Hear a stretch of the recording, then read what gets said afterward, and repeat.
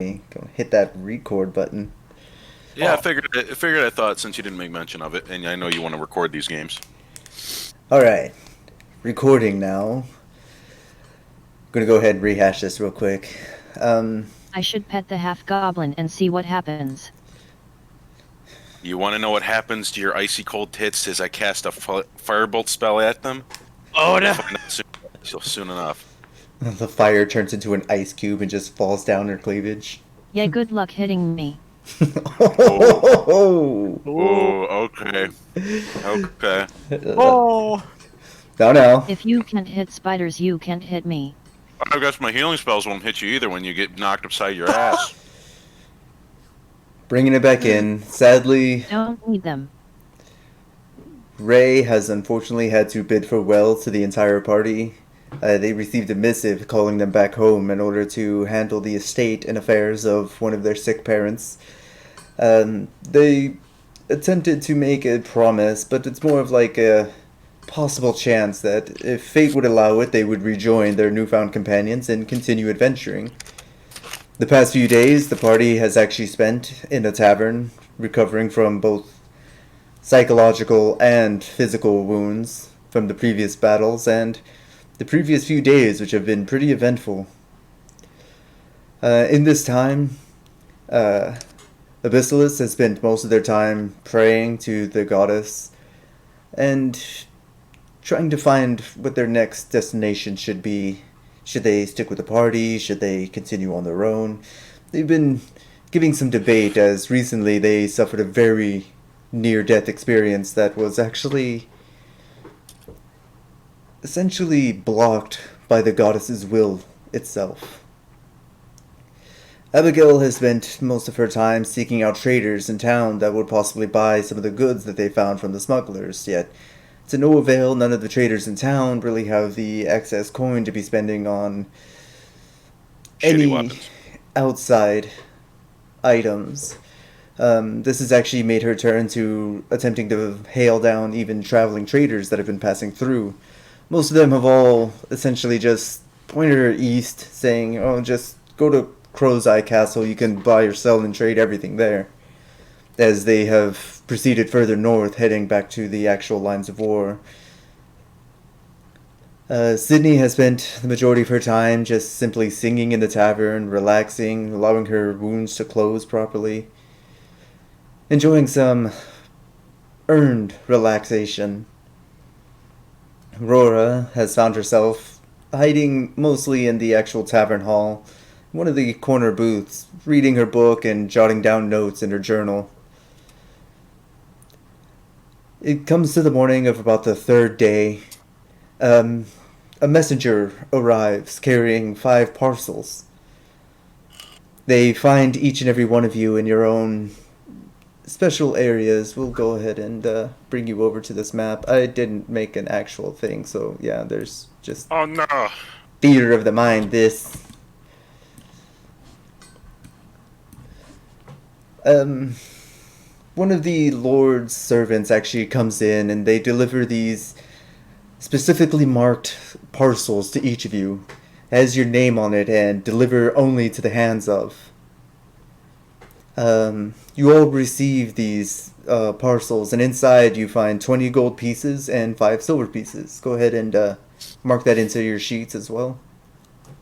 Oh, well, why, thank you, good sir. And each one has a handwritten thank you letter from the Lady of Brathis, thanking you for retrieving her husband and bringing him home safe and unharmed, mostly. Aside from the bruises, but it's not something that you could have stopped. There's also a few, like, child drawings of your group as a whole, holding hands and, a lord looking person kind of sitting with you. Oh dear. Sorry. It's alright.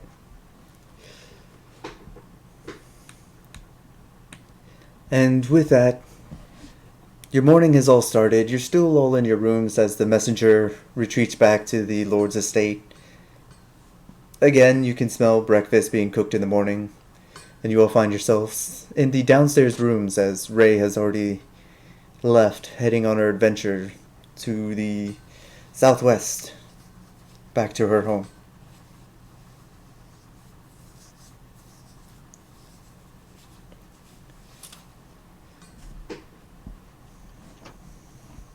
I stole her bed, it's fine.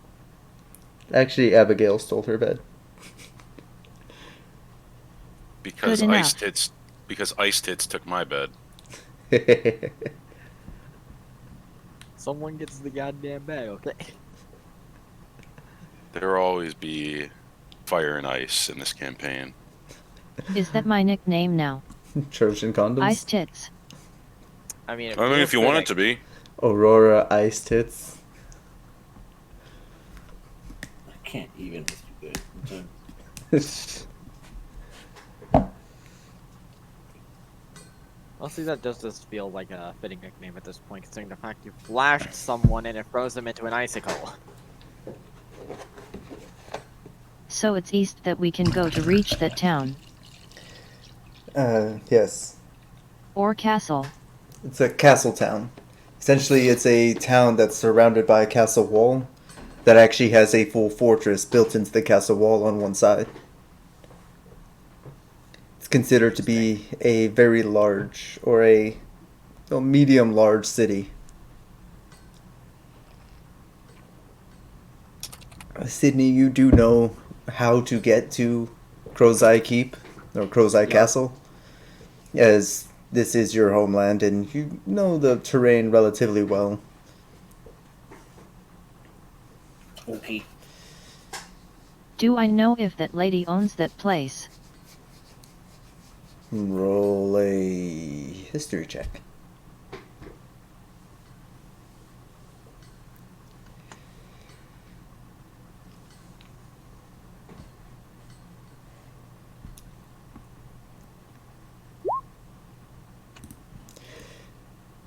Nice.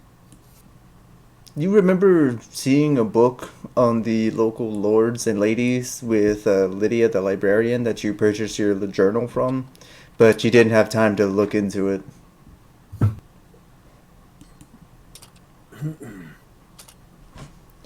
Since Aurora struggles to use her own feet, I'm just giving it to you, since I know you have it.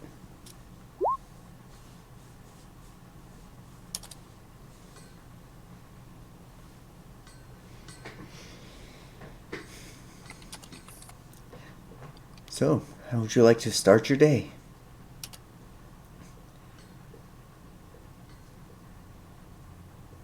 Right, so at this point, Absolus has a smile on his face for the first time in a few days from the parcel and decides to put the picture that the child drew on the inside of a shield, Oh, using some basic adhesive to make sure it stays there tight. a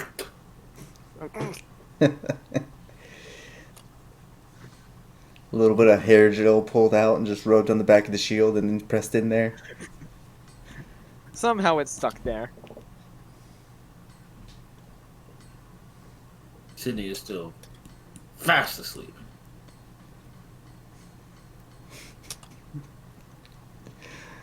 Oh, look at Randy Orton slithering up. Watch out, watch out, watch out! Okay. I look at the painting and go, Jesus Christ, I look like a goddamn hag.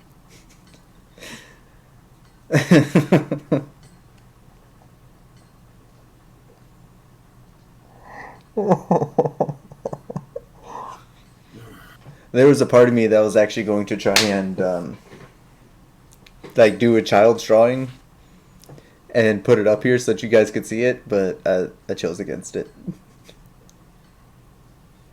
And I'm sorry if you hear clapping. One of my roommates brought fruit into the house and they left one to rot. And now there's fruit flies. Oh, fucking. Oof. Yeah. Kill them. Everything I'm trying to do. You have to use the burning flame or a flaming heresy. The roommate, not the flies. Alright, let's step away from homicide and stay in the campaign. I mean, isn't it obvious? You knock out the person, take them outside, put the rotten fruit on top of them so that the fruit flies go after them, and leave the house.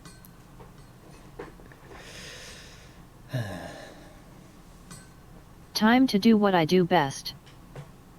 Cause chaos with ice. Can I check the door if it's locked? Sydney, did you lock the door? I don't remember. Due to the alcoholic state, I will roll a 1d100. I want you to pick high or low. Me? Yes, pick high or low. Let's go high. Damn. You did not lock the door. The door is unlocked.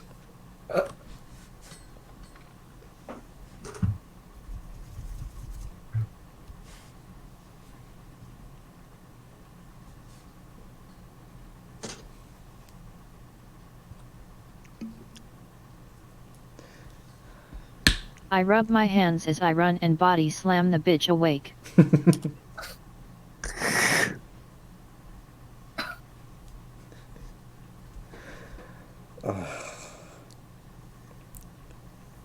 Aurora comes pouncing into the room, so swift of step that all you hear is a clack, clack, clack, clack, and then there's nothing for a second, and then you feel sudden pain as an entire female's body just slams on you.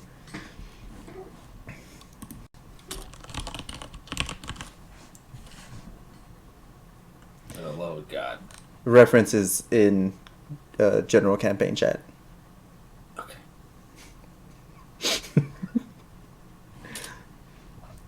Sydney, you are woken rather abruptly. You think so? Abigail and Absolus, you both hear this, followed by Sydney grunting and kind of like whimpering a bit. Wake up, bitch, we got shit to do. This What is is, the what is thy language you speak of? I get up, lock my door, Pussy. go lay down back in bed. I just thought as he said that he got up, locked his door, and laid back in bed. Roll Constitution save.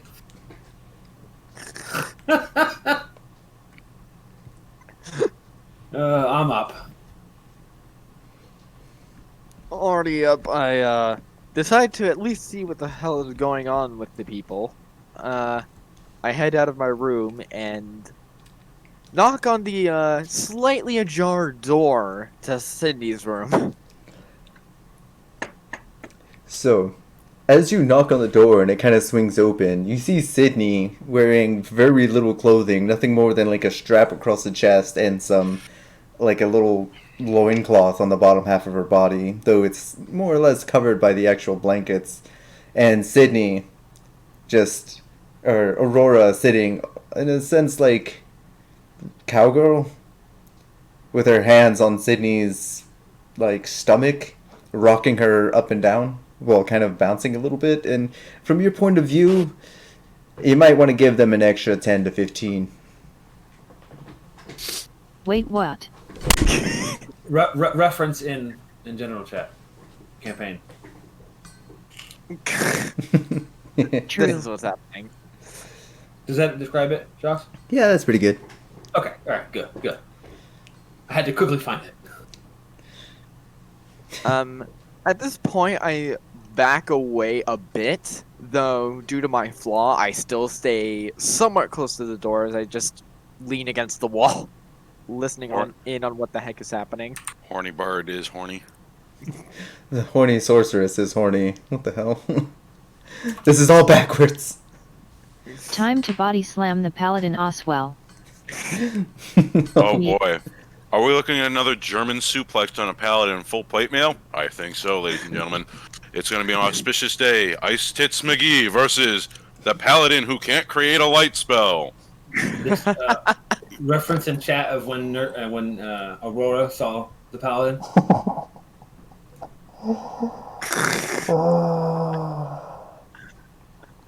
What has my campaign turned into? Just Stay Did you- strapped or get clapped, bitch. Look, I just listen. got fucking body slammed. Until we have a almost 3-hour discussion about a singular chair and its implications of how it actually is something else, like Matt It's Mercer just and a his people chair. in Critical Role. It's a regular think you're chair. fine. It's just Wait, a hold chair. on. Hold on, pump the brakes. Someone had a 3-hour discussion about a chair. So they had about. So the thing was is that they were in some sort of dungeon, I think, and they looked at this chair, and they were fucking with Matt for about good 8 to 10 minutes in the campaign, and then it became a running joke that he was even interviewed for, and somebody popped the question, so what was the chair like? He rolls his eyes in disgust, and they proceed to have an almost hour-long conversation about how it was the chair was literally just nothing but a chair. Wow. Bless you. You can literally see like the pain in his eyes when he looks at the camera. You know what I time don't it think is. I don't think I've ever seen a man more mentally hurt. It's like they went into a basement and there's like an open chest and a chair sitting in front of it, as if somebody sat in the chair and was like rummaging through the chest. And the entire party was like, "Oh, what kind of chair is it? It's a magic chair. Oh, the chair this, chair that." And yeah, it turned into a whole running joke that the entire community picked up, and now everybody was saying like it's the Oh, yeah, chair they was beat the him up big for it. the BBG. The chair's the BBH. And Oh my. Matt, like, there was no other way that he could describe it other than it's a chair. It's just a chair. It has 4 just a legs. chair. It's made of wood. It's inanimate. Just a chair. Oh, I've got you. Anywho, Got you. Yes, back to the topic at hand. so Aurora is attempting to make an athletics check against Absolus. I need you both to make competing athletics checks, please. Oh boy. Or dexterity checks for athletics. Oh boy. Athletics or Nice. acrobatics.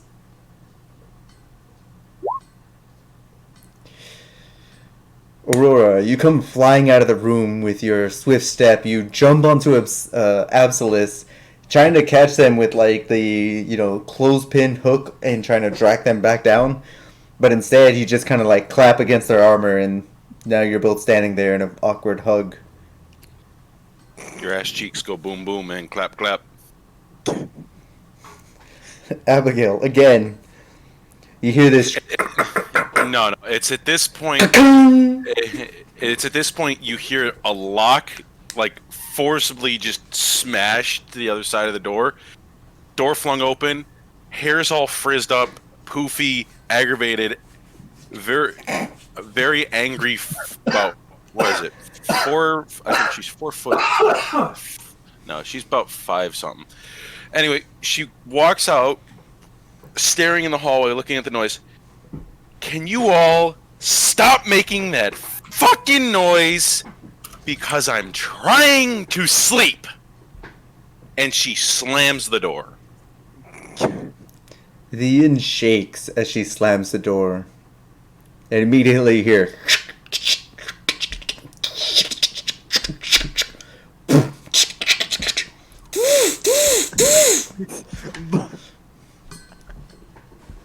Assless is just shocked at the sudden turn of events, but just goes, "Well, someone's happy to see me."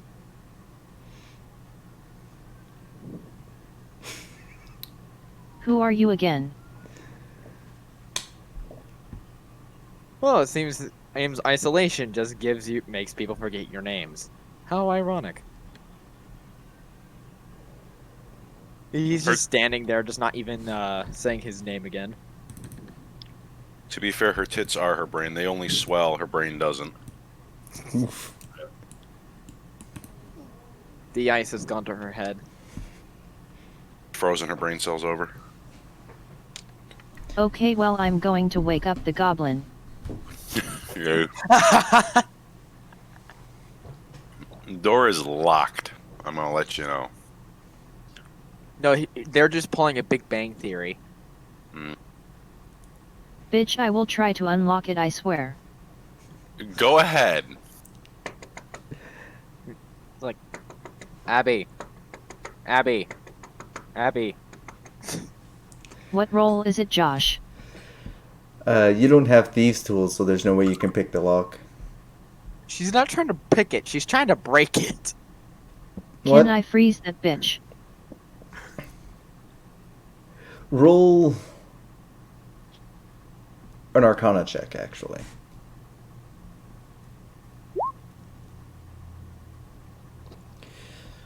Aurora. In your infinite knowledge of making ice sculptures, often,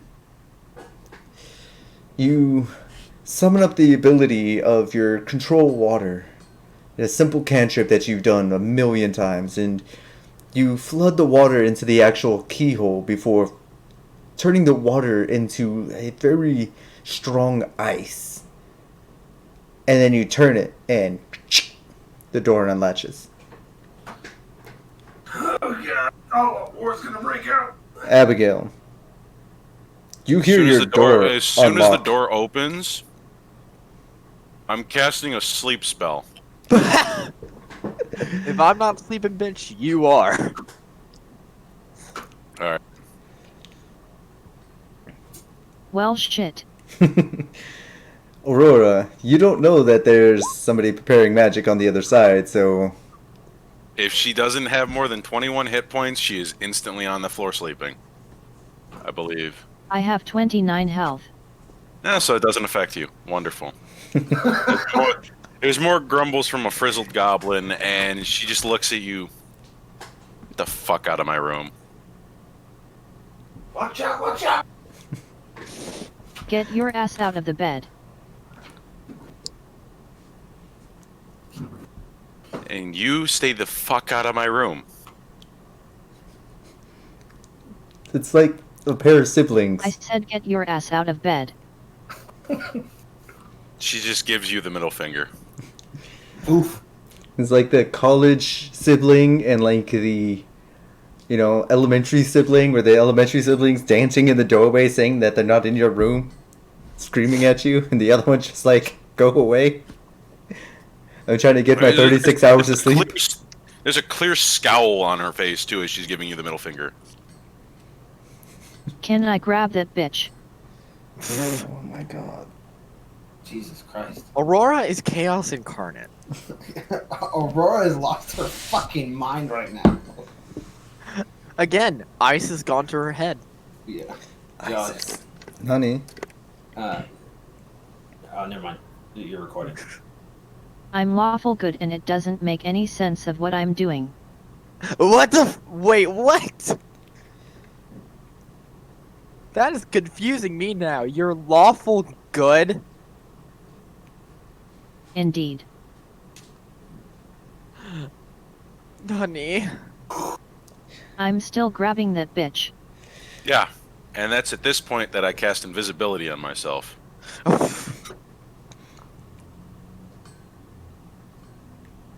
Oh, you bitch. She'll hear nothing, I'll say nothing, and I'm waiting for her to remove herself from the room. So Aurora went to try and make a grapple check against Abigail, and Abigail, in response, you cast invisibility on yourself. Yes. So that would actually be I don't know what your strength is. Make a basic strength check at disadvantage, Aurora.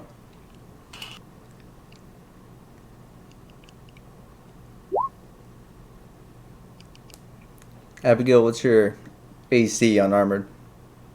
18. Unarmored? Oh, unarmored? Should be 10 plus Still- your dex modifier. Still 13. Aurora, you reach out to where you saw Abigail. Nothing. Air. She gone. Rip. Sneaky bitch.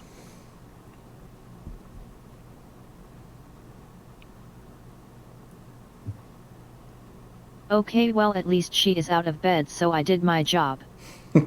You assume she's out of bed. As I Smart of leave. you. I'm gonna come in the room and cast Thunderwave. No. I'm not. I'm not. Party dicks around in the tavern for about another hour and a half. Campaign moves nowhere. At this point, already being like, we're gonna need this. Aslis goes to the tavern, takes a seat, and tries to wave down one of the bartenders. Not By the the way, bartenders, one of the waitresses or whatever. Lunch. Aurora, is your picture on Roll20 a picture of Yumi, the League of Legends character, but so fucking distorted it looks somewhat terrifying? You know, She's on zoomies. Oh god. that's really Ugh. mean because I drew that. Oh, oh God! Well, Sydney's going back to sleep now. No, he mean the cat, Oh. not Aurora. Oh. It's very abstract. Oh, you changed. Cat boys. So that dragon's appearing, right? You know, I'm adding more and more enemies. That's just all I'm gonna do. Because I can copy and paste 1,000 times. You guys are gonna walk out of town and just be meted by a fucking army. And then you're gonna get yeeted into a bunch of little bits. So, Abigail, you go back to bed to sleep in, I'm assuming? Aurora, No. Sydney. Yeah, we're gonna make her. Cindy's gonna make her way to the table. I'll just go eat.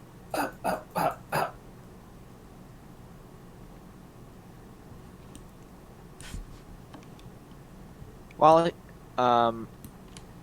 has Aslis managed to get the attender of intent? Fuck. Wendy, the Attention. waitress, has simply turned around the moment that you sat down. And you, like, put your hand up and you kind of, like, bump her little tray that she's carrying that has, like, a little notepad on it. She kind of shuffles out of the way a little bit. She steps over. What can I get you?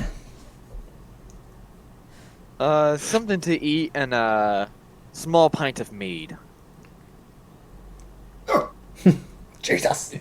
Out of nowhere, somebody appears right in front of us, and I nearly Well, had a heart attack. it was basically you all get to see a chair squeak and just slide across the floor as Abigail returns and doesn't even look at Aurora. Out of complete fear and shock, I cast Thunderwave. Because a chair just moved out of nowhere, and you hear this. There's still nothing there. Like, you don't Yeah. see anything. Abigail is still technically invisible. Which, also, you had to burn your spell slot, so that's, what, 2 second level? Actually, no, first that is my free spell for the day because of my domain. Ah. Well, one of my free second level spells. So he's only used one first level spell slot for sleep. And to think of all the things you need that for later. Ooh. Anywho, It's fine, she won't hit anything. Wendy kind of gestures to the rest of the party, like, and what the fuck do y'all want? Noisy. Can't see when Wendy is hungover? Well, first of all, rude.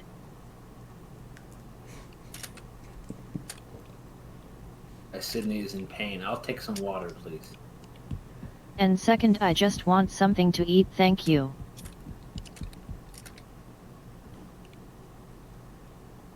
She kind of like looks at the empty chair for a second, and then turns and walks away. She talks It's at an empty the chair. What else are they supposed to do? like. She heard the chair like scoot out, and like that kind of like resting as it kind of like shifts a little bit when Abigail sat down. She doesn't actually see anything there, so she's just kind of like, ghosts. Must be finally losing my mind. Probably just too hungover. Sit on the chair, of course. So she comes back, she puts some plates of food in front of you. It's a very similar and very consistent breakfast of some pancakes, bacon, and eggs. She places a plate in front of Absolus and Aurora, a tankard of mead next to you, Absolus, and a glass of fresh water for you, Sydney. Thank you. Give Aurora a bottle full of piss and vinegar and see how she takes it. Orally, not anally. Anywho, Anywho.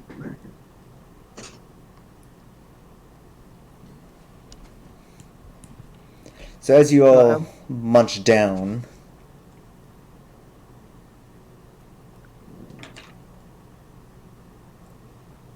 the floor is yours. There's an empty chair next to Absolus and Aurora. Sadie's drinking water. Then the two of you are eating. So, Oh, go ahead. Aslas is just gonna focus on eating at the moment, assuming that the chair wobbling was due to someone close, like Aurora, but it's not gonna make any assumptions. Pretty much just says, whoever's sitting there must be a good person for not having attacked us yet. When suddenly, Oh no.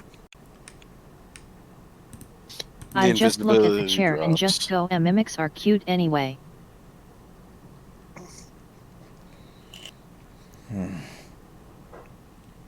the table laughs at your joke. Oh no. And then the entire inn eats you. It was all a mimic. This entire town was fake. Ha ha ha ha ha. TPK. Yeah, Huh, I well, didn't know the that- I didn't invisibility's know- dropped.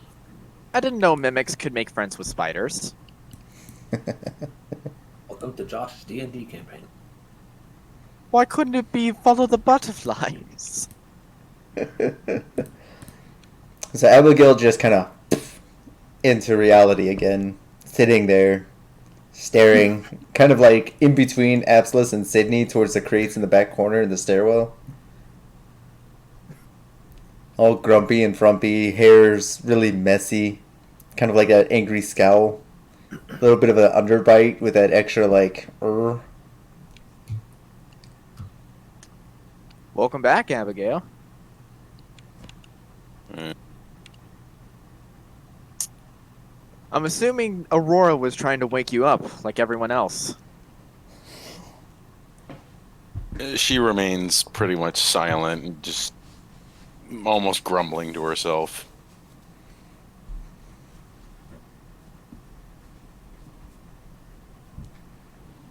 Trying to lighten up the mood somewhat, he offers her part of his plate of food.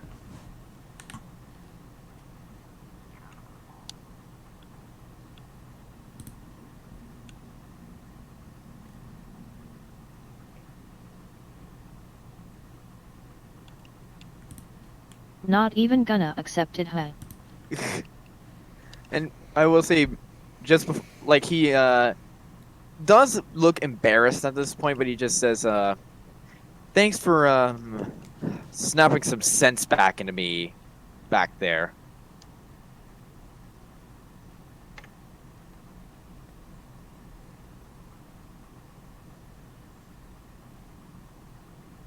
Abigail is dead. No. Not dead, just trying to ignore you, bitch.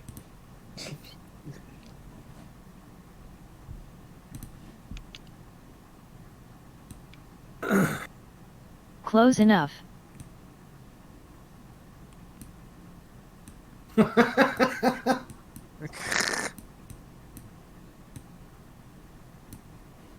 You're welcome. She silently just takes the portion of food given to her and doesn't say will not say much else aside from trying to avoid any and all eye contact with Aurora. Understandably.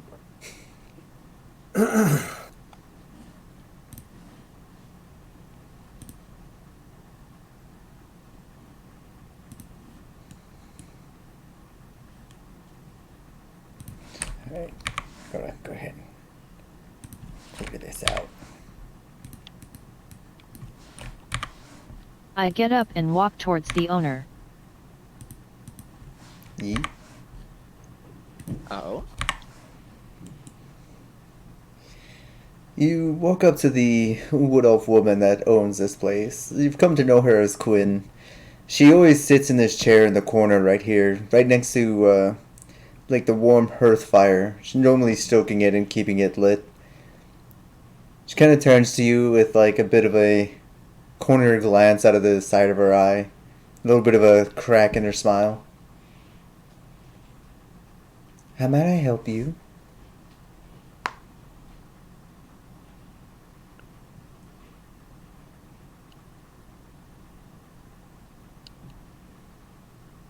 May I get a cup of water? You see again as she pulls one of the tankers from her little stash on her hip that she normally carries and snaps her fingers, and water just essentially appears out of air and drops into the cup. It's fresh and pretty chilled. She hands it off to you.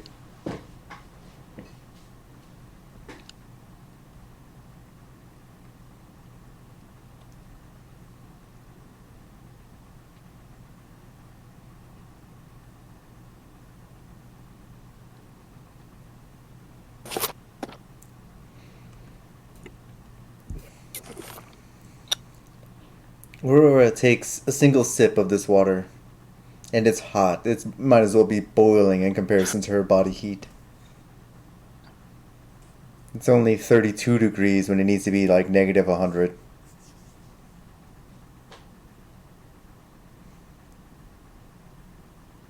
I can make it cold. Ice time. Nice to meet you. Wah, wah, wah, wah. Aurora turns little pieces of the ice, or pieces of the water, into ice cubes that kind of float around. Every time she takes a sip, you hear the rattling of ice inside of her tankard.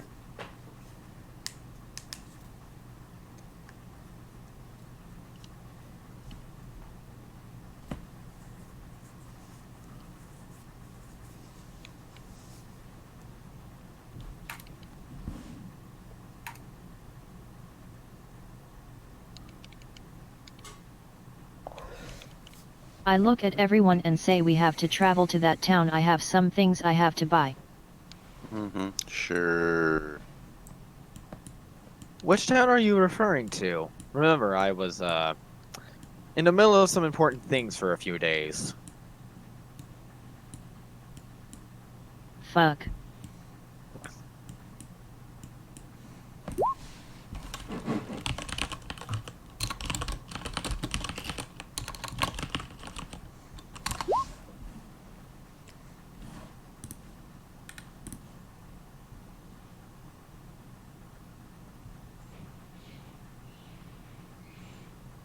Crow's Eye Castle, I guess. Ah, that place. I encountered it on, when I was first coming here. What is it, towards the east?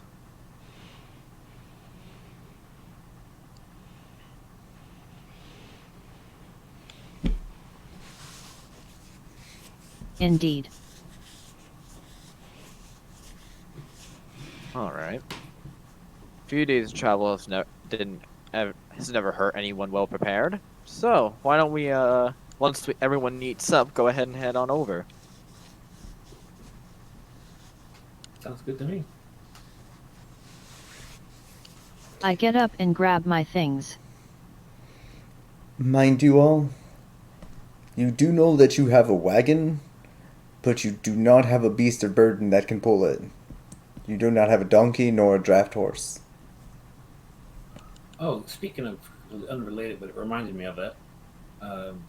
Didn't the innkeeper supposed to have a favor with Ray?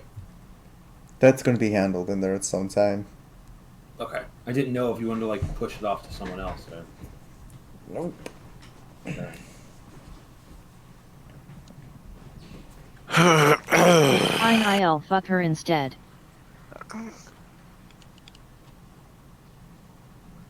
You know, we got gold bars, right? Like, from that dungeon? We don't. When I would hope we got some form of payment, like I was promised. Yeah, you're still breathing the next day. Ha We would- ha. I mean, we could use some of. So I'm assuming Absolus somewhat knows about the wagon, just not everything that's inside. I mean, you traveled with the wagon for quite some time. I mean, for the most part, it's stuff that you know. Unfortunately, Abigail and Absolus probably. Abigail probably picked up on it just because the way that you are. But all of the gold bars with the Ravenholm stamp, save for 2, were reclaimed by the actual city. And Okay. those 2 are in Ray's pack, and Ray has left. So every bar. Okay, so just to make sure I'm correct, every bar except for the 2 that Ray has were reclaimed. Yes. All right. So at that point, Absolute suggests, well, they thanked us with a bounty of some gold. Couldn't we try to use that to buy a beast of burden off someone? If you think this town's going to be generous enough to give it to us at a fair price, that's a laughing matter in and of itself. If We do anything have else, Sydney. Hmm? we do have you, Sydney. Pack mule. She can probably bring it down to a fair price. Yeah.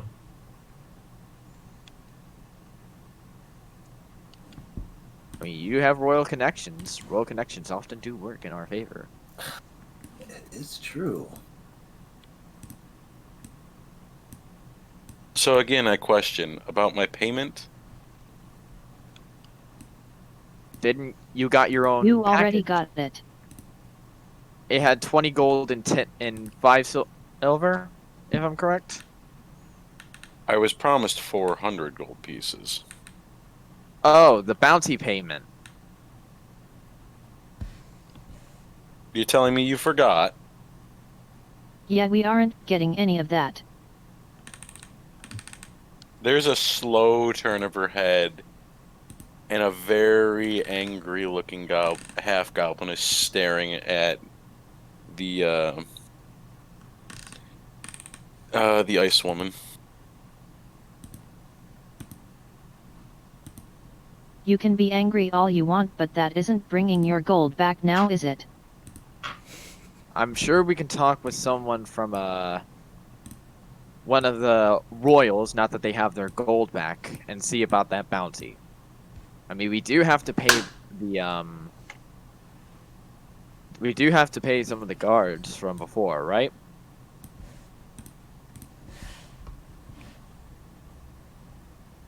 As I take it, and what I overheard while you all got captured, is that as long as we brought back proof of taking care of the mercenaries, they would let that slide. We do have Right. proof. Yeah. That proof being, you know, all the loot and the confirmation from the lords. We have symbols as well. Right. Pretty much the whole thing is that we would have to do it for a lower price, but they would let the whole thing slide. So on that note, Absolus turns to Sydney and says, do you want to try to use your connections to go ahead and check about that bounty? Yes, I will make my way down. Making my way downtown. walking I'll go fast. with her in case shit goes badly. Knowing this group, everything's gonna go badly. Up, up, up, up, up, up. Up, up, up. Naruto run, bitch.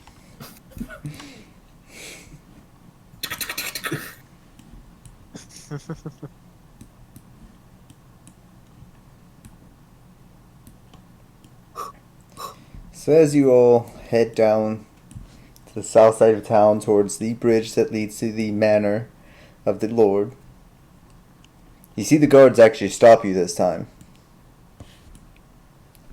Sorry, Miss Burning Song. No visitors today. Lord's still trying to recover from his traumatic experience. Okay, well, this is somewhat of matter of importance. When can we see them? Kind of see one guard turn to the other guard. The other guard kind of looks at him and like shrugs. And they both kind of like look back over their shoulder. You see the guard captain kind of like give them a wave off. They're like, eventually. Yeah, eventually. Cool. Okay. I guess we will be back then.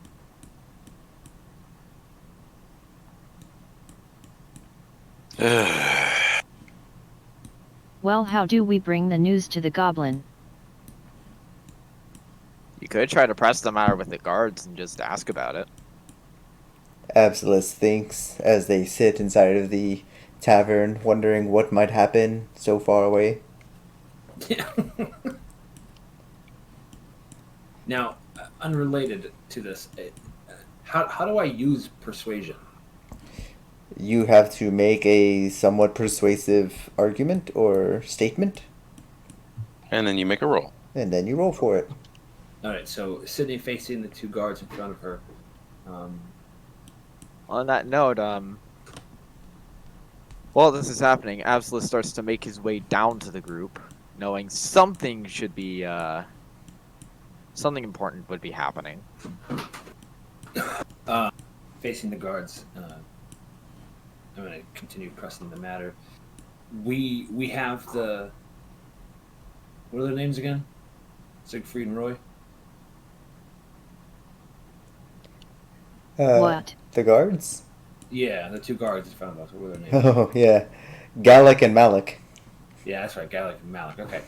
So, God, weird fucking names. So, Sydney faces Gallic and Malik. Yeah. God, hang on. Go ahead and type it. Yeah. Gallic and Malik. Rip. So Sydney faces Gallic and Malik. Pulls out the bounty that she had in her bag, or satchel, or whatever she carries. Shows it to them and says, "This is very important for us to see. We need to speak to them and get to the bottom of this."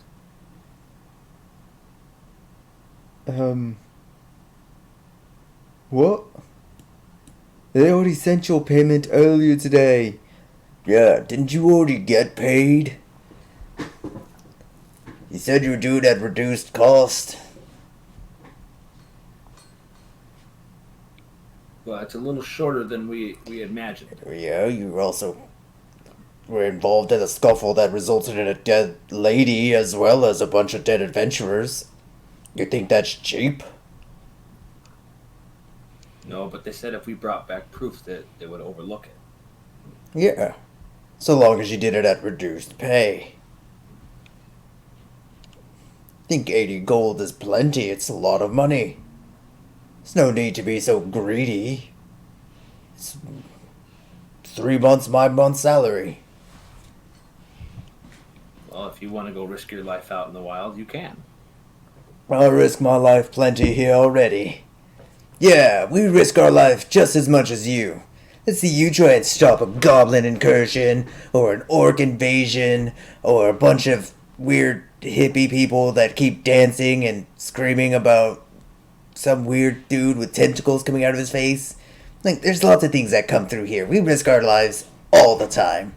Probably 10 times more than adventurers like you. So I it's look at Sydney and say, let's not continue. So it's at this point that Abigail has kind of snuck her way up, and at the comment of goblins, she looks from behind Abyssalisk like, "You really have a problem with goblins? I can make sure you actually have one." Why At is this your point, half-orc in the back over there staring at us funny? Absolus at this point decides to Alright, make a I'm comment. gonna start swinging. No! Absolus decides to make a comment to the guards, knowing that they're probably not going to relent, probably at the order of their lord, and just saying, "Look, at this point, we're willing to just accept this, We just ask that if there's a time of need, that we have some guard support. Would that be able to be worked out with your lords? You see Gallic turns to Malik. Malik turns to Gallic. You'll get us too. And you'll probably get Terry. Terry's scary. When he's Scary, mad. Terry. Look, the longer we dawdle here, the more we have to talk to Dumber and Dumber. Can we just get out of here? It seems like I'm not getting paid what I was promised, and I see no reason to stay here. Absolus nods and holds them to their promise as he starts to head off. That should do for now. Why don't we go on and head over to Crow's Eye?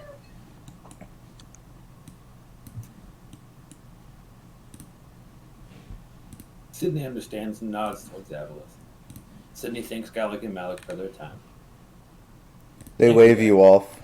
Very politely. Ah, ah.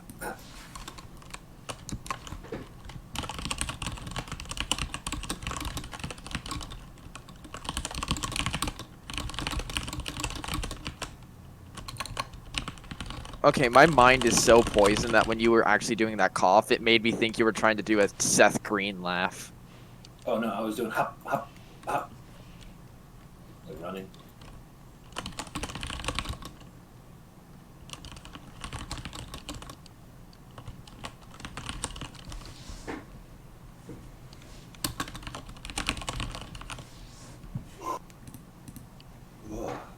Well, I look at both of you and go, well, move your asses.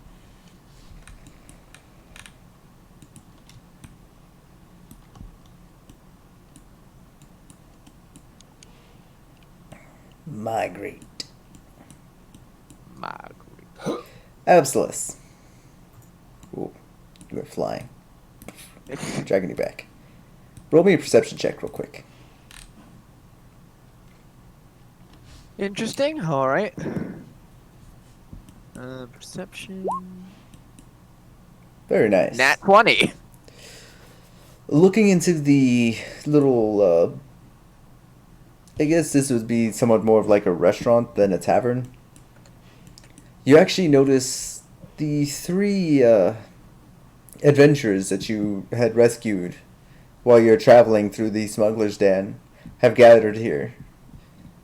It doesn't seem like they've just arrived. It almost looks as if they're packing their things up to leave again. Remembering something he had actually grabbed from the dungeon, he is going to move. Where is it? This party right here. He's gonna Yeah. quickly head into the tavern. All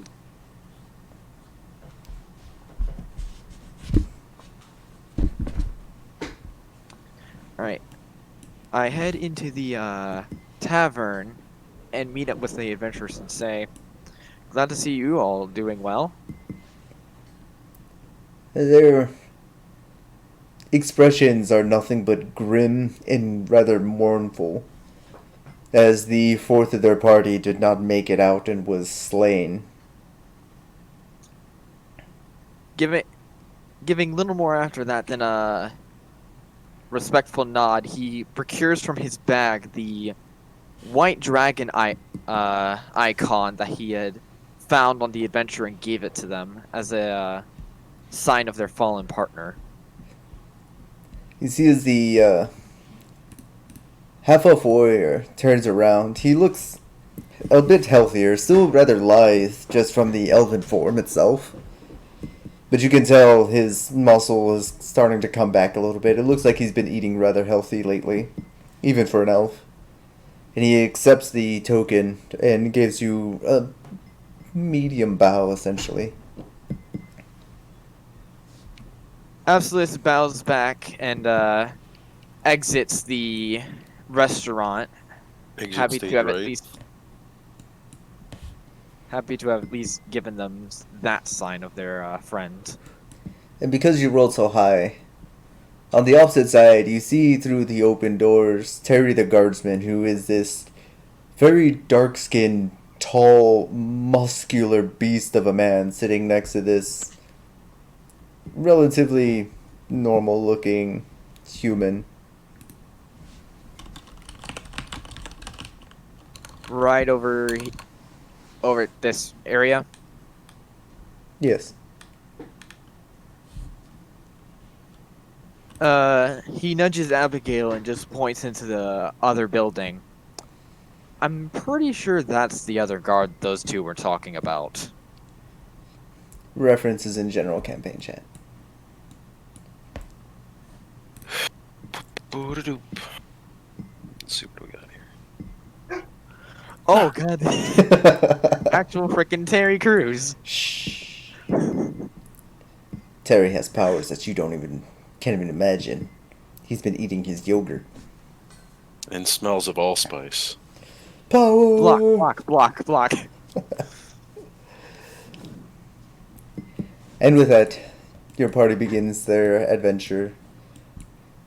Now, as you are all leaving, you do know that there is a weaver, there's a librarian, there's the alchemist, there's both the inn and the restaurant where you can procure supplies. And if you are going to procure them, go ahead and put that in the shopping list in the Discord chat, and we'll take care of that.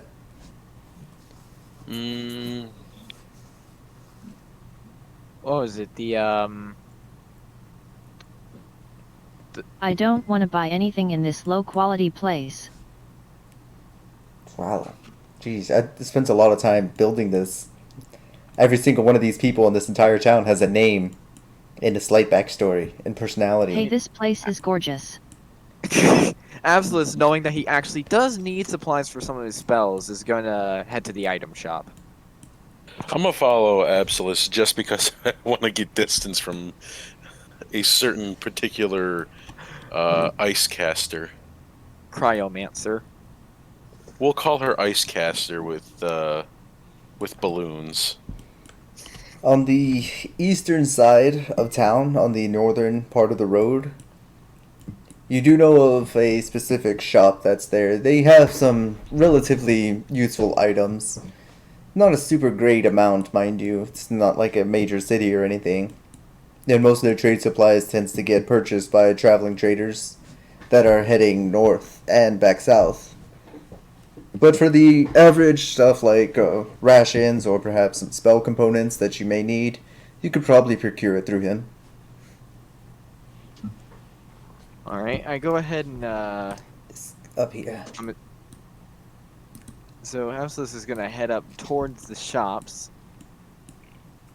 This way, boop-a-doop. Aurora, you're just going to be waiting, I'm assuming. Sydney and so Abigail just- was going with Yep. taking the Just back moving route. piece. I'm just singing my head and just hanging out. Abigail, you pass by one of the guards coming up from behind him. He kind of turns around and, slightly startled, almost like swings at you for a moment. But then he stops and kind of like sets his pole arm back into the ground, letting you pass. She just, her hair is still on end, so Understandable. She looks out of the corner of her eye, and there's just this deep scowl as she continues to walk. Just, it's the quiet. You don't want to fuck with me right now. Look, I'm on my period.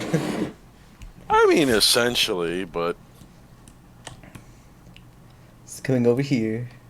A cold one. Yeah. so does cracking a cold one with the boys mean we just go to town on the ice wizard? Oh my god.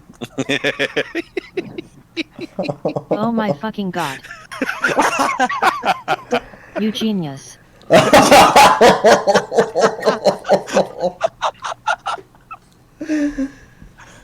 Absolus, you walk in and you're immediately greeted with this relatively middle-aged man. Has most of his hair. It's kind of like silvering at the bottom, but he still has a long golden hair that's tapered pretty well. It's like, Alright. welcome to Uncle Ben's. What can I get you? I swear, if he has a nephew named Peter, I'm Ask going him to if kill he you. ask him if he has rice. Both of those are going to be painful. He just gives a friendly smile back and says, "I'm looking for some wares for some adventuring. Have anything in stock?" What kind of wares are you looking for? You have some pretty decent stuff for traveling groups. I do try to keep it stocked up pretty well. We have some quick make rice rations. And then call my nephew, he'll bring them in. Oh, Jesus Christ. And you see coming in from behind the nephew. Luke! Okay. Luke Cloud Runner! Come over here. Oh my god! God damn! I'm about to say, didn't Luke's uncle used to be called Uncle Ben? What's You're- another name for? What's a synonym for Cloud Runner? Uh, Skywalker. this is these are some deep memes. Oh my lord! But he just says some rations would be nice. Do you also have some parchment and water? Aye, we do. I would like 2 sheets of parchment and 3 bottles of water, as well as rations for 2 days. You see as Luke comes over and places it on this table right here. We'll go through costs and everything. Just put it in the shopping cart thing. Just do me one quick favor and roll me a persuasion check. Interesting. Alright, 13. Alright.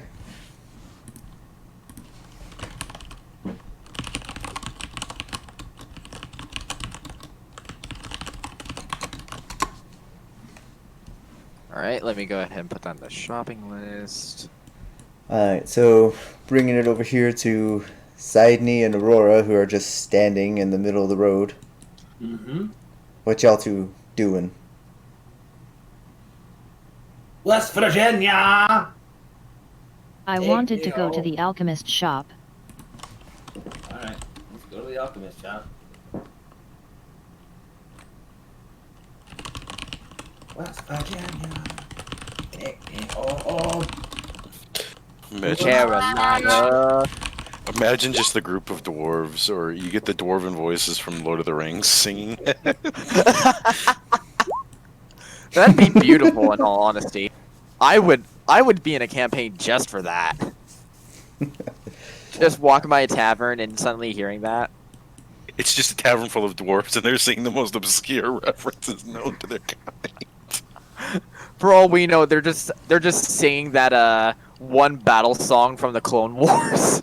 Or you got them singing "For the Longest Time." Oh, They're just singing 1,000 miles. Jesus. Alright, bringing it back down. Aurora, with Sydney tailing you, you walk over to the alchemist shop. The door still being held open, propped open by like a little wedge of wood. Inside, you see this halfling standing above this very large wooden barrel, essentially, kind of stirring it a bit religiously in a similar, like, rhythmic motion, almost not even shifting their beat at all. Hello there. Can I get you? Looking for anything in particular?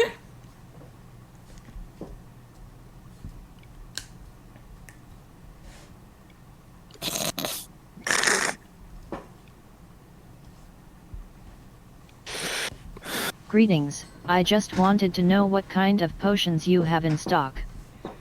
Red ones? Red ones that make fire.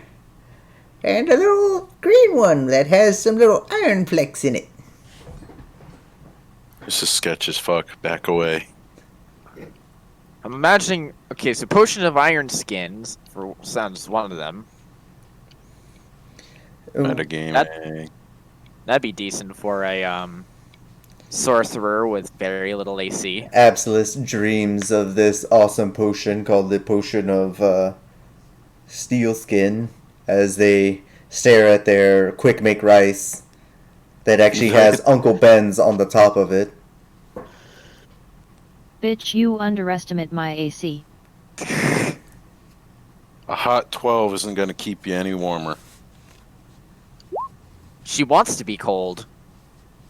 If she wants cold, she needs an AC of 10. She will be cold. Cold-blooded. Anywho, there She's is a man-eater. 4 red potions. Look very similar to the ones that you already have.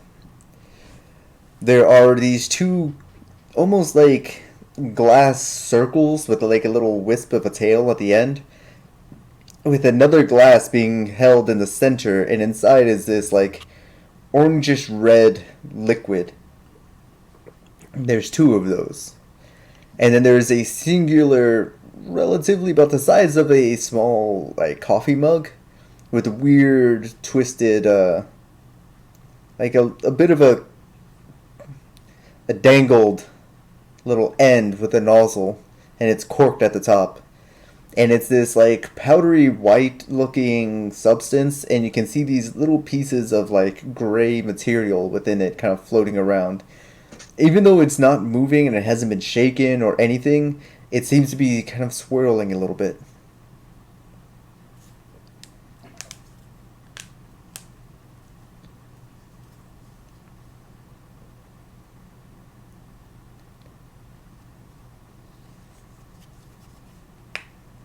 I say thank you and walk the fuck out. Your loss, honey. Ooh. Thanks. Wait. Come back in and walk back out again. Oh my god.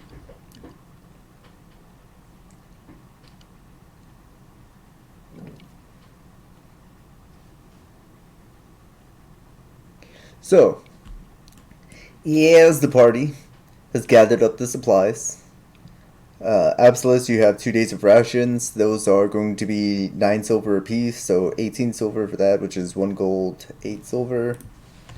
So that's 1G by 8S. Let's say 3 water skins, because there's no real bottles that they would use out here. 3 filled water skins, probably roughly, they're what, 1 gold a piece, or are they 3 gold? Whatever. We'll just say 5 silver a piece, so 15, that's 1 gold. Another 5 silver. And 2 pages of parchment.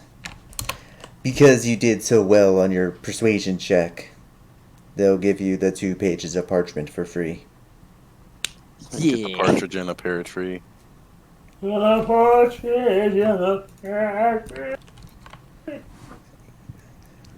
On the second day of ships, Miss I Holy. So in total, your cost comes to 3 gold and 3 silver. I pay the total, give them a good day, and exit the store. Good day, sir. You Can both. I comb Abigail's hair? I'm not with you. Technically, you're all standing right there in the middle of the road. Abigail, you're standing in front of a shop, and Aurora just walked out. Abigail goes invisible.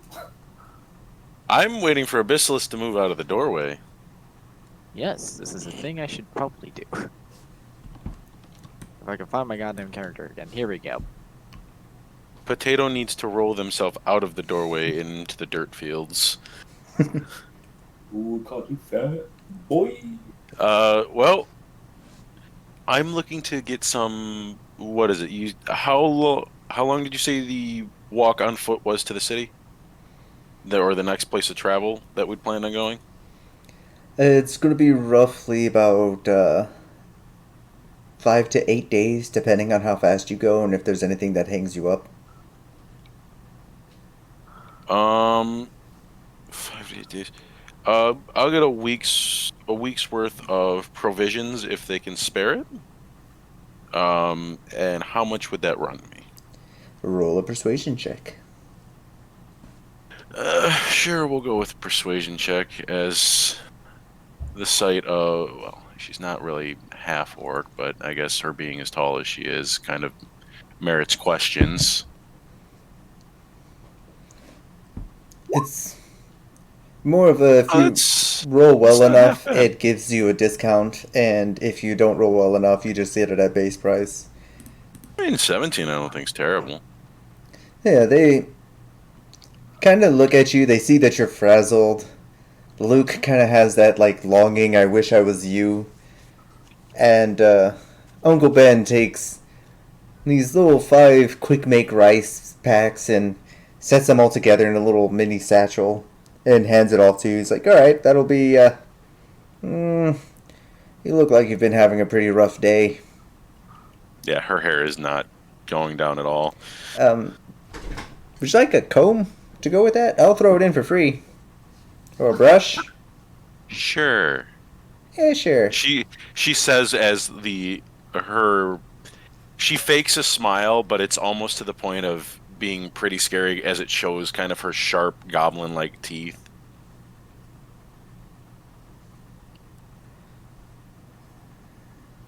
It's a half genuine, half sarcastic smile.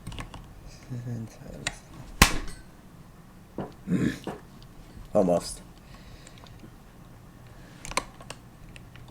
It'd be 3 gold and 5 silver for a full week's worth of rations. 3 gold and 5 silver. Done. And throw in this little brush for you as well.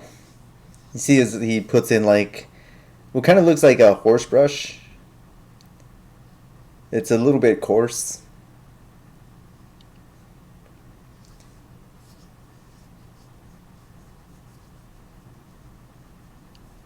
All right.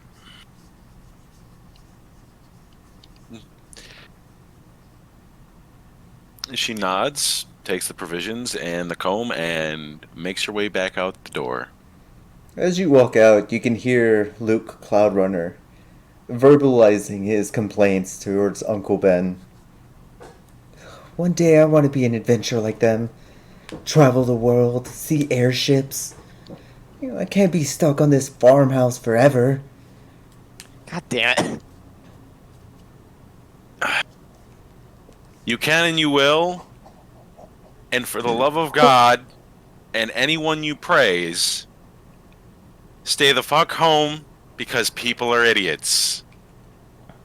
And with that, Abigail just walks around the corner to her party.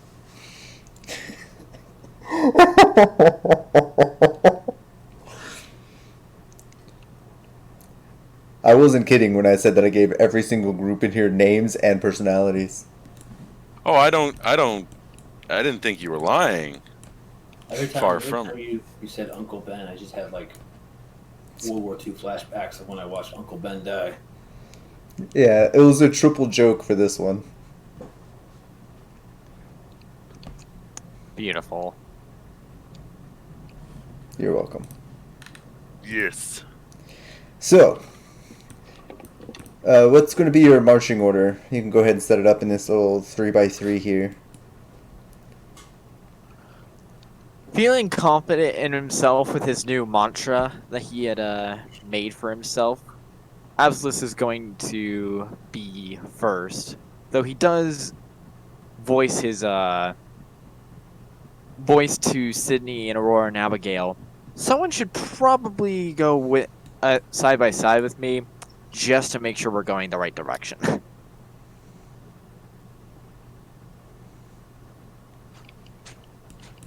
I'll go beside you.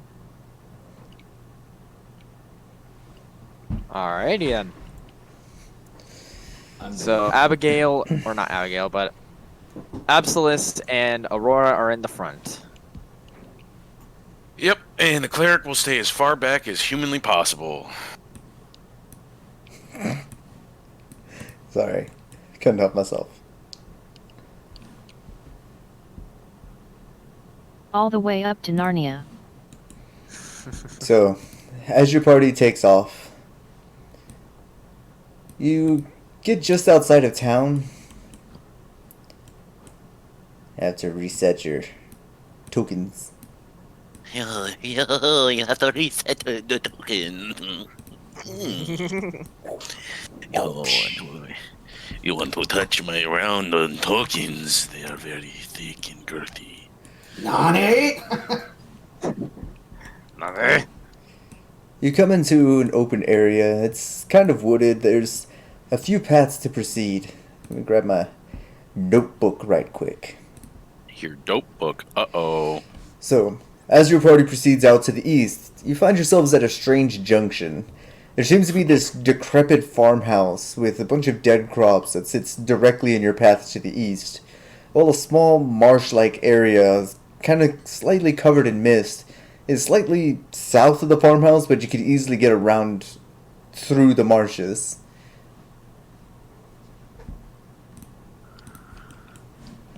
Aslis turns to the group and says, "We might not be able to afford time. Do we want to trek through these marshes?" Also, there's a wagon that's still just sitting back in town. Yeah, I mean, if nobody's pulling the wagon, I guess I could make strength checks to try and pull it with us. Can we both push it or go for it? It would be better if somebody helped me because I have an 8 in strength. Yeah, And I am What? not leaving loot behind. I'll come help. So, one of you can make a strength check at advantage if you'd like to see who's pulling the cart. What's your strength? Go with somebody that has above an 8 in strength. Someone who's not going to have a negative modifier. Yeah. My strength is 10. I have 11. Yeah, but you also deal more damage. Technically. Should the person with a 16 strength be the one pulling the car? Probably. Yes. I would say yes, but then if shit hits the fan, you're going to be in the back. You know? Well, I Just- still have... So here's the thing: is if I'm pushing the cart and you're making the roll for it, I can technically help you by giving you advantage Yeah, we Right. should do because that. it's the help action.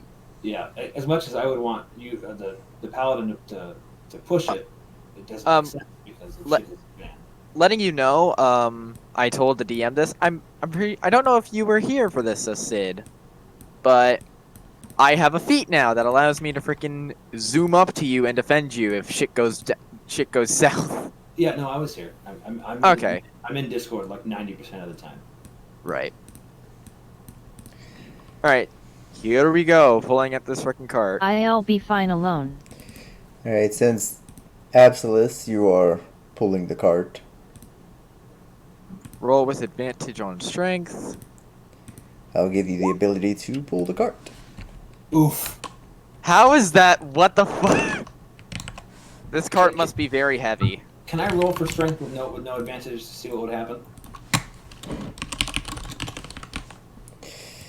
I mean, you can, but nothing's going to change. Yeah, no, I know. I just wanted to see what would happen.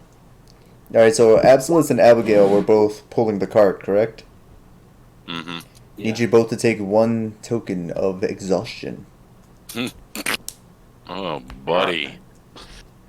That's half move speed at oof. A whole lot of oof. That's not good. F in the chat. I mean, as a caster, it's not terrible. My problem comes when level 2 exhaustion comes in. Right.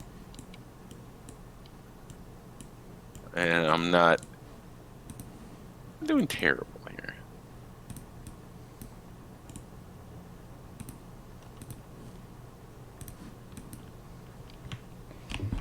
Hopefully we start to get better than goddamn 9s.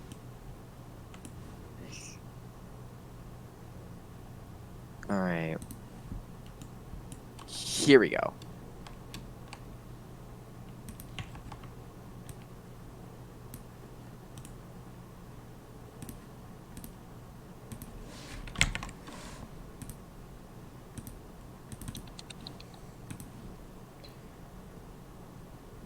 So, Can I do a perception check to see if I spot anything? Not over those enormous titties, you won't. huh. Yes, you may.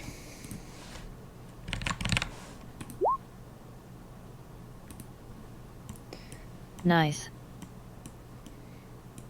You look through, there's trees and hills to the south, there's trees and hills to the east, and just past the trees you can kind of see what appears to be like some rows of dead crops.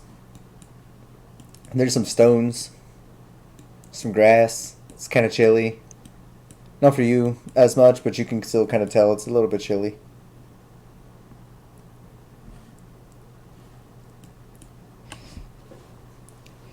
So, with that, are you guys going to be moving again?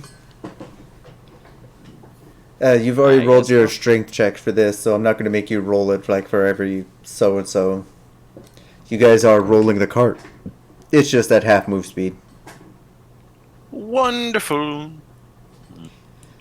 You don't need you making a million strength checks and then dying from exhaustion. Yeah. Fair Um, point. just for a quick bit, since Sydney's right next to me, as I'm pulling the cart, I tap them on their shoulder, and I am going to cast. Give me a second here. One of my domain abilities, and Inflict you. wounds. Yeah. Funnily enough, that's not a domain ability for the Twilight domain.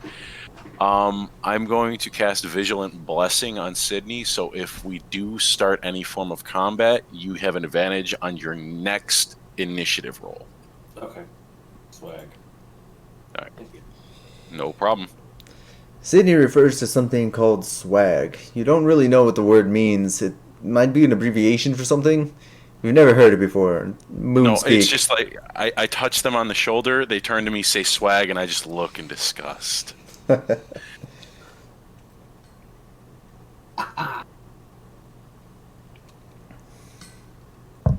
Sate. Just So, like, stop it. no, I said sate. Well, let's move. You have 15 feet that you can move with the cart at a time. If one of you breaks off from the cart, the other one will not be able to pull it. It is relatively heavy. Fair enough.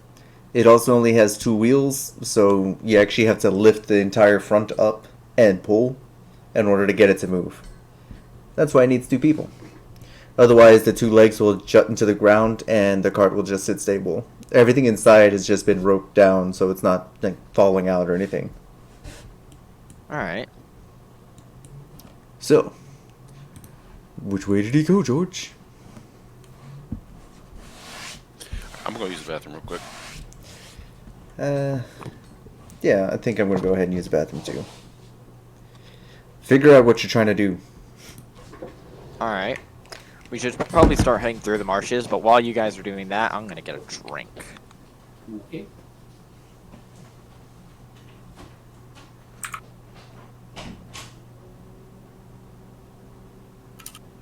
Should we go forward or east?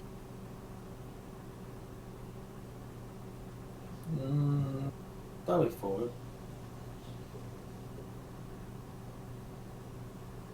All right.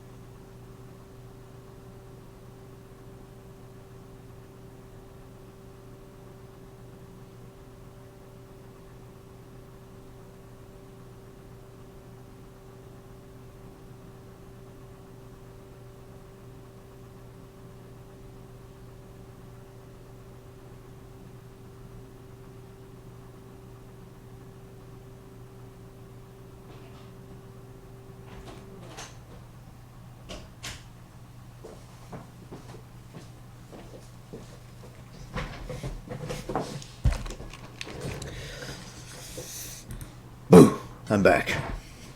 Back, back. Abby, you back?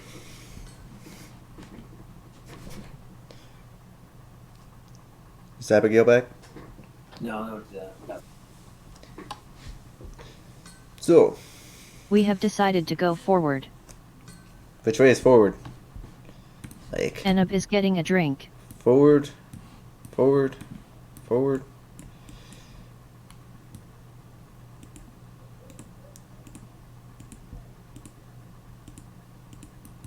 Fuck. Sorry about the clapping again. That's okay. Yeah, I've already killed like 4 of these freaking fruit flies.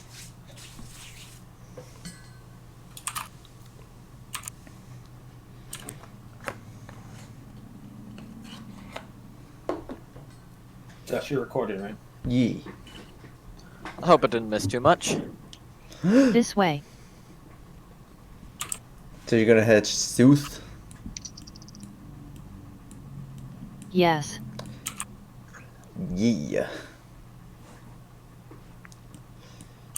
Alright, so Aurora, Sydney, you do have your full movement. Abigail and Absolus, you'll be moving at 15 feet with the cart. Absolus, I give you control of the cart so you can move it with you. Alright.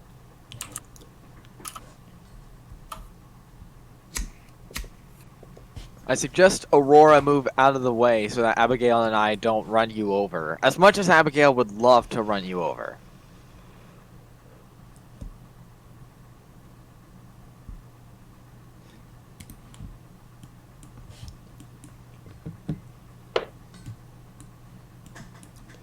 And Sydney, are you doing anything important, or are you just walking next to the cart? I'm just kind of keeping like, I would say more of like an awareness, but walking with the cart just in case shit hits the fan. Okay. I should probably stay ahead of you guys, however. Probably.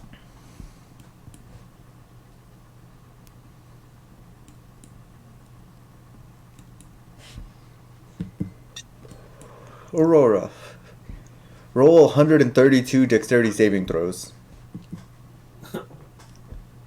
Nice. Here I go. I'm kidding, don't do it. I said don't. God damn. Okay, I'm trying. One sec. I have to move the cart physically out of the way to even access my token. If you actually click and drag with the select token, you'll select both of them, and you can move them as one. Oh, thank you. Oh dear.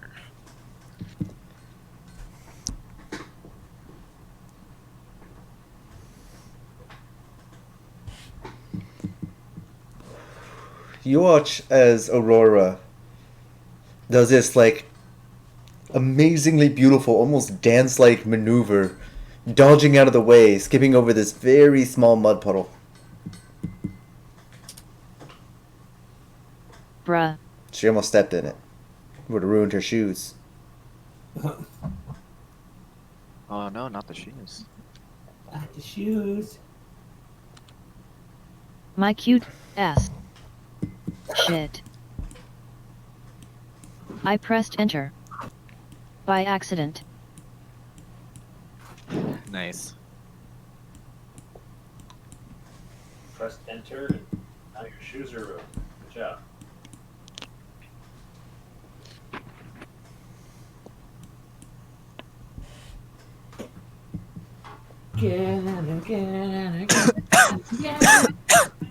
So, would you like to continue moving forward? Someone's downstairs listening. One second, I'll have to be right back. 90s music, apparently. Can I do a perception check one more time? Sure. There's some trees, some hills. You see some rocky hills now. A few tree stumps, some rocks. Rocky Road? Oh, you know what you do see? It's kind of faint in the distance. You can kind of make it out, but it's a tree. You do see through some of the trees to, ooh, wrong button. Click it. That one. This general vicinity, through the trees, you actually do see a relatively large, run-down farmhouse. It looks kind of rotted. The wood is just like nasty and gangrenous. You can see that vines have almost consumed the entire outsides of it. You don't really see much else over there though. The tree line and the grass is kind of blocking your view. I look at the party and tell them to stay there as I go to investigate.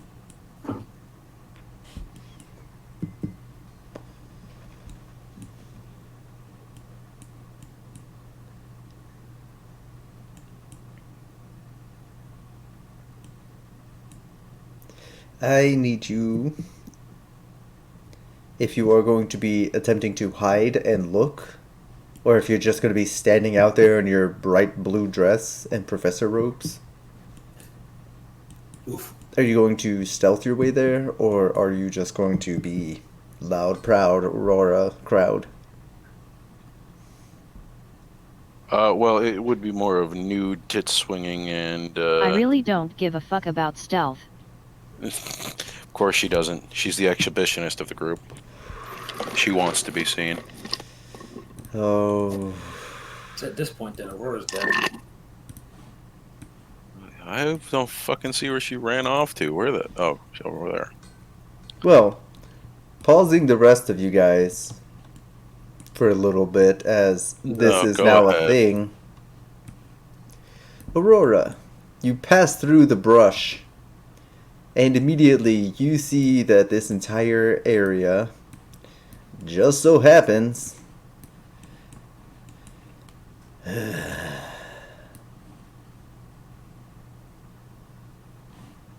right click, bam.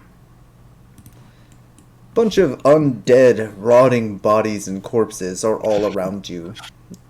I need you to roll initiative. Oh, that's fantastic.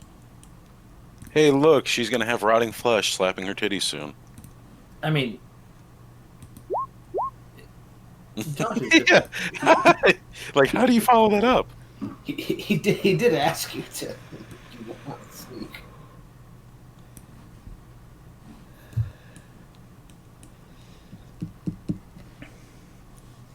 As you cross over, you see these rotting farmhands. A few of them see you and you hear them. And they all start paying attention to you, noticing your presence. And with that, it's your turn.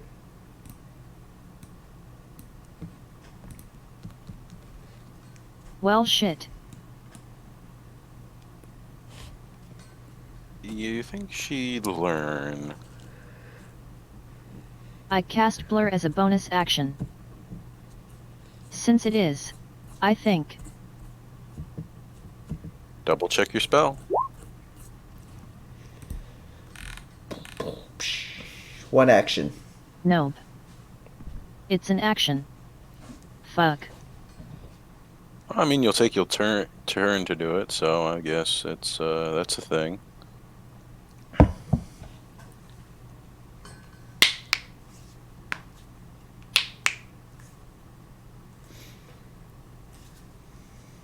So is that what you're doing?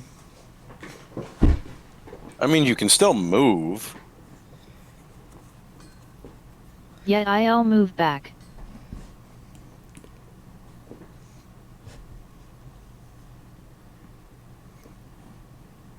How far and where is now the real question.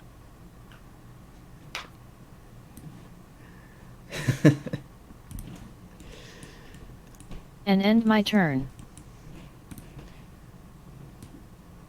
The farmhands all turn and look at you as you cross the green brush.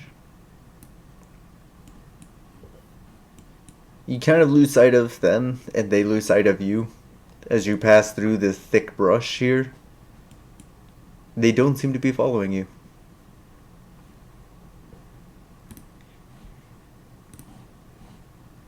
Congratulations, you're no longer in combat. But now you know what's on the other side of that brush. Oof. Oh, I forgot to... Whoops. Oh well, yeah, they'll be fine. Well, now that you're not in combat, you can move relatively freely.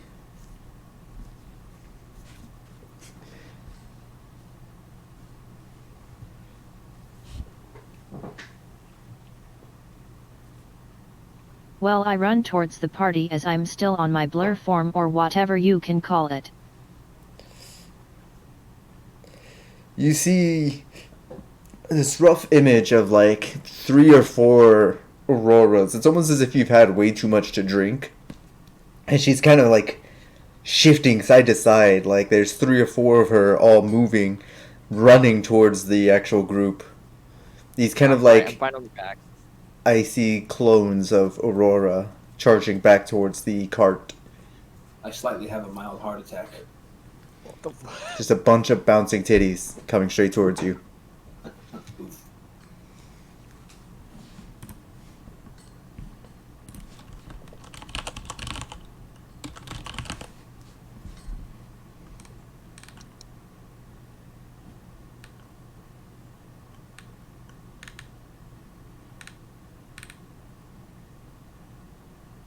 I look at them and say, well, that direction has basically walking corpses, so yet.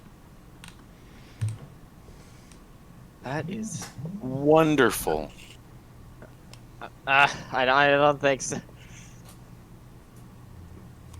So we should probably avoid that area. Oh no, I'd love to go walk into a bunch of corpses. Go ahead. I'll wait here. She just looks, and with a very elated sigh, she's just shaking her head. Let's go the other direction.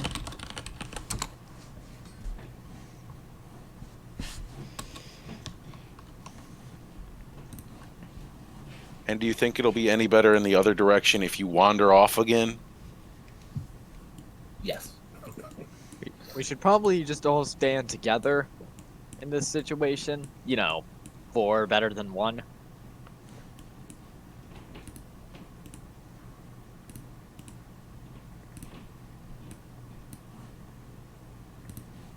I have that stupid song stuck in my head now.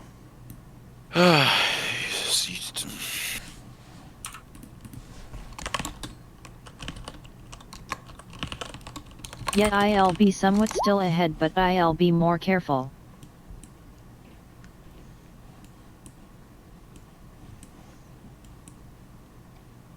West Virginia. Mount West Virginia, take me home. Okay, so real quick, in that direction, from where we are standing now, can I see any of the undead? Or at least maybe hear a moan or a groan? And not from this distance. They're not like moaning or groaning super loud or anything. Okay, what if I stopped pulling the cart for a moment and was about right here? Visual through the brush here is about Yeah. as far as you can see. Hmm. I mean, it doesn't look like it on the map because I don't have, super awesome resources or money to buy like custom map and design. So I mean, just imagine there's thick ass brush here and Fair trees enough. and tall grass. Now I'm just tempted to start a D&D fund. Please do. I mean, I might be game for that. Josh, Yeah, in another group we did that for a rule set, and it really turned out well. What'd you say, Tim? This is, What's the sorry, I'm over here. What's the cost of it? I mean, it depends. It's like $15 a month for Roll20, and it gives you some stuff, but for the most part, it's actually me going and buying actual map tiles from artists that make them. Okay, well then let me rephrase this. I don't know the actual cost of it. Well, no. What would be more beneficial? Which one? Which course? Which road? I mean, I can make do easily without having the Roll20 thing. It would make it a little bit easier because we would come straight into the actual game, and it would give me access to doing stuff with like the API So when you guys fire like an arrow or a crossbow, it'll automatically deduct your arrows for you. And it gives you a slight ease with your character sheets. It also gives me a shit ton more space for storing map tiles and stuff. Yeah. Yeah, if it- That's the one from Roll 20. Yeah, And That's that's Roll 20 $15 a month. I think so. All Oh, right, well, Well, double check on that, and then we can discuss after game of how we would go about doing I this. would- Because if we're doing this regularly, like regular week by week, I don't see any point in not doing it. Yeah, I mean, heck, what we could do for like in terms of like setup, I could already imagine like setting up like a PayPal account just for this, and all of us contributing through it. well, why don't we just do this? Just show me where I got to pay the $15. Let me pay it real quick. it's $10, and All right. Well, Oh, it's 10. yeah, Jesus. tell me what I have to do real quick so I can get this done. Tell me whose dick I gotta suck. it's not going to change anything right now because I'd still have to go back through and actually. Oh yeah, that's one after game. We'll do Yeah, that. it won't help until after I the can game. do it. So then after game, I'll start our first like two or 3 months of us going down until we start figuring out a way to get money coming in. I'll pay- suck any dick. I'll pay for like the What? first 3 months or something. Make sure he's got a nice pass for the criminals down under.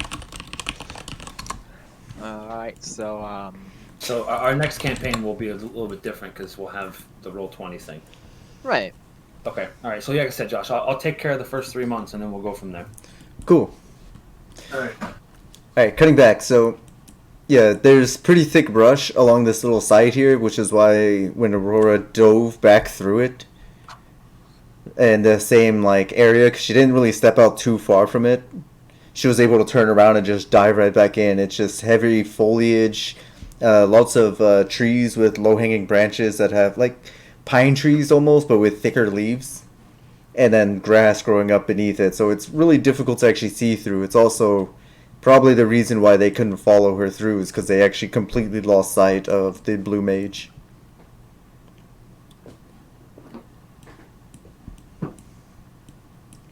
Though from your position, you do see a path heading down this way that would probably lead to a better visual, as you can kind of see a clearing that goes all the way through. And you can actually see a slight amount of the swamp-like mist that's kind of hanging over like still water.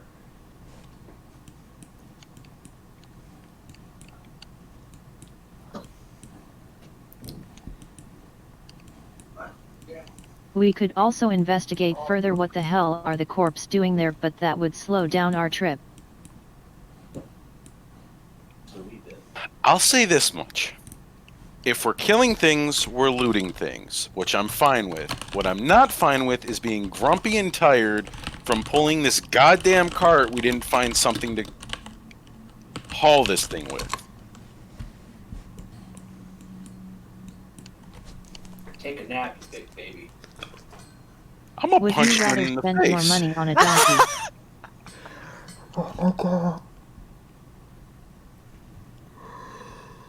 Look, Anyway. the only ass in this party is you. And let me reiterate this. If we're pulling the cart, the only one with momentum to do so is your heavy tits. So, Don't If- jump because I look like an anime character. if we're doing anything, let's decide as a group and not have Tits McGee walk into the fight. Please.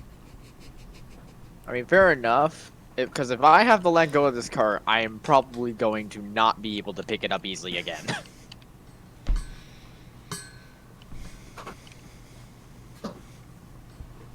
Well, then let's go apparently kill things and loot things so somebody can get their fix. I'm not saying we have to, but if we want to, let's make it a group decision instead of somebody wandering off to get beat in their fucking head. All in favor? Absolus is somewhat doubtful that he'll be able to efficiently pick up the cart again, but says that he will be willing to fight them if they're up for it. It's a good thing I got more waters here. Aurora? Well,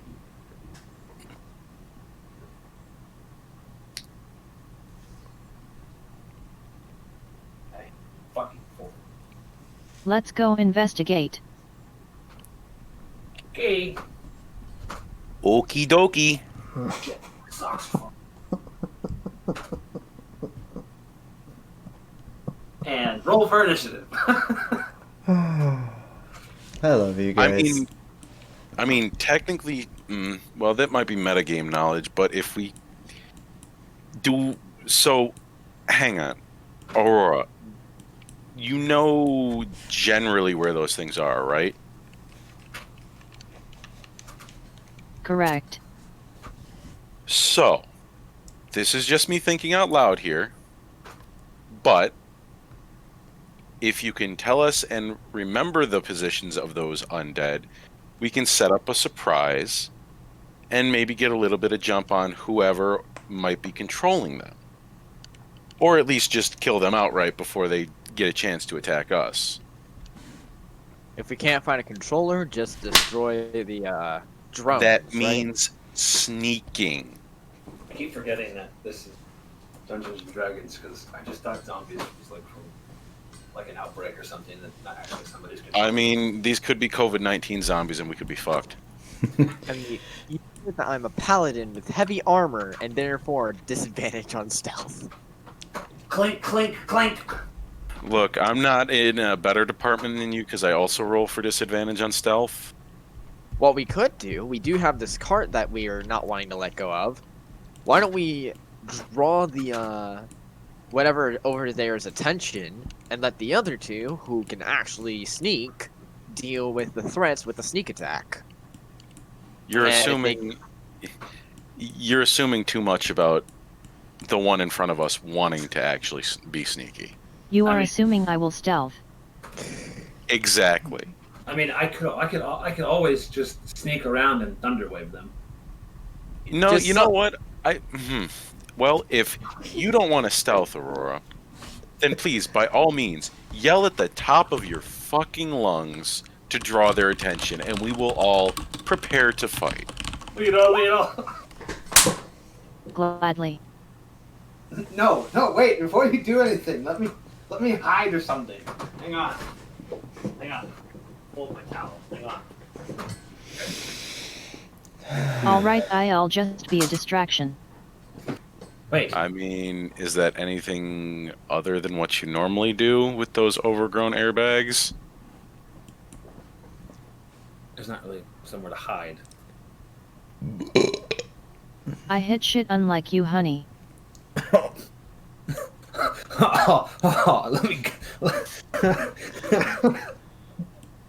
me grab That just shuts her up completely. Let me just grab the first aid kit. You want some aloe vera for that burn? Josh, would this be sufficient hiding? Yeah, Is this a bush? This would be a tree. Is this a tree or a bush? it's foliage, just general foliage. It's a Okay. trush. All right, I'm gonna hide. I'm gonna hide here. Roll a stealth check. Facts. Oh, I found it. Let me show. Clicked on myself. Okay, clicked on myself. Fail. Oh, it depends. You think you're hidden. And that's all that matters. So a surprise attack from a spider comes. I walk towards the place.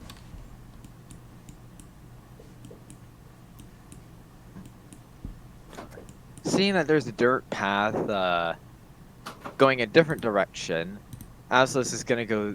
If I can stop grabbing the goddamn cart. Thank you. Aslos is gonna move over here, and Yeah, thick foliage. We'll just go with that. right. I missed this. This is also thick foliage. Oh, so what the fuck is that green stuff? It's Nickelodeon slime. You just got slimed. Ooh. Am I allowed to move through the foliage? Yes, but you'll be at half movement. There's such thing as half movement. Oh no. Because you're already at half movement, but it's also considered rough terrain, so you wouldn't really be able to like run through it unless you found a path or something. But yeah, it's kind of thin right here, so I'll just you have 15 feet. You'll be all right. Wait till later when it's half movement. And wait till later when you have negative movement. You go backwards in time. I'm a baby. Oh no. Alright, I move through, but just due to low movement speed and a desire to stay hidden, I'm on the cusp of the thick forest. There you go. Okay, I'm just gonna say I love the little potato sticking out. Just the one eye in the mouth.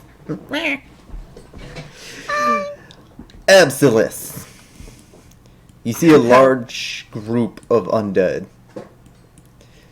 And mostly wearing like farmer's clothes, a lot of like cheap cotton. It's really ragged, it looks old and decrepit and moth-eaten, there's like mold and stuff growing on them. Most of the bodies, they look almost in total states of, or various states of extreme decay. Some of them are missing like all the muscles in their bone and they're almost skeletal. Others are like half their face looks like it's missing completely, like no bone or anything underneath, just worms and shit kind of crawling in their head. There's Knowing... one of... Oh, what were you gonna say? Oh, I was just gonna say, Absolus, knowing the fact of, despite them looking ragged and everything, appearances can be deceiving, he decides to stay hidden and not rush into the horde of zombies. Roll stealth with disadvantage. No, he's staying put! I mean, roll stealth with disadvantage. You're in the foliage, but you're still kind of like out so that you can see. But you're also wearing, you know, armor. Armor makes noise. Right, alright, Jingle, stealth with jingle. disadvantage. Not bad. 19. Okay, what backward shit is this? 2 19s. Because no, what backwards crap is this? I roll for strength with advantage and get a 9. I roll for stealth with disadvantage and get a 19. Because D&D. Karma. Because D&D. Aurora. Better take off the disadvantage modifier before I roll anything else. I assume you're not being stealthy. I am being somewhat stealthy, just trying not to attract unwanted attention. You probably have about 1 turn or 2 turns of blur left before it dissipates. Are you going to be doing anything?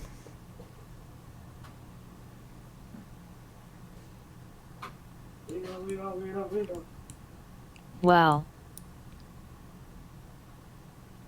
Good question.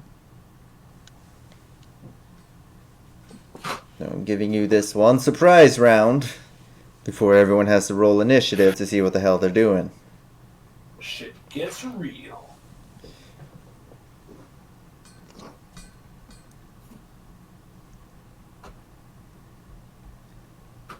Oh, my headset's gonna die. Chromatic orb level 2 that bitch. Oh god. I forgot to move the camera. Come hither.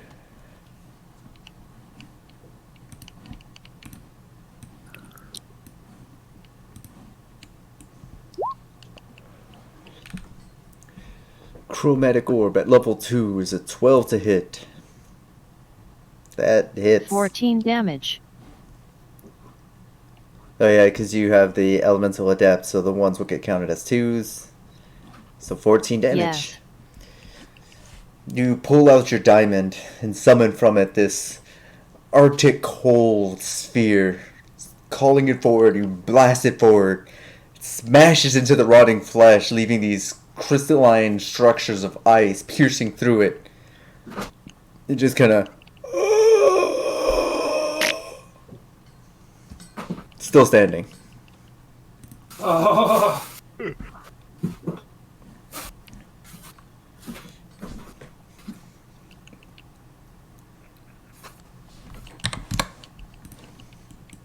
I am way back through the foliage. And that brings us to our round. It is time. Click on your tokens and select initiative. Initiative. Oof. You will have to roll initiative because you are going to be operating within, unless you have no desire to actually participate in combat. All right, Sydney, don't forget to roll with advantage. On my initiative. Yep. Okay, dokie. Let me click on my person. Okay, okay. Advantage and initiative. And I didn't click on myself again. I literally told myself that. All the 13s.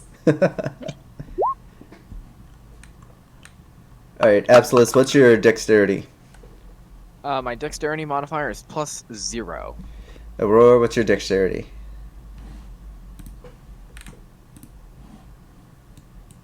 +3. +3. So we'll put you at Yes. 14, 13, and 12. Rotting Farmhand has a -2 to dexterity.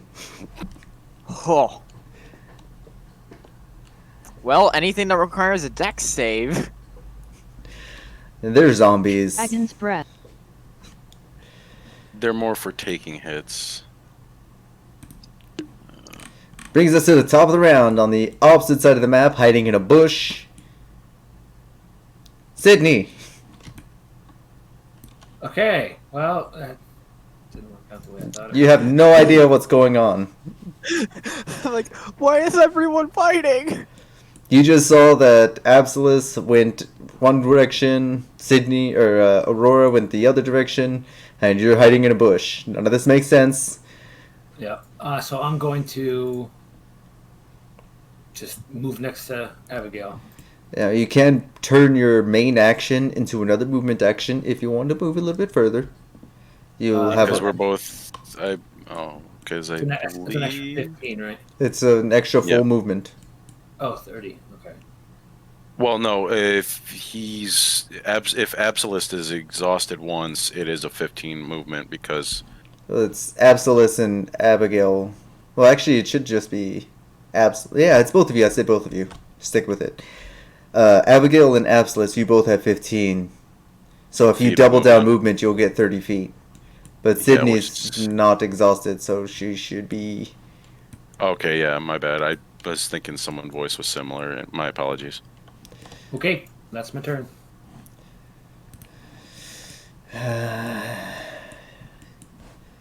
Alright, The high ice- beams. Light beams. Ha! Though the weather outside is frightful, and your nipples are very delightful. Let it snow.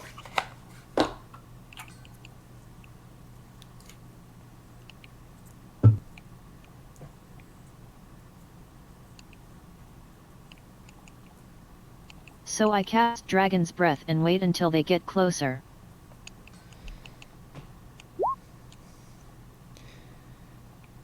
So you will be holding a dragon's breath. Yes. Is there anything else you want to do on your turn? Are you moving? Are you staying?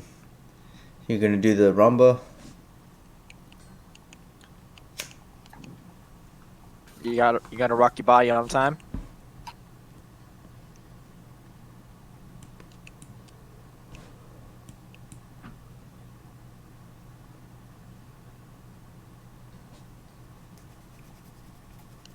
Right here. Alright. Is that the end of your turn? Yes. Absilus. You have 15 feet of movement because you are exhausted. Right. So I'm going to slowly move forward seeing all the zombies and just readying myself with the what was it? The defend action. Are you gonna take? You're gonna use your action to assume a defensive pose. Yes, sir. It's actually referred to as the dodge action, but yeah, Okay. same thing. I thought it was either defense or dodge. All right, so I take the dodge action. Alright, so we have Apsless up here taking the dodge action. Is there anything else you want to do? That will just be it for now. Rotting farmhands are not very fast.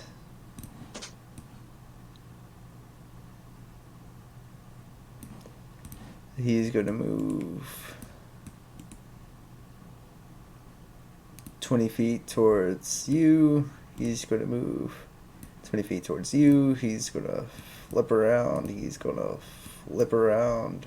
This one's gonna flip around. These are gonna flip that way. God, why do I have so many tokens that require turning? It's like I'm punishing myself more than I'm punishing you guys. It's almost like you're on a turntable. But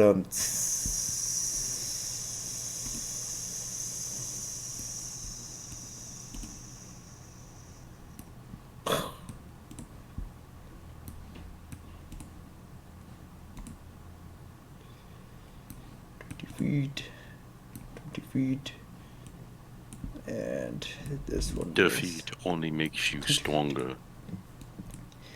And that's all they can do because they only have 20 feet of movement. You all see as they begin crowding together, shuffling over towards Aurora mostly, and a few of them stragglers heading towards Abyssalis. Abigail, 15 feet of movement because you are currently exhausted. Okay, I want to move the most optimal 15 feet I can get to maybe see any one of those farmhands, but I'm assuming that green foliage is going to block any line of sight. You'd have to make a perception check at disadvantage to see through it. Oh, I'm going to move here, and I'm going to do that. At disadvantage, Perceptority is 13. You think you see one of them? Alright, that's good enough for me. I'm going to cast Eldritch Blast at, if it's that one I see, I guess, or whatever one I see. So I'm going to need to roll... Oh, no, I rolled that at disadvantage. Yikes, I forgot to turn that off. It's alright, I'll check it. It's 14 plus 4, so 18. 18. Pick Yep. high or low.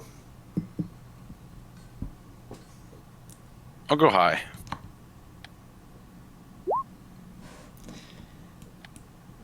You fire an Eldritch Blast through the foliage.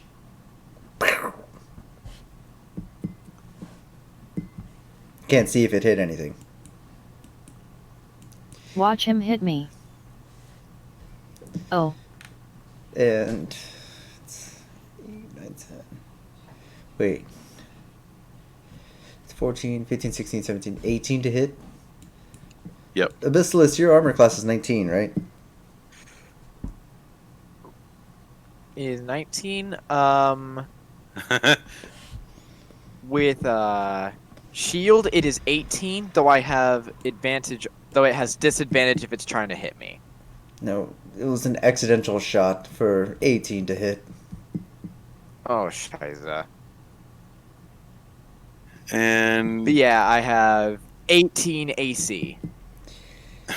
so A let's see. blast of force smacks you in the back. Strangely, How'd I know? How'd I know?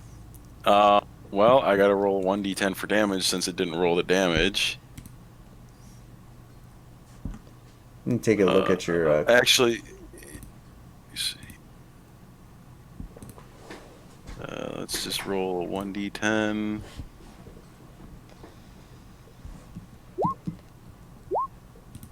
Oh, 8 points of eldritch damage. So you take 8 points of force damage as you just get blasted in the back. Completely unexpected.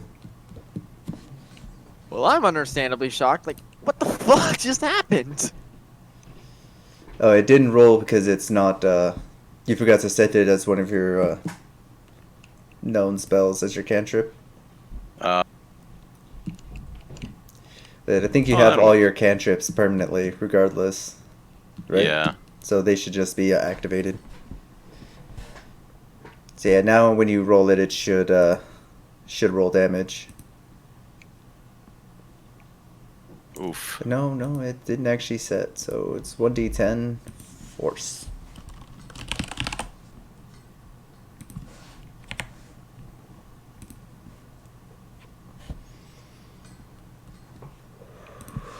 One d10 force. There we go. The damage wasn't put into it. That's why I didn't. Okay. You're all set now. Got you fixed up. So Basilis just got smacked in the back. An aggressive back pat. Is there anything else that you want to do on your turn, Abigail? I'm sorry, I forgot to ask.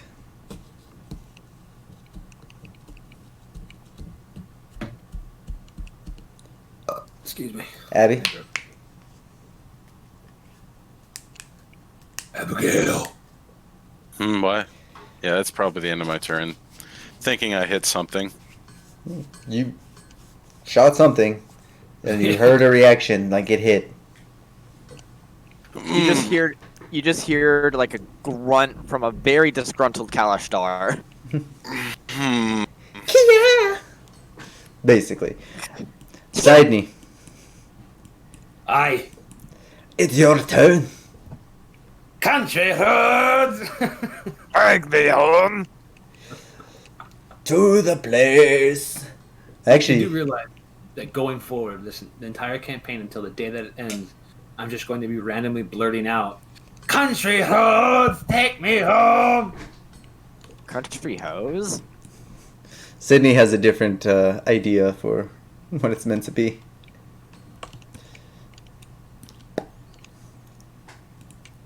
And stop. So right there, I guess. Yeah. All right. If you click on your token like you're going to move it and right click once and then move your token, it'll actually bring up a measuring ruler so that you can see how Yeah. far you're moving. It's turkey, turkey, and no mas. Well, you can. Is that where you're just stopping, or are you going to use your action to move again? Probably because I feel like Aurora's gonna get face fucked, even though I can't see anything. I'll be fine. I mean, I can't see anything, so I'm looking at it as me. Literally, all you see is like endless brush. All right. Okay. You have visual on a group of zombies moving towards the brush. And I'm out. No. Okay, that ends my turn. That brings us to Aurora. Dorarara. Run to me! Da.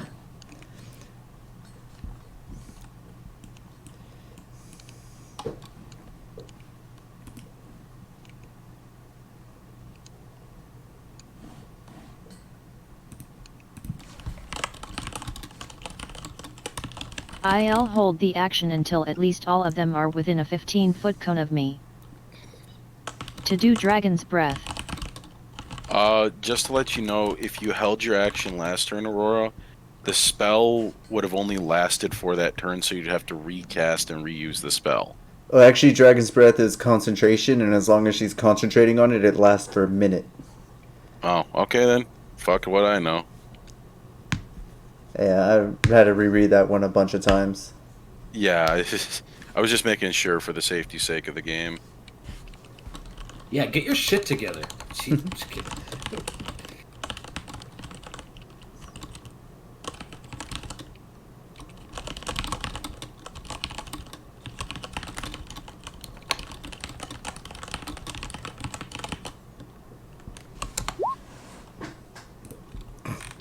Jeez, nurse, calm down.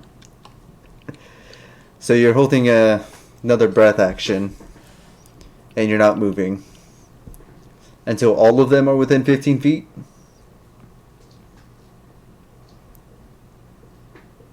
At least 3 or 4 of them. Take a pick, 3 or 4. 4. All right. That brings us to Absirus. Absolus. It's your Sorry, turn. Ye- You just got blasted in the back by Yeah. what you assume to be friendly fire. Knowing I'll have to be having a talk with one of my teammates later, I still just focus on the situation at hand and decide to use 15 feet of movement to move over here with my rapier and take a stab at it. Swing for the fences.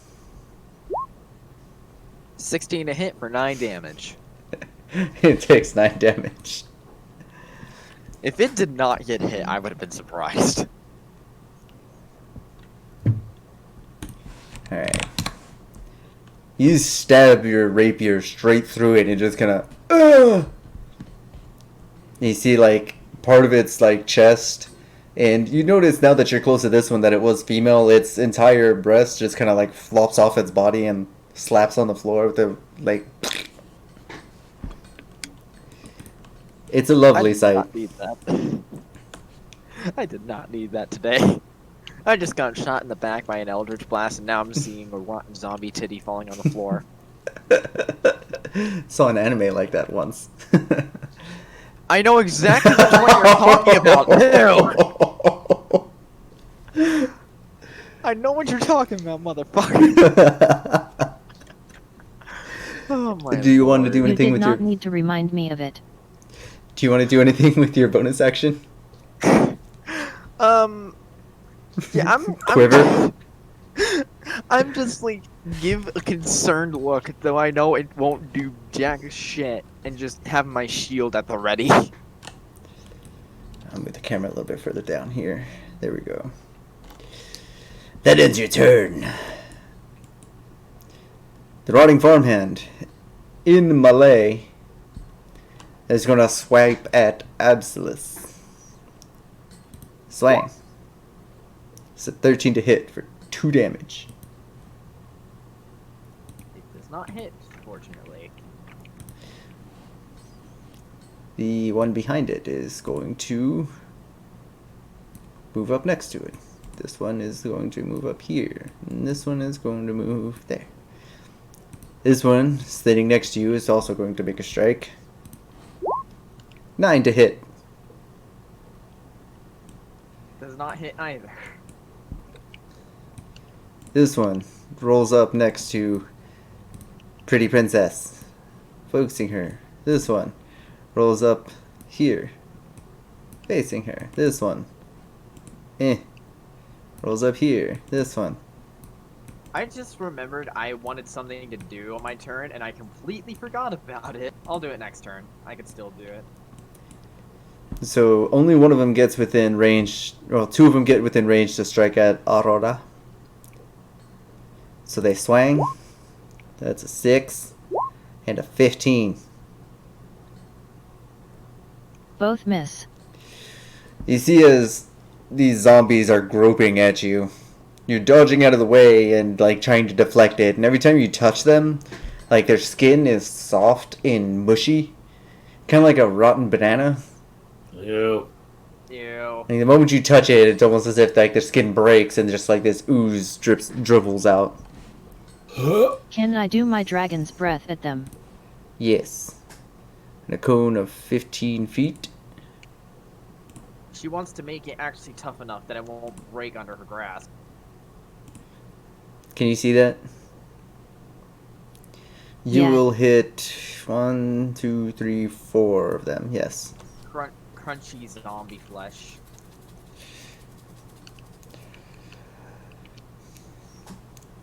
Aurora rears back and with a deep breath just kind of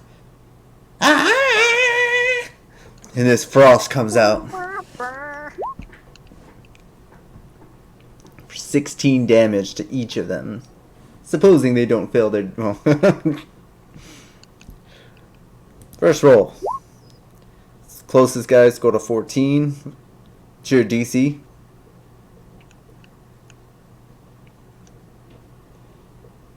Let me check. 3, 14. 5, 18. Oh shit. So 2 of them take 8 damage. This one up next to you.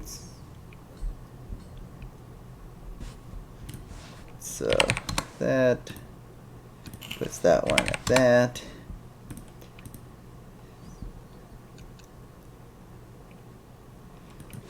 These here.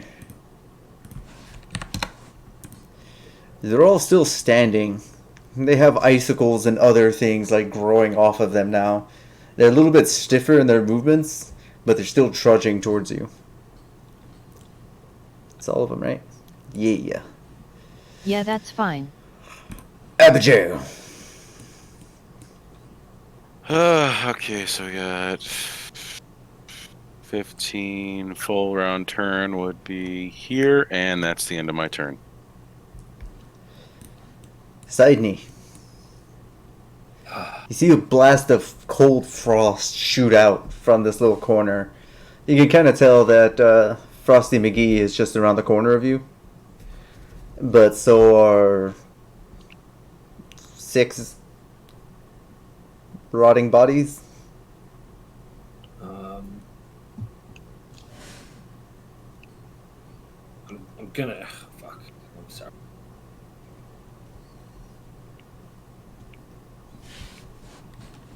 I'm gonna move the camera down over here a little bit. Yeah. What the heck? Somebody from Florida's calling me. Go away. I don't need your telemarketing.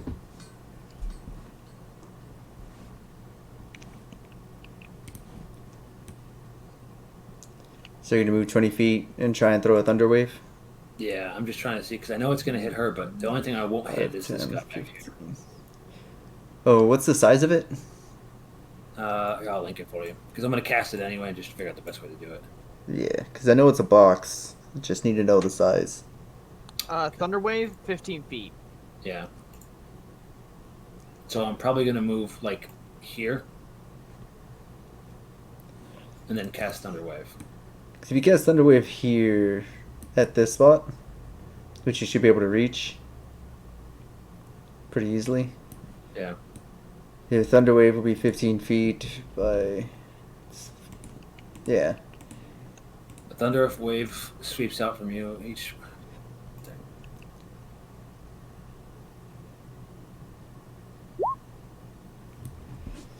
Alright, so 15 I have. foot cube. My bad. I had advantage still on. My bad. Wait. It doesn't matter because it's not a Okay. cast a hit kind of ability. Alright. So they have to make a DC 13 Constitution saving throw. Go ahead and move your token to where you are. Yep. You said Do right I here, right? also have to do it? So Thunderwave is a 15-foot cube around you. Yep. So 15 feet is there. Yes. That'll actually hit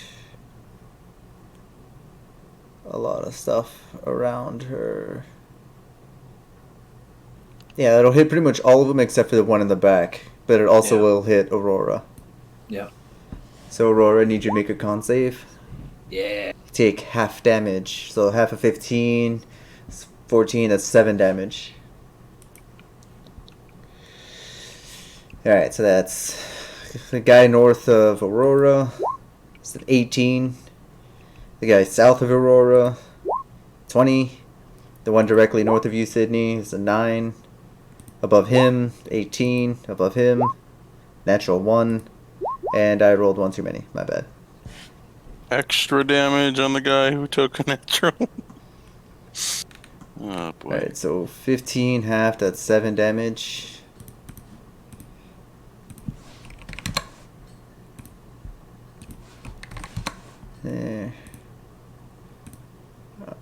Deal with them in a second. Alright.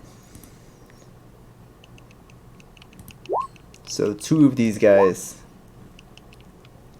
have to make undead fortitude saving throws as they were dropped to Zippo.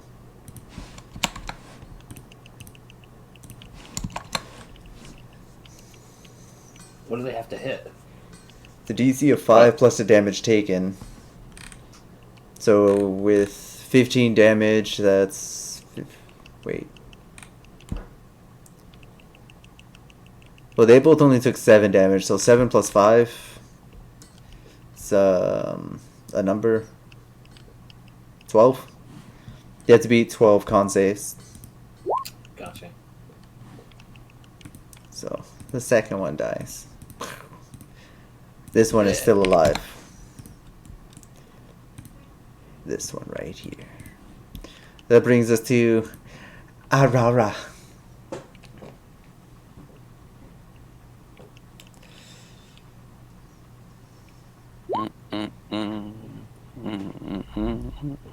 Oh, wait. Oh, you didn't get hit, so you're still fine. Oh wait.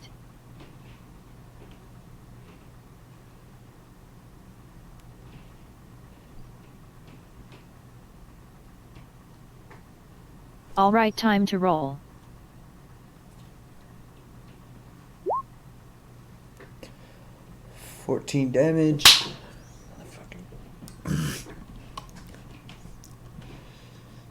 And you're doing it in the same cone?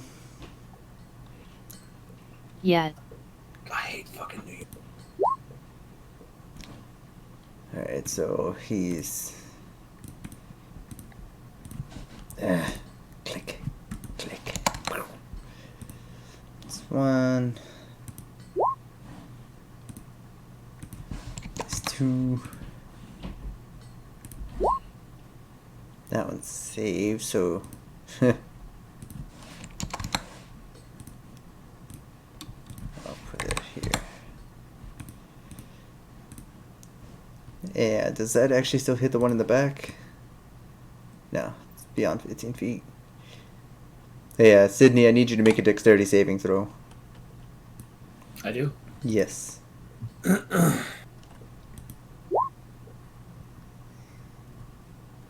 Dexterity. So no. The one right in Oh front no. of you take 14 damage as just this blast of cold air smashes into you, causing these icicles to kind of like form across your skin and carving into your flesh. 14, you said? 14. Oh, boys and girls, Sydney might be dying. And there's that one. Yeah. The motherfucker that refuses to die. That's, Drop down to 13. that motherfucker refuses to die too. Right then. Anything else you want to do on your turn, Aurora?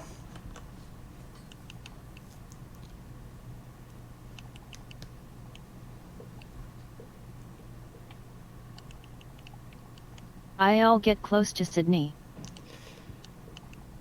And take a swing of opportunity as one of the zombies behind you just lashes out at you. Yeah. For a 5 to hit. Woo! Misses by a quarter mile.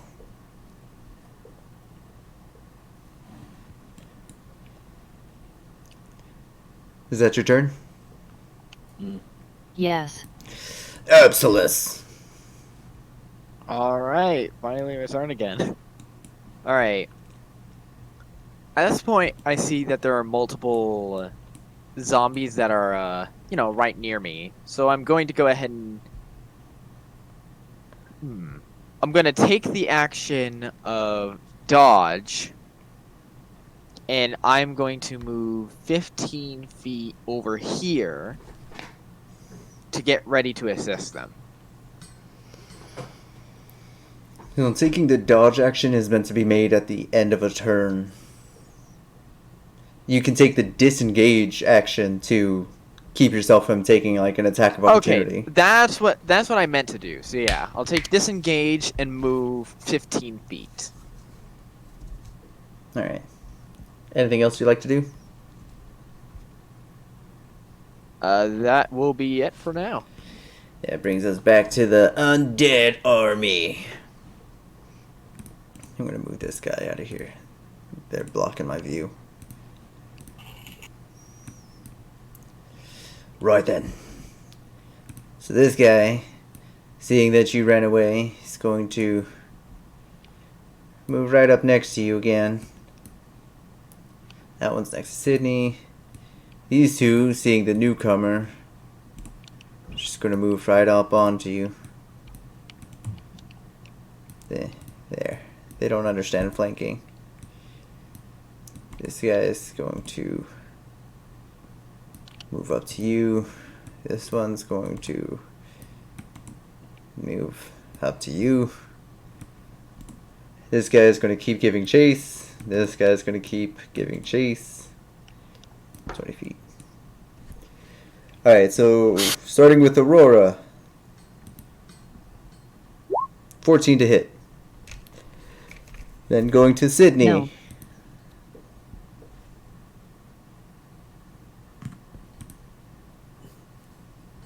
Whenever you're ready. There you go. 22 to hit. And that is AC. Versus your AC, yes. I took 5 damage. Sydney gets pummeled in the face with a very squishy but bony hand, and it just leaves a smudge of like viscera and rotting carcass just right across the face with a few scratch marks in it. I'm down to 8 health now. That's going to be 4 strikes against Absolus. Oh Jesus! First strike, 8. Second strike, 11. Third strike, 20 for 7 damage. And fourth strike. Whenever you're ready. 22 for 5 damage. So 12 damage total. That's nice. As you're like blocking 2 of them, the other 2 manage to like get around your shield, and one of them whacks you on the side of the helmet and just rings. And while you're like sitting there a little bit stunned from the ringing of just bone clapping, like an open hand slap, right, almost right on top of where the ear hole is, like another one just comes up from underneath you, and in a very unfortunate event, it makes an upward swing and catches you like right in the soft spot between your armor plates and just like slaps the shit out of your butt. It's very uncomfortable, and you can still feel like some mushiness kind of gliding down the back of your trousers. I'm definitely gonna have to get that cleaned later because no. You can kind of feel your like pants sticking to your leg at this point. Brings us to Abigail. All right. With this, I should be, what is it, right here at the edge, and I can see everybody's in trouble. So, 1, 2, 3, 4, 5, 6. No, that's not enough. Fuck. It'd totally be nice if I had that, but as an action, I'm going to cast Guiding Bolt on this one. Alright, go ahead and shoot your spell. Shoot your Alright. shot! Let me mark that off.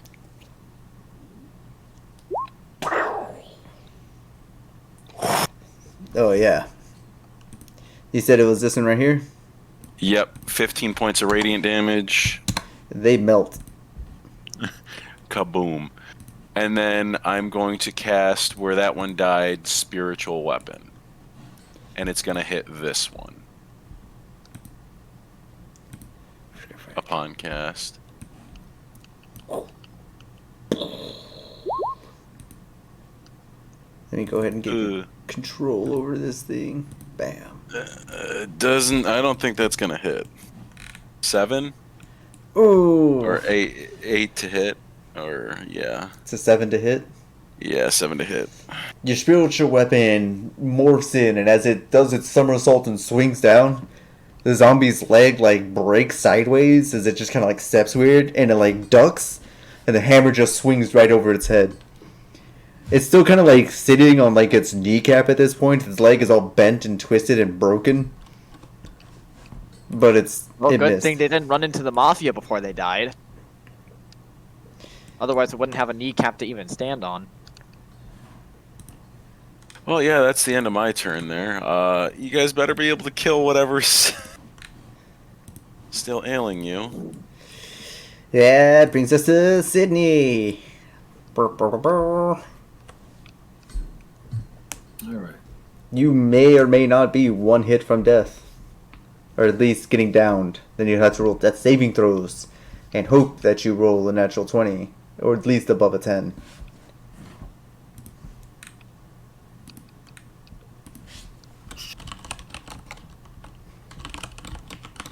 Or I run the fuck away. If you move out of the way, they're going to take an attack of opportunity on you. Unless you take disengage. Oh yeah, and then you can take a disengage and try and run 30 feet away.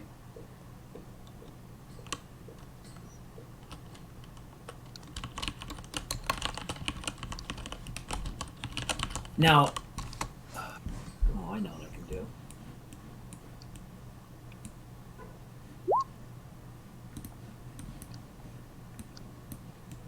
There you go. I cast invisibility.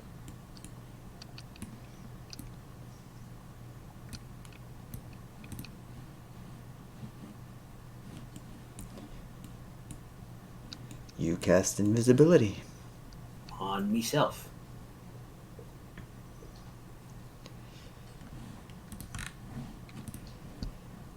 Alright, let me get your token and give you the invisibility icon. Boop.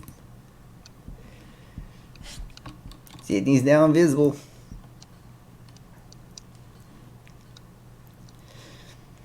And that's your action. Do you want to do anything? Well, you can't do anything with your bonus action or will break invisibility. Yeah, it's because I have concentration, so that's it. That's it? Yep. It's your turn.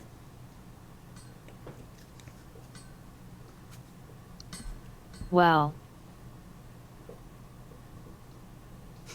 You see a Sydney who is standing right next to you just kind of out of existence. Bitch, move.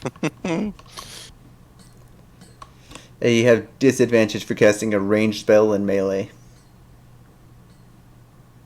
Oh yeah shit.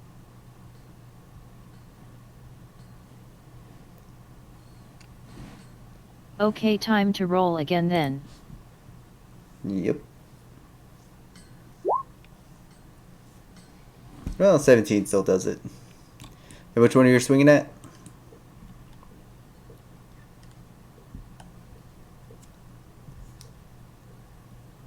The one that was north of Sydney. Alrighty. Roll that con save. Nope. Wait.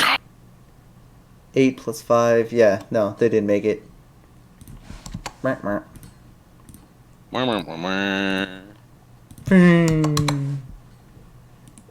Turn into an ice cube, bitch. You blast it in the chest and your icicles grow through its body.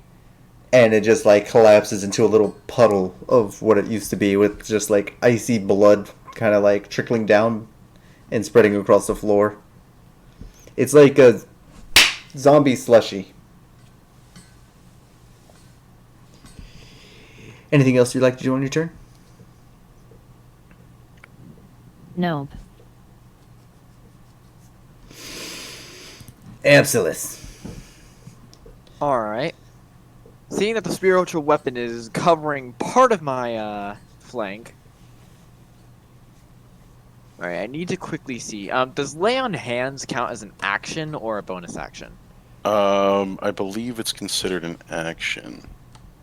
I think it is because last time when you weren't here, Josh used it on somebody and it was an action, I believe. I think it was me, actually. He used it. I think it was an action, right, Josh? As an action, you can touch a creature to restore a number of hit points. Yeah. Alright. So, yep, that will count as an action, though. I mean, I'm invisible. I mean, you can do Yeah. what you need to do. 20 hit Right. points in your pool currently. Right. Yeah, nobody can I see feel- me. I feel like at this point I should have enough to deal. So for now, I'm just gonna first finally do the thing that I've been keeping on talking about and use Mind Link on one of the running farm hands to see if I can sense anything. Roll a wisdom saving throw.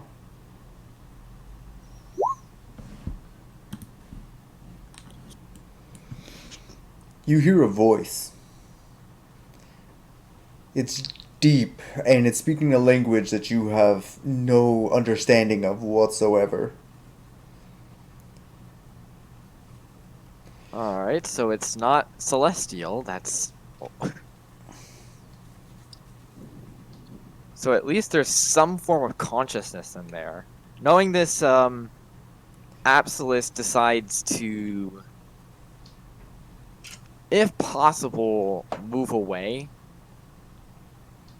And he's going to... Actually, instead, he's realizing, their bodies are, past saving at this point, and decides to put them out of their misery, striking at the one right here, the one that he linked to, with his rapier.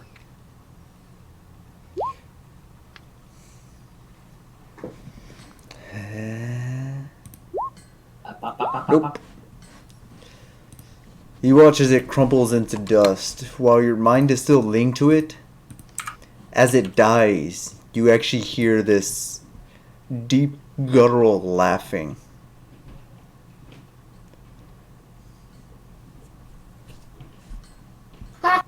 At this point, he doesn't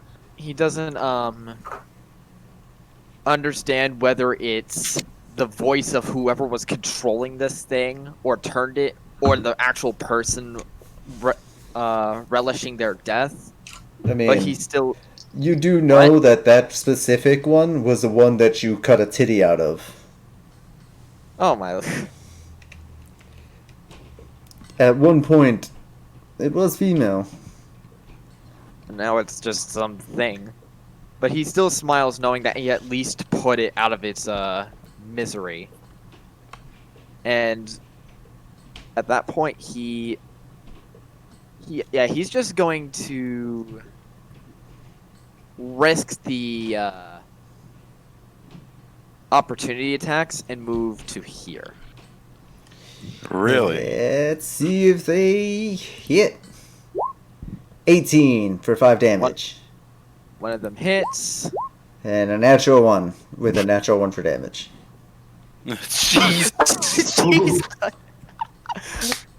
So I one of wonder what them happened to that one. tries to cock its hand back and swing with a heavy swing, and it just slaps the side of the hammer with its wet just. And it's as it pulls its hand off, you just see bone.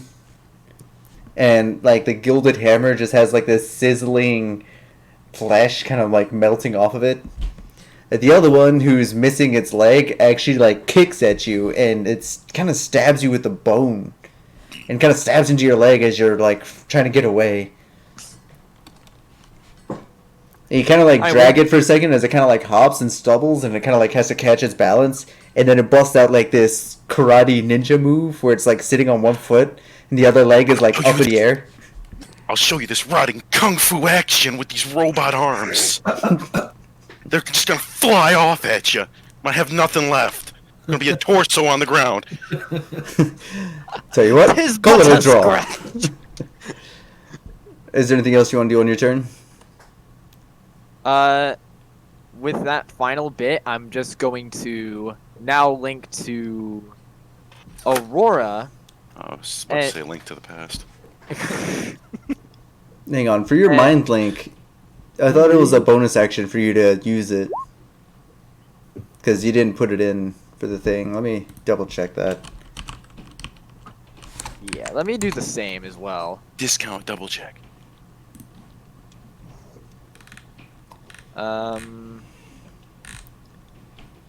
Oh, it's only a bonus action if I give them the ability to speak back.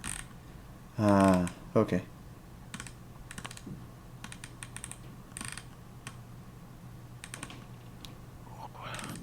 Boop boop boop boop. All right. Boop, boop, boop, boop. Wah, wah. So I link to Aurora and just let her know. Try to move to the right of that zombie that you're fighting.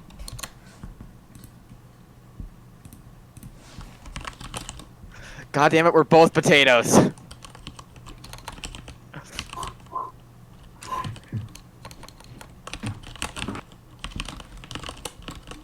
I'll just turn that bitch into an ice cube, it's fine.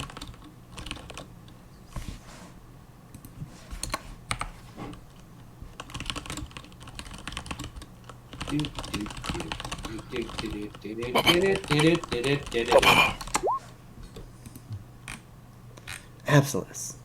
That is no way to treat your female companions. What the fuck? So that brings it your turn to an end. I believe that comes to an end. Guess what time it is?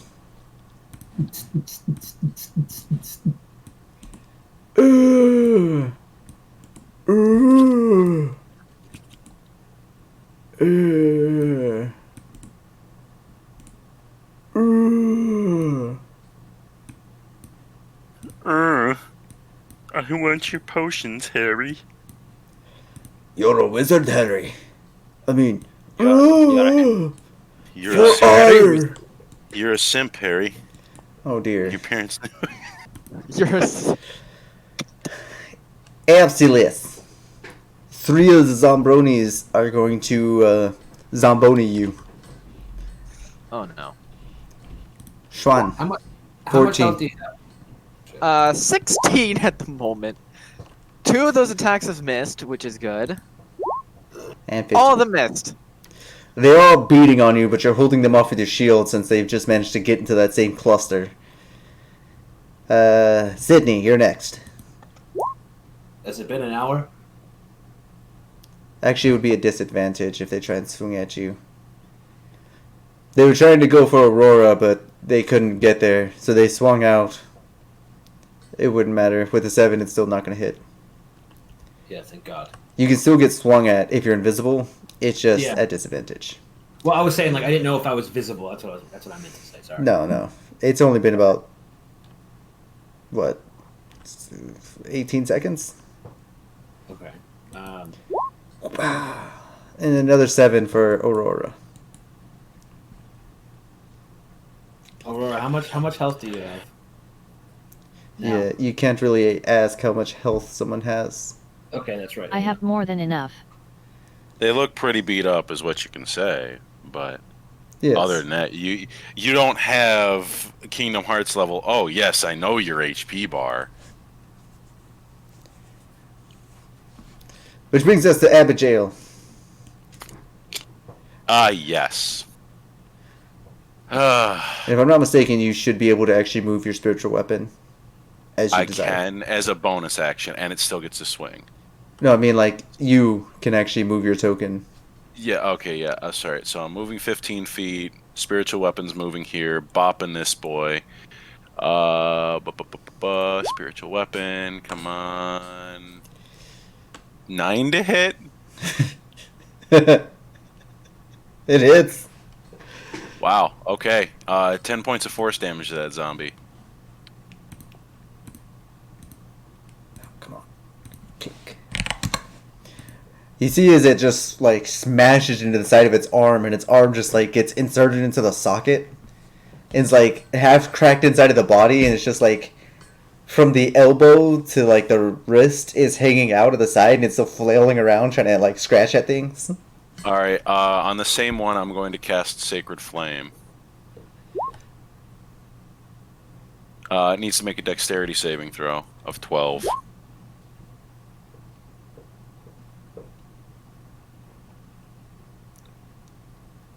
Wow. So it takes half that, so it takes 2 points of radiant damage for all intensive purposes. Actually, it doesn't say whether or not it takes damage. It just says that it must succeed on a dexterity saving throw or take 1d8 radiant damage. If it succeeds, it wouldn't take the damage. Or wait, saving throw failure 5 radiant. It doesn't have anything for your saving throw failure. Let me double check this real quick. If the target must succeed on a dexterity saving throw or take the damage. So that's implying that if it succeeds, it does not take the damage. Okay, so yeah, then nothing. I just want to double check because I don't want to like jip you out of your spell. It's a cantrip, so you're not really jipping me out of much. Honestly, I could have probably casted Toll of the Dead and got a better result. So yeah, you cast Sacred Flame, but like it doesn't manifest well enough around it, and it just kind of flitters into the sky into these little golden sparkles. It kind of look like little gold coins flickering in the air as it just kind of dissipates. Much like the gold that you lost earlier. Yep, and that's the end of my turn. Sydney! Oh! The fuck do you think I'm gonna do? Aggressively masturbate. Fuck this shit, I'm out. Fuck this shit, I'm out. Don't No thunder wave. thanks. I'm doing a damn thing. Next. Sydney bides their time, singing a song in their head, completely gone from this situation, bringing us to Frost Hits. It's pretty nice to meet you at disadvantage. Shit. I forgot yet. You good. And it still hits for 7 cold damage. Against the one right next to you, right? Or the one above Sydney? Right next to me.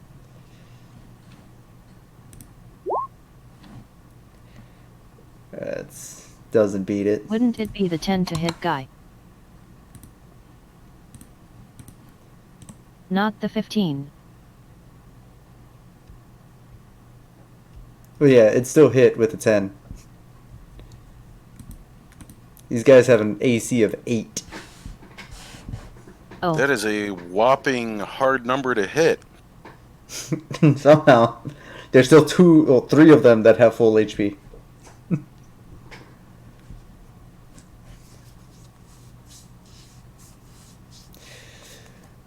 And is there anything else you want to do on your turn, Aurora? As you turn the one right next to you into a fucking ice sculpture that immediately disintegrates down into a zombie slushy?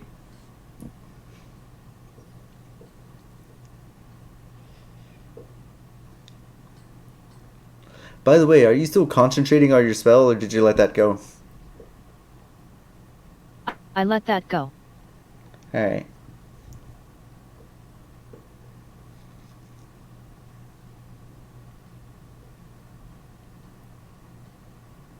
Anything else you want to do on your... That's my turn. Okay. Absolus.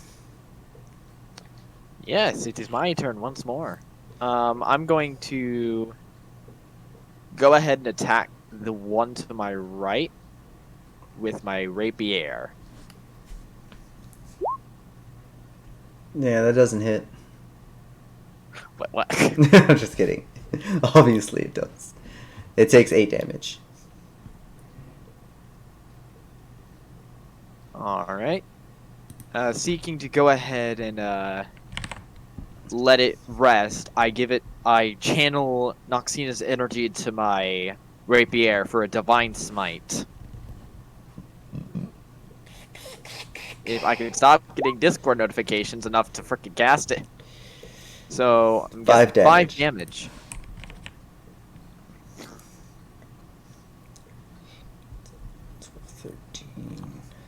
$13 damage in total. Easily.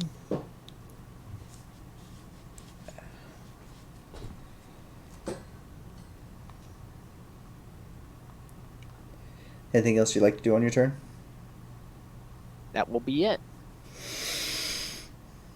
Brings us back to the undead. Just want to make sure I got my math right. I didn't.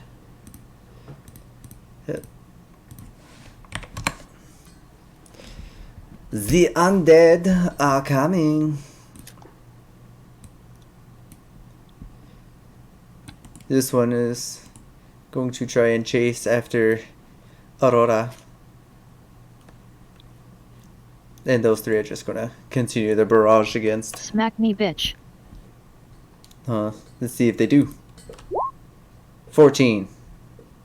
No. Nope. 3 against Absolus. 22 to hit. Oh, 12 to hit.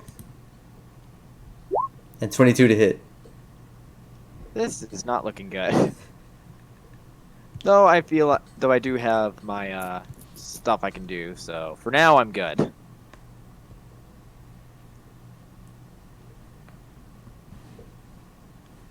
That brings their turn to an end. Abigail. So I'm going to move up another 15 feet. And let's see, that's 1, 2, 3, 4, 5, 6. I'm going to, as an action, channel divinity and use turn undead.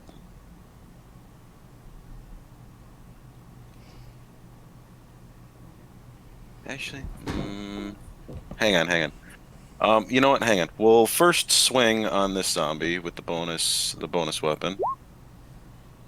Ha! Goodbye, puny human zombie. You know what's really sad? It's He 8, had 1 hit 9, point. 10, 11. Still standing. Really? It smashes in and like caves in the entire shoulder all the way down to like the hip and breaks the hip and it kind of cracks. And like half the body is like just on the ground and bloody viscera and pieces and it's still standing. It's kind of like shivering and kind of undead leaning. fortitude. You No, gotta love it. was an undead fortitude. Really? Had 12 HP. What a bitch. He did 11 damage. Of course. Then I think for the next action I will. What is it? Where is? All right.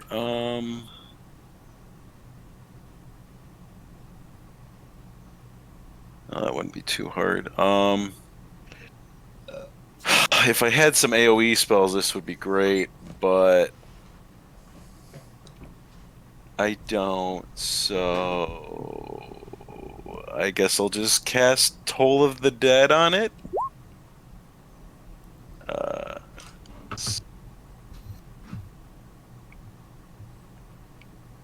Must succeed on a Wisdom saving throw of 12. The This same. one. Okay. It does not. It gets to take 1d12 worth of damage. 7. And that's necrotic damage if that matters.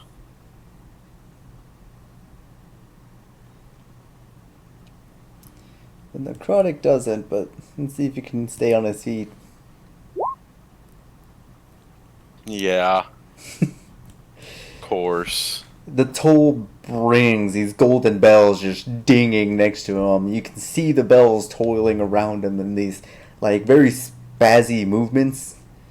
And you see the zombie kind of like shaking and shivering. And like its spine kind of cracks with this nasty and its body is still sitting like almost at a 90-degree angle to the rest of it. Like the torso is cut down to about 90 degrees. And then like it uses its hand to like grab its head and lift the other way and it snaps itself back into place. Jesus. Well, as a free action, fuck!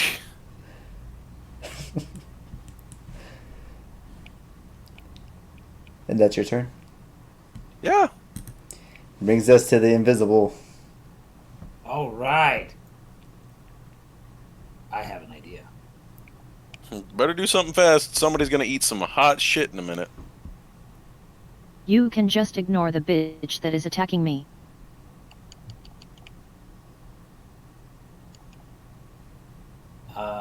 going to hopefully not die.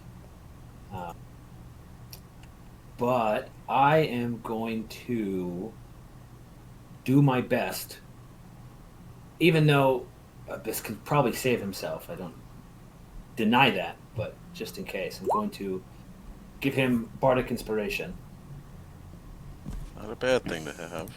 just in case. Your invisibility fades as you begin to try and do something to inspire Absolus. Go ahead and show us what you do to inspire them. Absolutely, you son of a bitch! Don't fucking die! Do you feel inspired? Somewhat. At least I'm not good. At least I know what I'm gonna do and not hopefully die. See, it worked out. Yeah, I'll go ahead and give that to you. Go ahead and add a 1d... 6. A d6. You can I know add exactly what I'm gonna use it for. to an attack roll or damage roll. Your choice. Or an ability check. Should you need Okay, it. there is one thing I will go ahead and consult you with because I'm not sure if this would be allowed. It's up to you. Hmm. Where the heck? You know, I'm just gonna say it. I have Cure Wounds. Would a Bardic Inspiration die apply to a Cure Wounds roll? It would not. All right. It has to be an still... attack roll, an attack damage, or an ability check. Fair point. All right. So I will. In that case, I will still have the die. And that ends my turn. That brings us to Frosty McMuffin. Frosty McMuffin.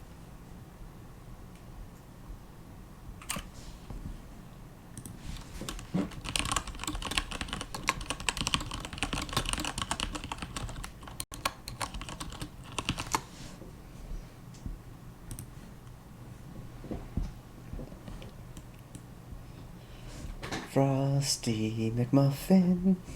I'm going to kill the one next to me cause I don't want him to suddenly switch targets.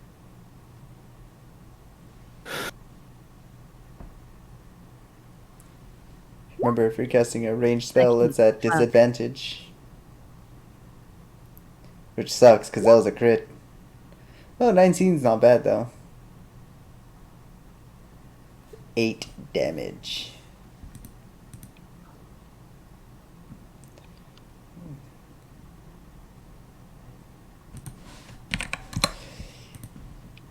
You blast it, and it just kind of like rattles for a second. Another blast of like frosty needles shooting through its body. It doesn't seem to even like care that there's no pain in its face. Anything else you'd like to do on your toy? That's it. Wait a minute. Before we continue with the next thing, I would like to share this in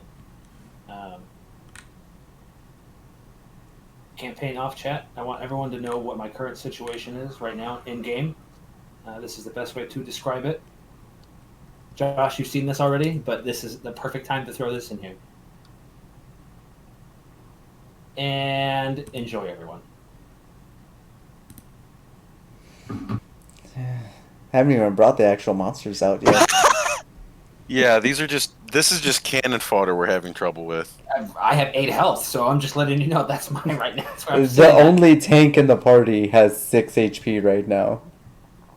Technically speaking, there is another tank in the party, but she, With how much strength? strength is not an issue when it comes to tanking. Constitution's where it's at. God What is forbid your something constitution? big comes around the corner. My HP pool is 31, my AC is 18, and I have yet to be touched. That's a good observation. And Aurora, that ends your turn, right? I was touched by Sydney. In Wow. not the right way. Booty, booty, booty, booty, rocking everywhere. I'm like 15 in front of you. How did I touch you? Mage I lost hand. some health cause of your thunder wave. And you did how much to me? 14, I think? 13? What was it, Josh? 14. Yeah. You took like 7. I love how this party is going to fall apart, not by the DM killing us, but ourselves killing each other. I'm trying to kill Your you ass before got you kill close to each him. other. Anywho, Absolus, you're surrounded on 3 fronts. You literally have a half-broken zombie that had its spine shattered that just snapped itself back in place in front of you. You're bleeding profusely. Everything hurts. The world is like thumping in your ears right now. I still stay focused and make sure, I have to do what I need to do. So first, I'm going to music in background. Thank you very much. Okay, so I have not yet added it, but I'm going to use one of the 4 prepared spells that I have at the moment, being Cure Wounds on myself. I'm not level 5 yet, so just level 1. So I roll a... Here, Wait, I'll just let find the me spell. just put it in your sheet real quick. Thank you.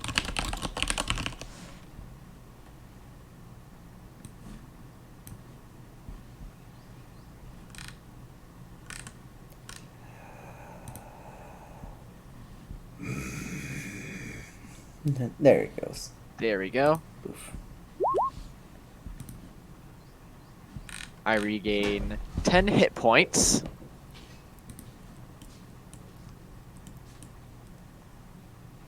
From that. I don't need this big blockade thing here anymore. It's burning my eyes. Yeah, I had to cover And it. I'm going to attack this zombie again to go ahead and try to kill it How? with the rapey. Oh yeah, ignore that because I just used my action. You have a bonus action and movement.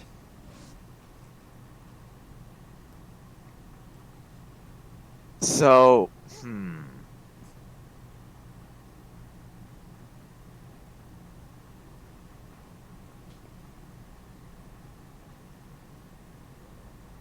I'm trying to think of what I could actually... Inspiration, right?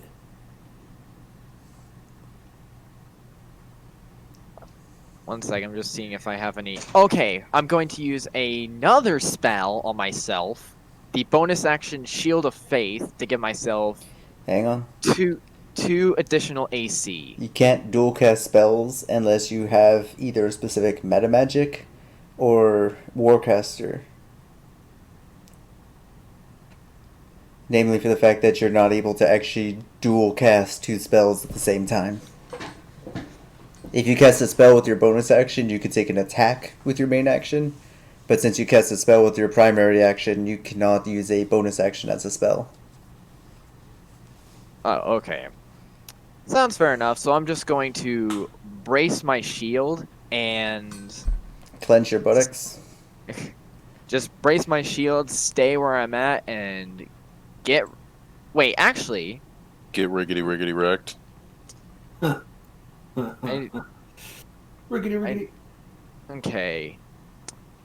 Another thing, because I know I am stupid, but does Channel Divinity count as an action? Yes. Yes. If Okay, you're thank you. So I just brace my shield and ready myself. Yeah, as any channel divinity action will say on it, this ability will cost an action or a bonus action, and then it says what it does. All right. So I let's see. believe this particular one would require an action. What is it? Are you trying to do turn undead? Turn the unholy. Yeah, but it does require an action. Yep, I have the same one as a cleric. Nice. Anyway, so I am just ready to try to take all the hits. Which brings us to the dead zone. Bring up that. Absolus. It's not that I want to kill you, but I will. As they all miss and one gets a nat 1. Let's see how Sydney does, or how Aurora does.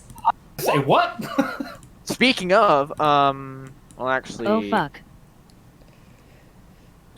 one second, checking the specifics of this feat.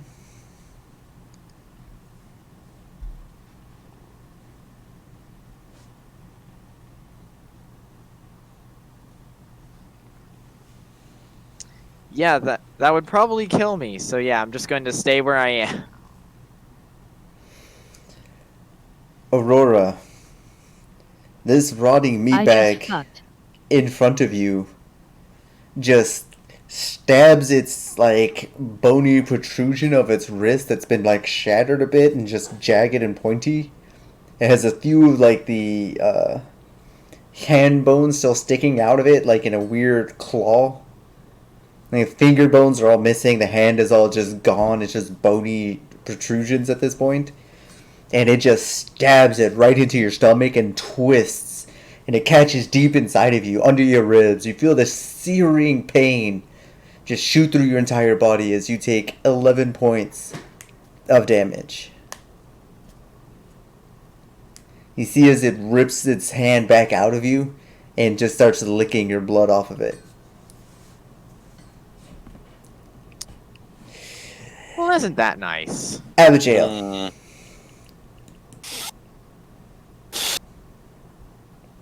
Move up. Smash with bonus action. Hey,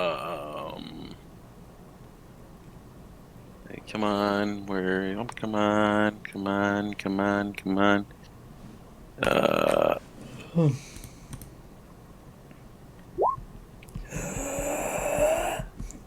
Yeah.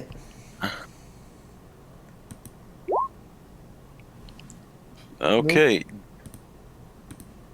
Is it dead? Dead? Yes. Finally. So, at this point, the action I take is if I could fucking reach them, would be to heal, but I can't, so I am going to cast Inflict Wounds on this one here. With advantage Oh, fuck. from flanking.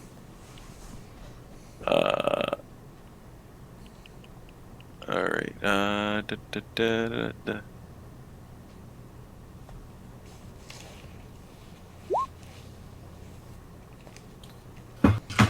It's the weekend. I'm not supposed to be getting work email. Alright, 14 points of necrotic damage. 14, alright.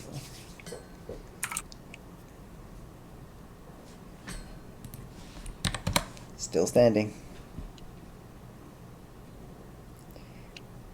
You see as the golden vein just pulls through its entire body, it kind of like trembles for a moment, and then it just goes back to its like slurry, drooling, dribbling, rotten flesh. Piece of it are starting to like fall off from where the gold burns are like all over its body. Just the Another parts loud another loud fuck is screamed right behind the zombie. Fuck! Ah. And anything else you'd like to do on your turn? Wait, that was all three, right? Action, bonus action, and movement. Yep. Sydney's nuts.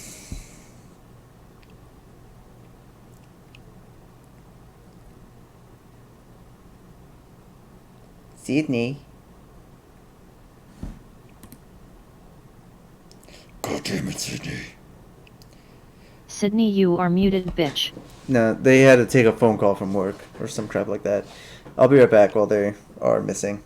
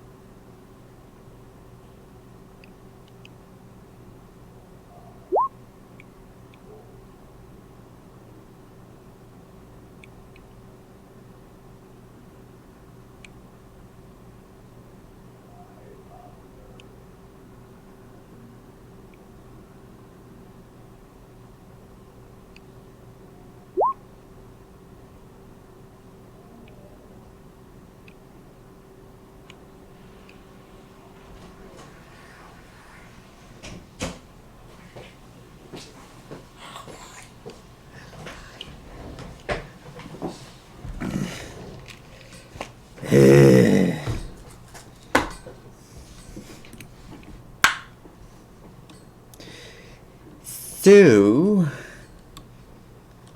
Sydney is on a phone call with their boss. I'm going to assume that she's just going to cast Thunder Wave. Ah! Let's see what you have. Oh, well, you're doing it yourself. Sydney yells at the rotting farmhand with a vicious mockery. I bet you didn't even go to school, you big dummy. Yeah. Let's roll a wisdom saving throw.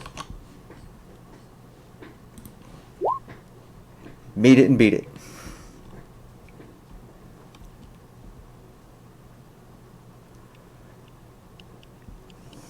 So, obviously, since Sydney was not here to make the insult themselves, it was not as great, and thusly, it did not cause the rotting farmhand any damage. Possibly because they were just literally too stupid to have taken damage. And that brings us back to Frosty McSnowman.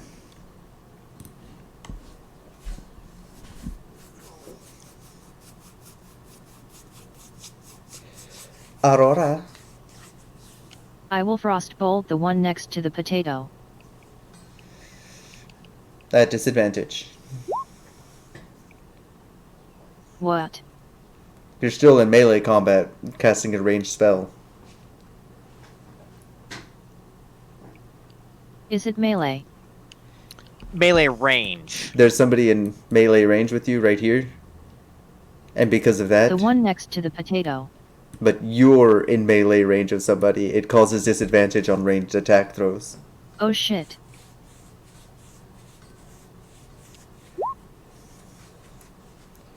But 11 still hits. Still hits, so it's fine.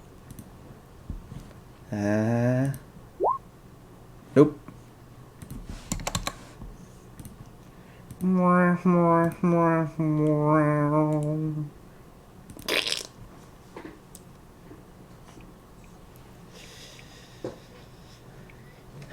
So as long I'm in melee range of any one ranged spell, attacks will be at a disadvantage.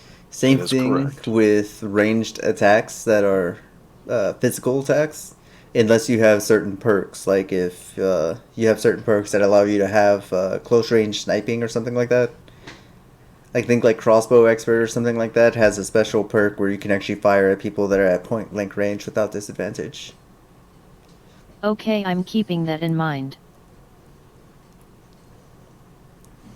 Anything else you want to do on your turn?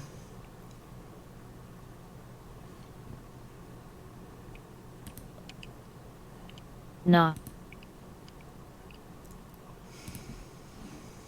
Yeah, Absolus.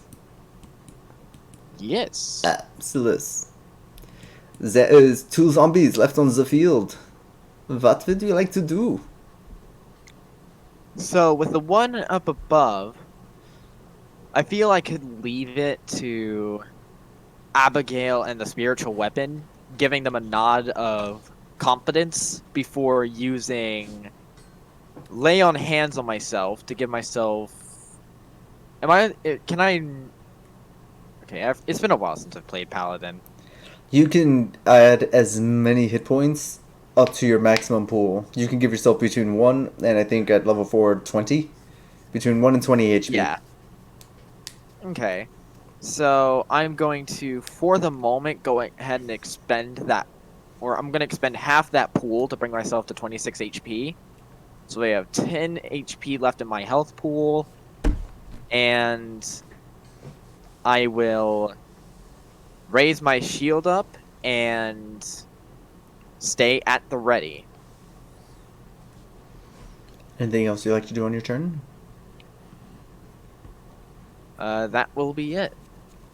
That brings us back to the Undead. This one's going to obviously continue its barrage against you. Absolus. Unfortunately. Okay, at least it didn't hit me. And as you see Aurora, who fired a frostbolt off in one direction, is immediately going to try and get slapped in the face. And does for another 5 points of damage. I'm back. I will actually use my feet and zip in front of her to take the hit. No need. Oh. Nani? I cast shield as I entomb myself in ice. Oh. Does Much that like bring your AC up to 21? Whatever it's their 5 basic. points for shield, Oh, and she has 16. 21. So it does bring it up to 21. Blackjack. Perfectly. You all see as Aurora throws her hands up in the air, and kind of like this frosted snow globe appears around her. The zombie just kind of smacks on the side of it and slides down. A snow globe. I love it. That brings us to Abigail. move, bop. Bop, bada bing, pow. Come on, show me a 20. Show you literally anything above an 8. Oh, why did it roll with advantage? Fuck, I'm gonna take that off. Is a 6, 7, 8. Yeah, it's still hit regardless. 6 damage. 6 damage, kaboom. Still standing. I understand that.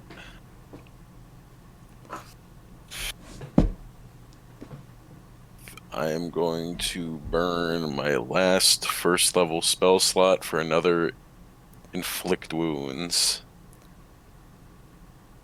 Not at level 2. Thank you. We're going level 1.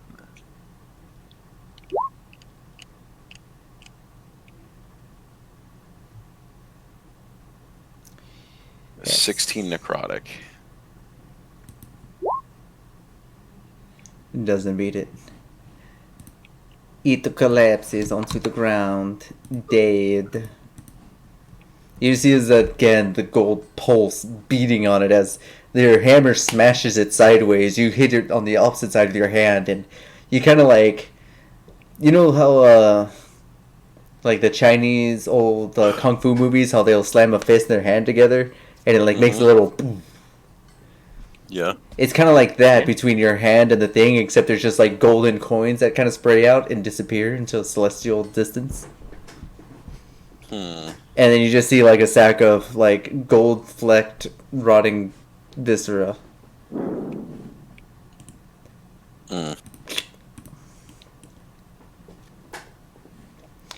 Sydney. Yes. Real quick, can I make a quick announcement unrelated to this? Can it wait a little bit? Because we're about to take a break after this battle. Okay. All right. This is the last guy left, right? Yep. Unless he's got more trapdoor spiders hiding somewhere. You I guys fucking swear. open the door to the house, and the house is a fucking trapdoor spider. I'm gonna use vicious break and call him a cocksucking piece of shit. It doesn't understand much of what you're saying because it doesn't have ears anymore, and most of its head is missing. How about? But it still seems like its feelings are hurt.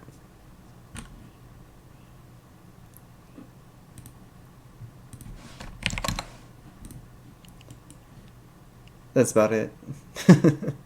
Anything Cool. else? I did 4 damage. No, that's it. Alright, Frosty McQueen.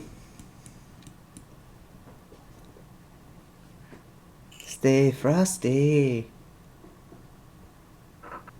I want to smack the bitch with my staff. Roll a melee attack.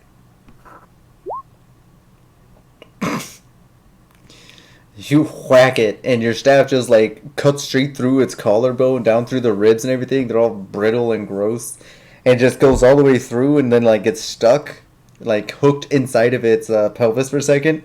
You need to kind of like yank it out, and as you do, it like breaks out of the front. Still standing. Fuck. Anything else you'd like to do? Okay, well, that's my turn. Absolutely. Alright. Seeing as currently things are being well done, I'm happy about this. I move over to help Aurora with this last rotting farmhand trying to pierce it with my rapier. 13 to hit for 7 damage. 12 has to be to 12. So close. And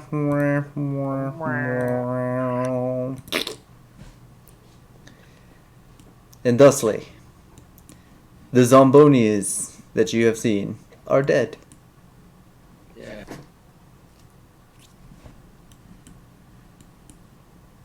Absolus breathes a sigh of relief and thanks Sydney, Abigail, and Aurora for the assistance. With that, we're gonna take a quick fiver so everyone can use the bathroom, get drinks, and Sydney, what's your off-topic sentiment? Okay. So everyone can hear this, but this is mainly for only Josh is not going to understand it, but Josh will appreciate it more than everyone else here will. So I have a confession. That wasn't my boss. That was something I've been working on for the past few weeks. And it finally came in fruition. As of, what's today? As of 5/9/2020, I have been accepted into the United States Army. Congratulations. I go to swear in. I go and swear in next week because the whole COVID thing. I had to take the ASVAB online. Then I had to drive down to MEPS. They just reopened like a couple days ago. I had to drive down there and take it's like the CAT test. Basically, it's like the idiot-proof test. That when you take the ASVAB online, you go take it in there just to make, or it's like a short questionnaire to make sure that you weren't lying or cheating or anything. My MOS, Josh, is 35 Quebec. So the company here in Syracuse accepted me, which is Crypto Logic Cyberspace Intelligence Communicator or Collector. Congrats, dude. So yeah.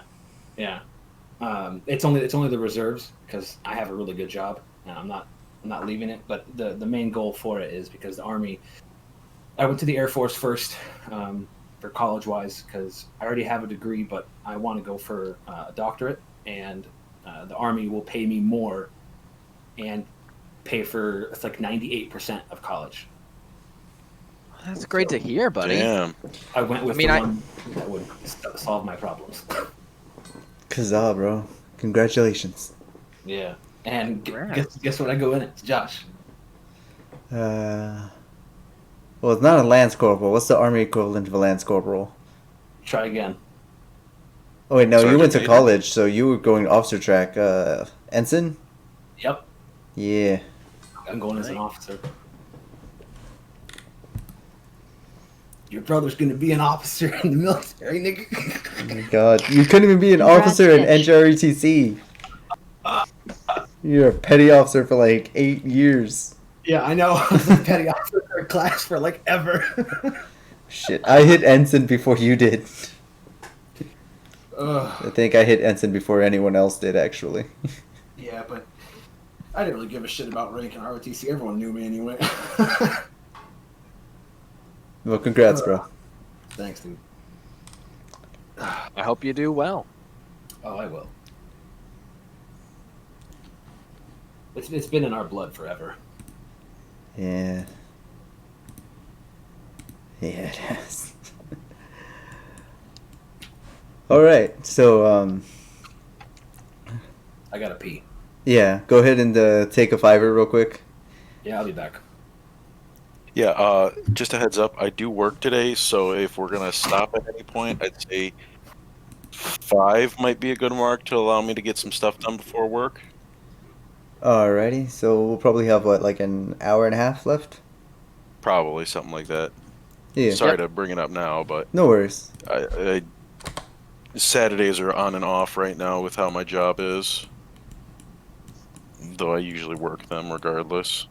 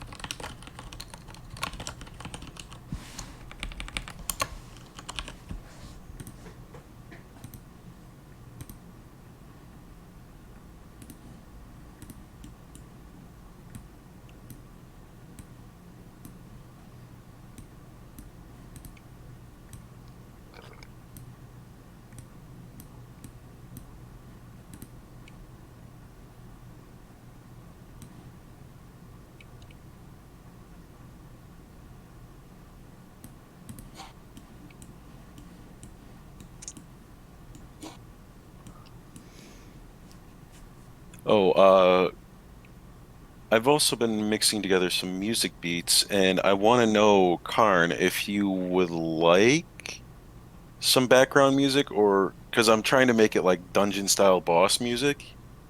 If you'd like to maybe take a listen and maybe possibly use it in the campaign if it fits. Sure. Yeah. Alright, let me see if I can. I've been This'll just. specifically avoiding music so that I don't like lose copyright. Oh yeah, I gotcha. There ain't no copyright here yet. Let's see Yeah. which one. Which one do I need this? Okay, so there's, I believe it's this one first should be the completed version of one of them, and then I have a test. Whatever one has the gap in the middle. Oh yeah, the first one's the one with the gap in the middle of it. But yeah, I'm gonna be working on these more, or I believe the last one's okay, but I'll probably edit it more anyway, and hopefully be done with that one in the next couple of days. All right.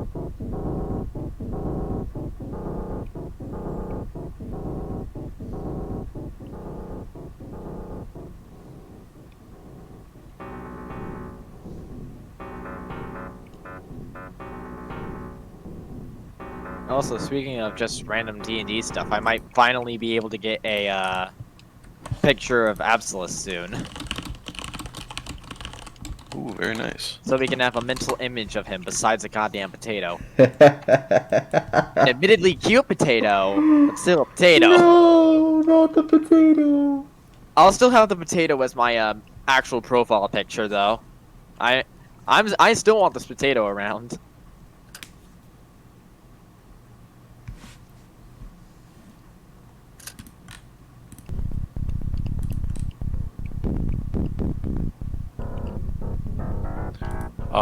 If everyone would like, I could post the files here if you want to give it a listen. I'd probably say, what would you say, campaign off chat, or where would you want me to put it? Music or something? You can put it in campaign off chat. Okay. And if you actually like want to have it a little bit more widely known, you can throw it in the artistic room as well. So I have artists of all forms. Gotcha. Couldn't muster the strength to beat that. That is a bummer.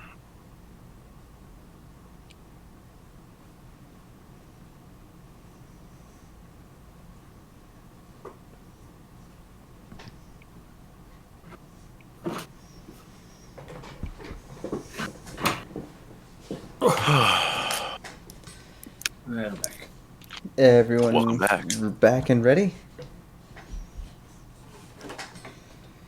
Ooh, there's still fries down there. Shit. Your face in the fry. I would love some fucking fries. You know how long it's been since I've had fast food? Mm. I think the last time I had fast food is when Tim got me Taco Bell like a week or two ago. Oh, there's like a Wendy's right around the corner from my house, so you know. Yeah, I remember you saying that before, and I remember expressing how jealous I was because the closest Wendy's to me is like 4 or 5 miles away. All right, is everyone back? Yar. Yes. Yar. Yar. Groovy. Let's get back to it. So, you finish the final zombie. It falls to the ground, kind of melting into an oozing puddle. The whatever arcane energy that was holding it together dissipates entirely. These people have long since rotted. They are nothing more than just piles of nasty bones. A few of them are slushies. The rest of them are just gross and nasty. There's everywhere. That's Next- honestly the most apt word to describe what they are. Just ugh. There's a farmhouse with a rather banged up door that's hanging off the hinges just to the side of you.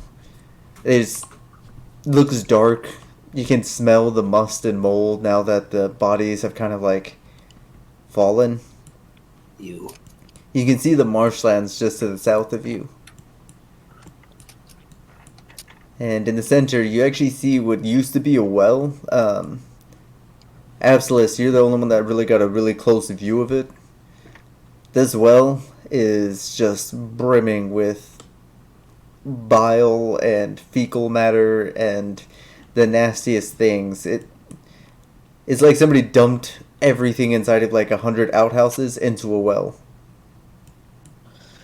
He decides to make the decision, not to get near that frickin' well, and decides to investigate the farmhouse. And before anything happens, I will go ahead and use one of my divine sense charges. In 60 feet of you? Within 60 feet, if it's celestial, fiend, or undead, that is not behind total cover. And I can also detect anything that is consecrated or desecrated. Well, first off, the need to make sure it's... You absolutely know that the well there was desecrated. And slightly to the south of you, you pick up something fiendish, but it doesn't feel like an actual fiend. You don't sense anything in the... what you can see in the house, this like little weave in here through the doors. Alright. Absolus relays to the party. I could sense a few desecrated things nearby, but the farmhouse seems to be safe. Be cautious, though.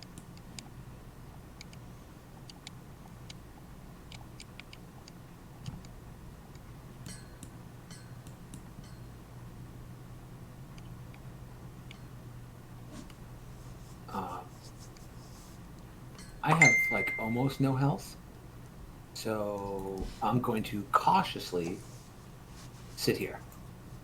That it would probably be good. Maybe I'm even here. hoping we can get a long rest in that house.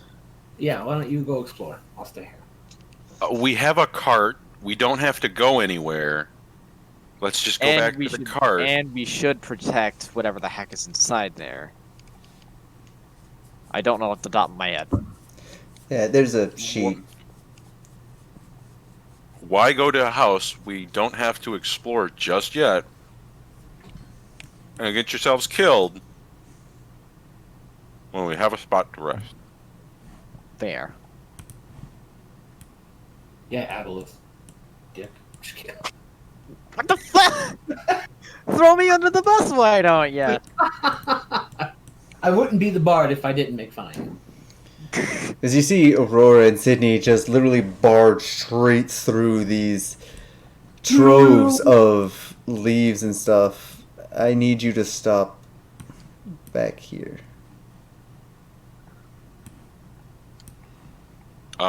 It's at this point Abigail comes up behind Abyssilis, and there is a golden light coming from her fingertips as she taps Abyssilis on the shoulder and casts Cure Wounds at 2nd level. Oof. Yeah, it's pretty painful, but 6 hit points is better than no hit points. Fair. And she walks back to the brush. He As follows the rest of them. Abigail and Absolus are still walking to the brush, Aurora, who is here, and Sydney, who is tailing behind, you both see somebody sitting at the cart. They're kind of sitting in front of it, and you can't quite tell what they're doing. Would you like to roll perception? Both of us? Yes. Okay. Uno memento. Aurora has viscera and other nasty in her eyes. And can't see a dang thing. Ooh, look at that. Sydney I can see clearly now. Your fucking senses go like hawk level sharp. Literally, they got the exact opposite. Beautiful. As you see, somebody has hooked up a draft horse to your cart. Oh, little fucker. Oh, you little pieces of shit. And it looks like he's about to hop in. Okay, can I make a move? Roll initiative. Alright, boss. Go ahead and everyone roll initiative for me, please. We'll see who comes in. Oh, buddy, you're pissing in the wrong well today, motherfucker. There's a piss well over there. You can piss it. All right. Initiative time. 19. 14 with Sydney, but I'll let Sydney move first.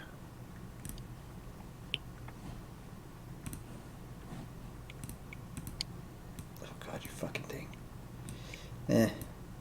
I'll move you over there with that there. They just need to be able to click on him for a second. Bam.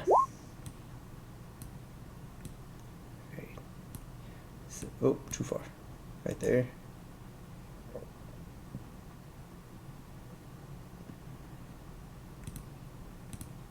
Cool, got it. And descending. Oh, yeah, he didn't do very well. So, first up, buddy. Absolus. You don't know what's going on. You're just walking back through the brush casually.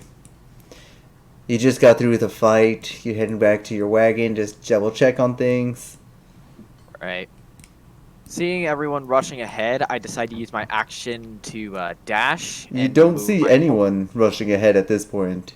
No, you just I'm saw catching up Sydney with- and Aurora kind of like walk off first, then Abigail healed you, and then both of you are walking kind of like side by side back in. At this point, I decide to just walk ahead while talking casually with Abigail, moving 15 feet. And that will be my turn. And Abigail, similar situation.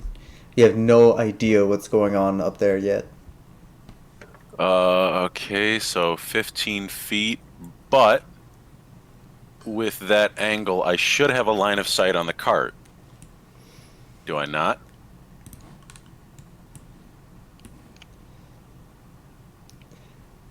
You can kind of see like the area where the cart's at, but there's still a little bit of brush in the way. Do I see a horse hooked up to it, and the guy on top is my big question. No, you do not. Aside from the fact that your attention's a little bit drawn to the fact that Absolus was talking as they were walking, you kind of glance at him every so often. You also see Aurora and Sydney ahead of you. And Do I see them making any noticeable movement? not at this point in time.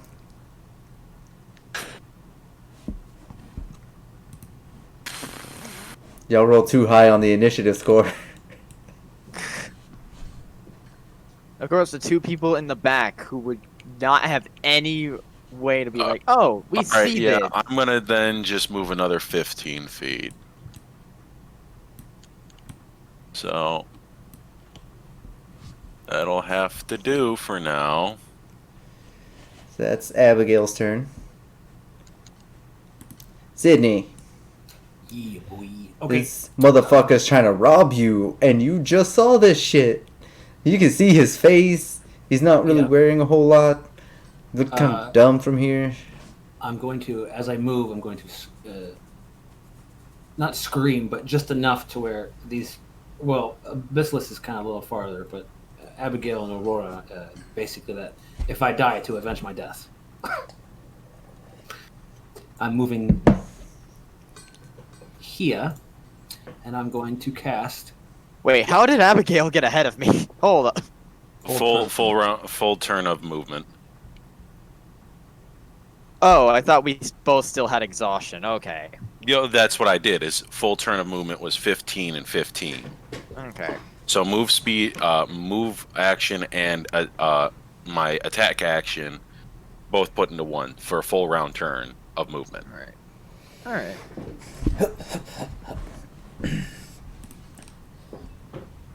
So wisdom saving throw. What's your thingy again? 12? No, 13?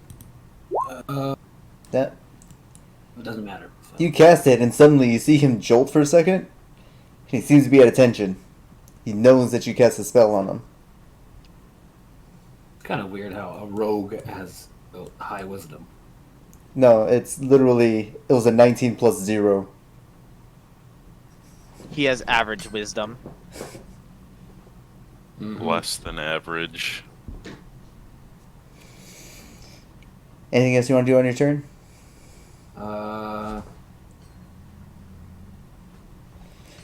Yeah, it's a bonus action. You can yell. Well, he knows I'm there now, right? But yeah. Yeah, so He heard knows you walk someone's up and be there. like, Ominous Dominus, holy holy! And these dark purple chains try to wrap around him and then just glance off of him. Well, he Pretty. knows I'm there. Yeah. All right, that's my turn. Aurora! You have no idea what's going on. There's viscera in your eyes, it's in your mouth, you can smell it. There's something wet, like, dripping down your back, going down into, like, the back of your dress, underneath your sash. It's a very uncomfortable. It's a very uncomfortable feeling.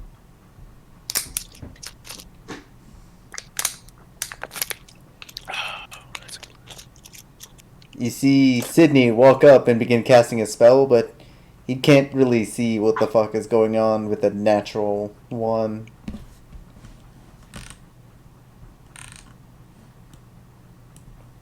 What you gonna do?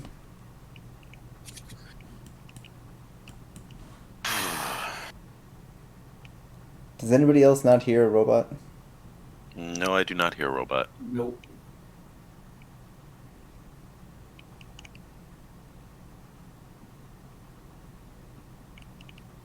I was muted. That's fun. That's nice.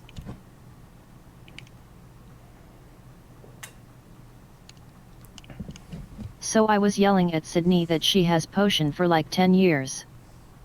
But anyway.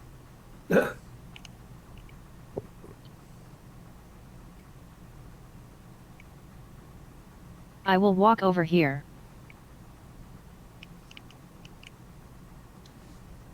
And do these set of things. I mean, I can't say that that's metagame as shit.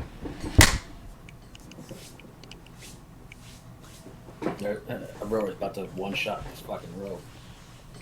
I mean, Into a second level spell. So you'll burn all 4 sorcery points? Wait, no, 3. Well, 3 actually. 3, and then subtle spell. Yeah.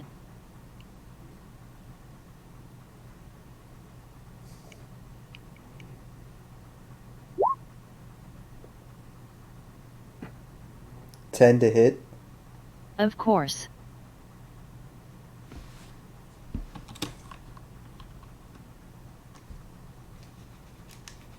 Doesn't hit probably. Sydney, you see as, like, Aurora pops up and she begins summoning her little... He pulls out her diamond, and from it she pulls out this orb of frost and cold air. It's wisping all the smoke out. And right as she cocks back to hurl it at this thing, this, like, nasty drip of viscera just lands right in her eye, and you just hear it just, like, squeak for a second, and then off into the sky, you just see this... and, like, a little bit of snow and, like, ice kind of jinkles down, like, sprinkling in the air.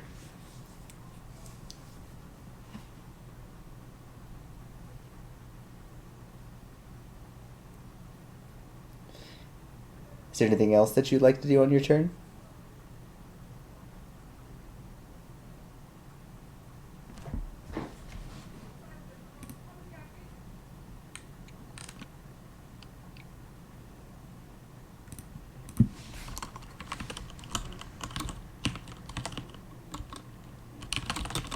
Yeah.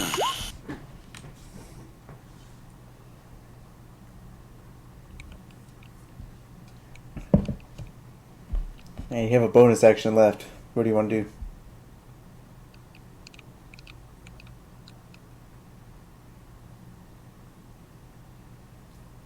Can I try to clean myself?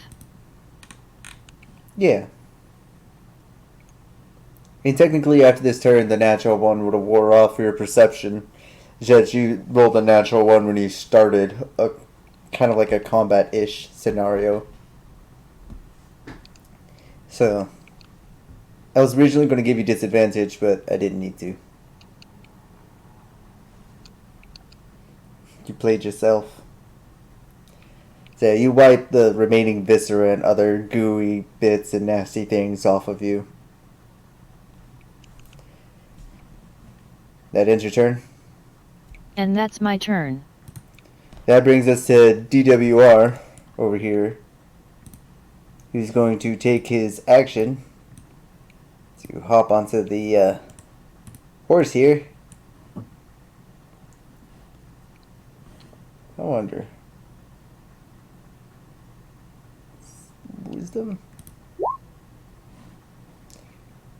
He manages to get the horse pulling the wagon.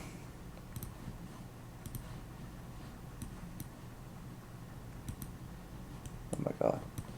Click it.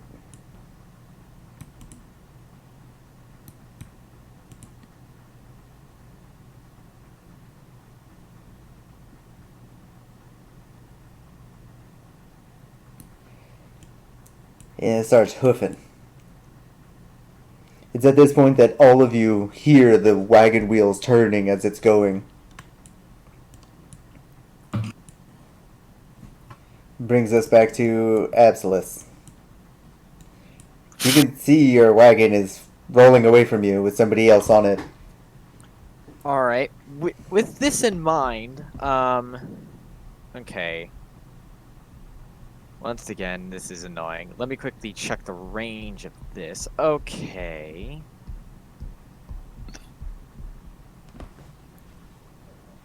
Someone better do something or I'm gonna thunderwave this bitch.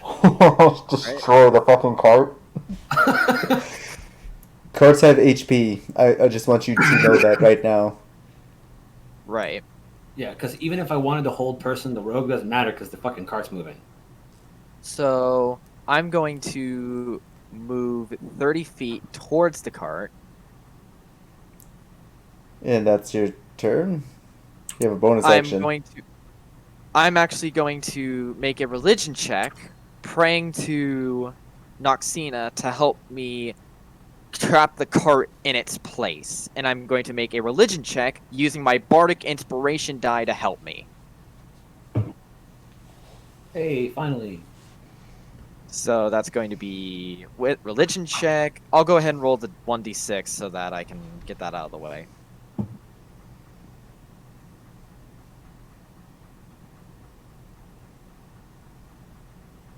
Just gotta wait for it to load in.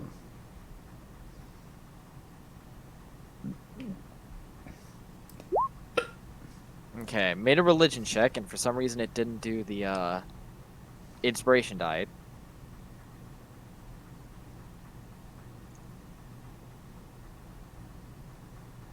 What was it? Exclamation roll 1d6? /R. Oh, /R 1d6. That's probably why. Okay, so 18 on the religion check. You begin praying, asking for your goddess to intervene and try and stop this cart.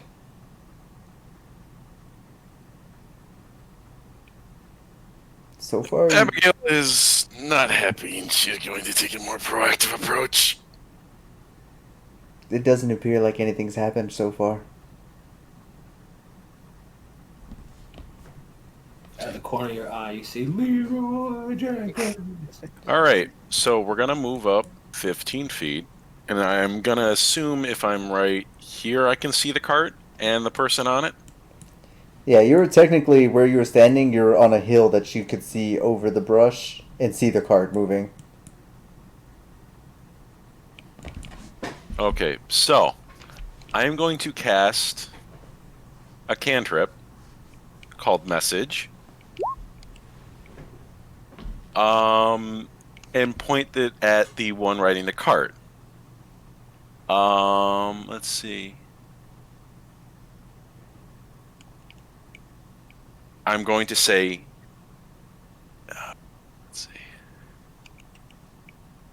Hope you know you're stealing high-powered explosives. Oh! Roll a deception. All right.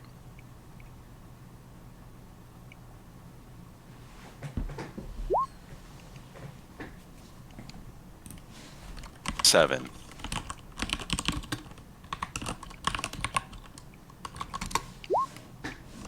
And I'm readying a spell in my hand too. As you spend an action to cast the message, you send the message out, saying what you said. You hear a message back. It's not as explosive as my dick is and it's doing your mum. He's stupid as fuck. He also rolled a 22 for his insight. It's not bad. Well then. Then Is as this rogue a fucking raid boss or something? oh, I actually those are all actions.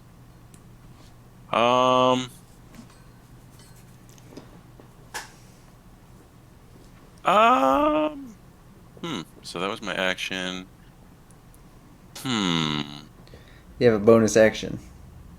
I do have a bonus action, but I don't have anything I can cast as a bonus action. Should have took a more Interesting. proactive approach. I tried. I definitely tried. But I didn't use that. Well, yeah, I'm just gonna ready my crossbow for just whip it out. Side knee. And the cart's already starting to speed away. It's time for Sydney to take a more proactive The approach. wheels. Here we go. Lost Boga! Oh, okay. What exactly am I gonna do? Do I fuck the whole thing up or not?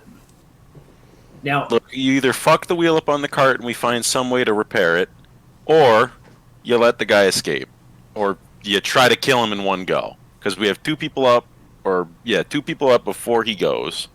Or you could try to stop the horse somehow, like I breaking can't. its leg.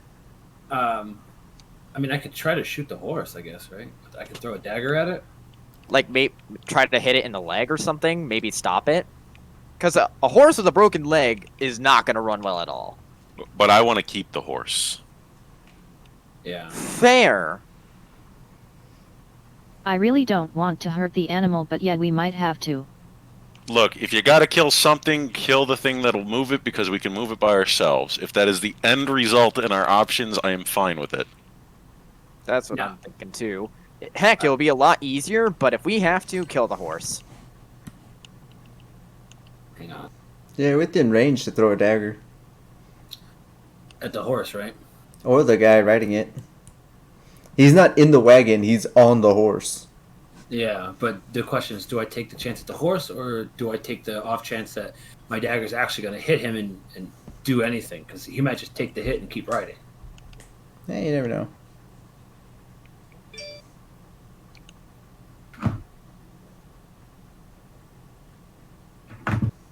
I don't know, man. This is tough. You got about 5 seconds to make up your mind on what you're going to do before I pass your turn. I'm going to throw a dagger at the horse. Roll a dagger throw. Damn, that's a dirty 20. That poor, poor horse. I hit his leg, not his head. Just so we're clear.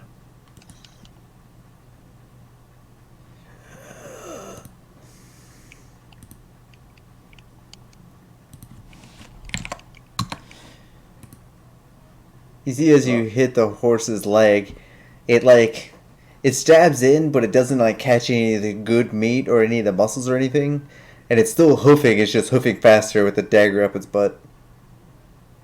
Of course. It was a solid hit, but it wasn't enough to take the horse down.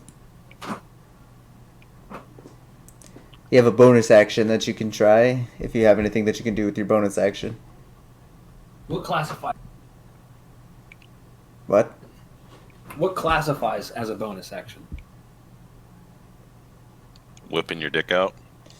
Literally any like verbal saying or yelling, spanking yourself, taking a potion for yourself only, readying a weapon, pulling out a flute, putting in a flute. I'll probably just take a potion.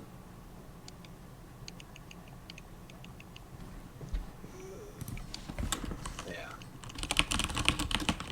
Yeah, that's what I'll do. You recover 2d4 plus 2 hit points. So how do I do that? You type /r space Mm-hmm. 2 delta quattro plus 2.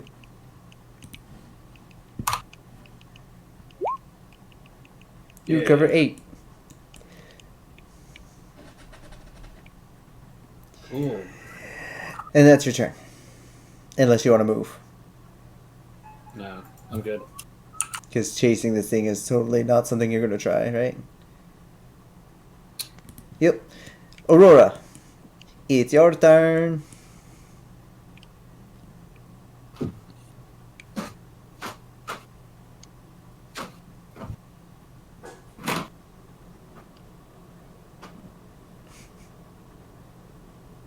I thought she was about to just yeet herself right in front of it.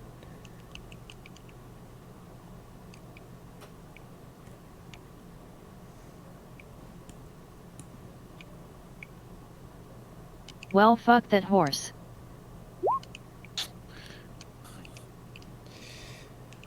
Ah.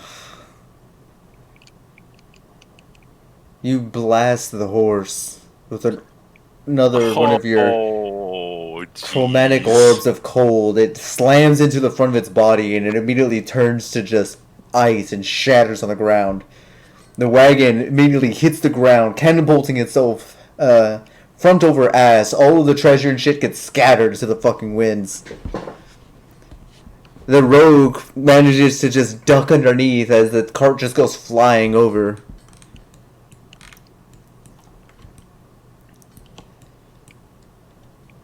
The draft horse is dead. The cart has crashed awkwardly somewhere in this vicinity. I don't know, fuck that up. There.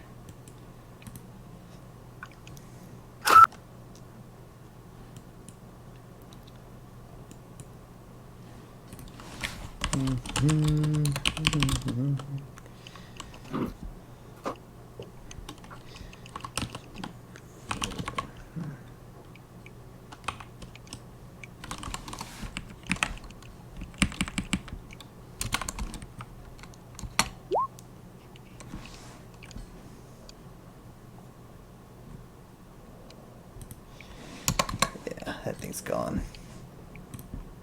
Your cart shatters as it hits the ground with a mighty slam.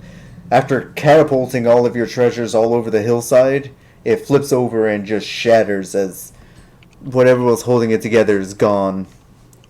The rogue is standing in the remains of his draft horse, relatively unharmed. Is there anything else that you would like to ruin on your turn?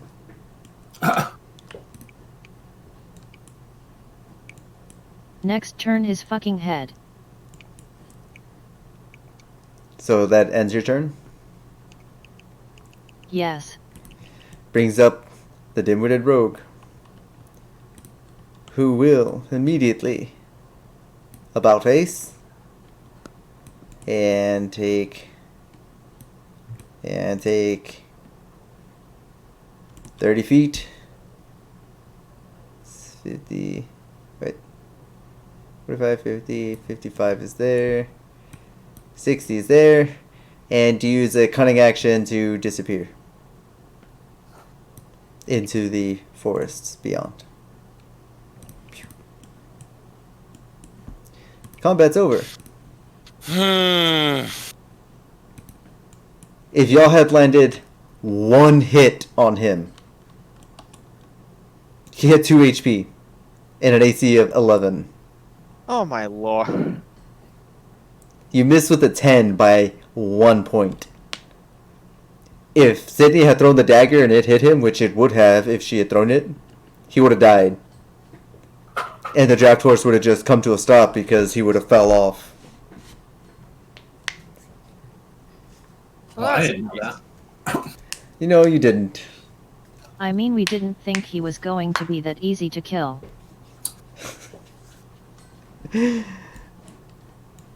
After We just literally- thought, okay, the fucker is probably a normal rogue. Yeah, after literally everything we did, just he was like, "Oh, wisdom save, no problem, 50, done."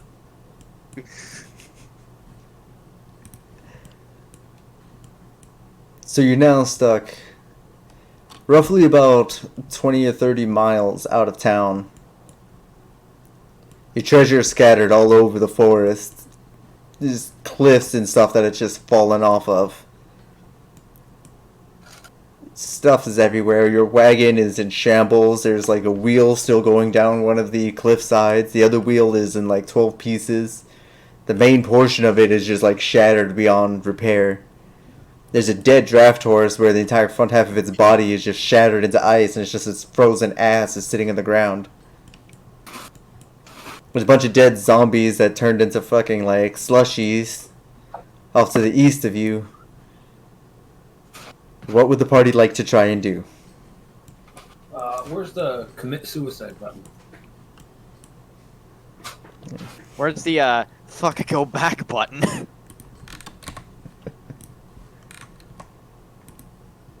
Alright, but so question, how much in weight was all that? Like all the treasure that was actually in there?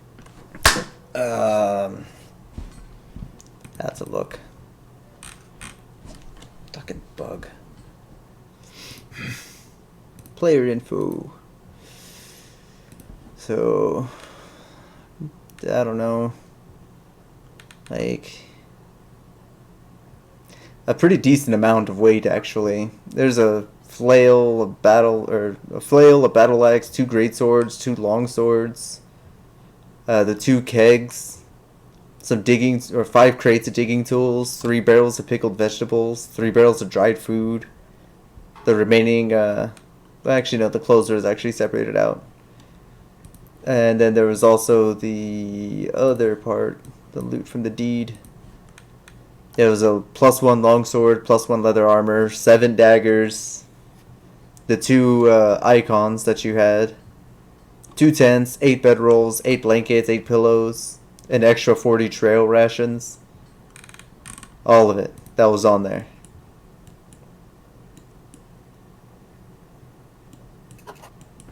Thinking for a moment, So I'll probably Absolute, say like almost 800 to 900 pounds.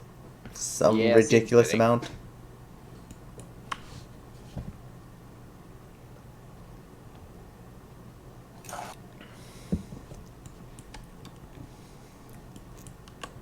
So, at that point, just due to what the heck happened, Aslis curses himself before saying, well, before walking up to Aurora and saying, let's just try to get what we can back into that farmhouse. It's not ideal, but we can at least store what we can for now.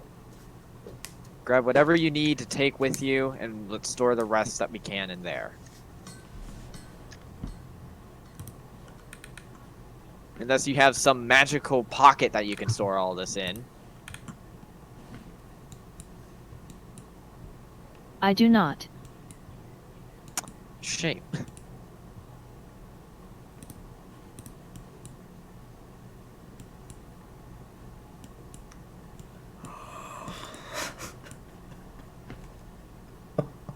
Well, shit. You really didn't expect that fight to go that way. I thought that he was just gonna get hit by the first person that aimed at him and he was just gonna die. And y'all If guys I- would have just if I had a had- draft horse.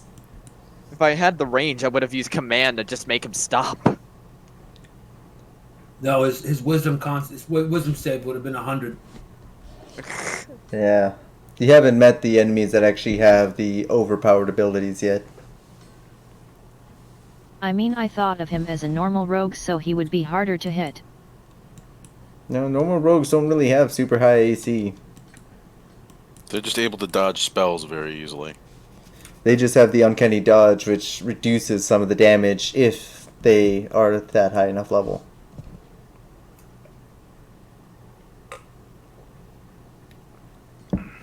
That's like level, what, Well, shit. 5 or 7?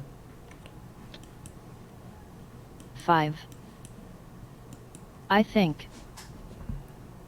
You didn't try to just ice the rogue over into a freaking ice cube. It doesn't matter. You made your choices, and these are the consequences.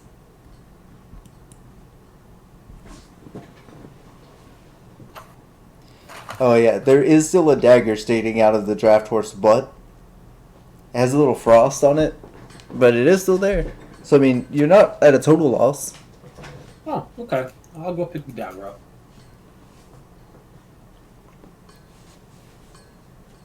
Wherever he was, somewhere right here. Yeah, right there, yeah, generally. Yeah. I recovered my dagger.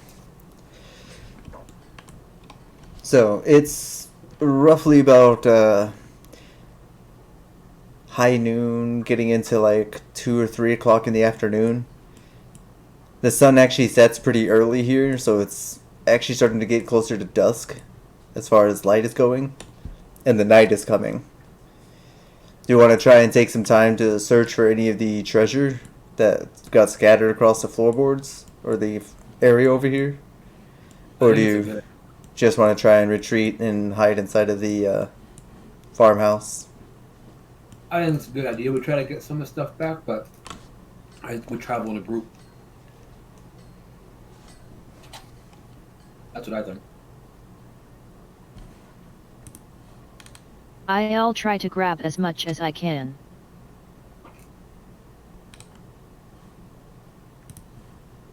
Abigail?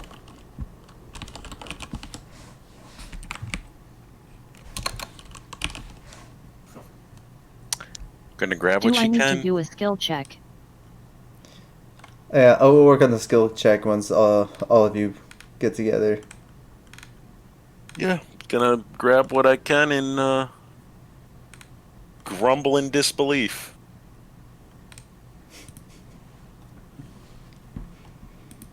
With my exhaustion. Alright, so Absolus and Abigail, whichever one of you wants to roll a perception roll, you can work together to technically get advantage. But because you're exhausted, it's also a disadvantage, so it's going to be a flat roll for one of you. I'll help scout out. And who's the other one? Aurora? And Aurora and Sydney, you can see which one of you would like to actually roll a perception roll with advantage to see if you can find anything. What's your perception? I got a +2 in mine. +3. Yeah, mine's +3 as well. +4. So Abigail helping Absolus, and then Sydney and Aurora. It doesn't matter which one of you do it. Yep. Go ahead, Aurora. You can do it. So Aurora at advantage and Absolus just basic. Oh, take the basic one, which is 13 +2 +2, 17. And Aurora, roll one more perception roll.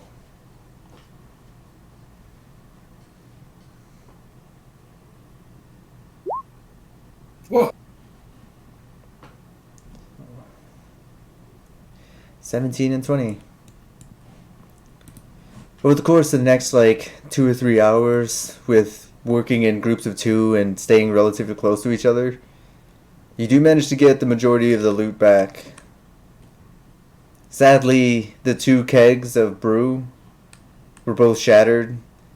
The digging tools, the crates that were holding them, have broken and the tools are just scattered across the floor. The barrel of pickled vegetables seems to actually be okay, though one of them is cracked and it leaked out all of the pickling agent, the vinegar. The other two seem to be alright, though.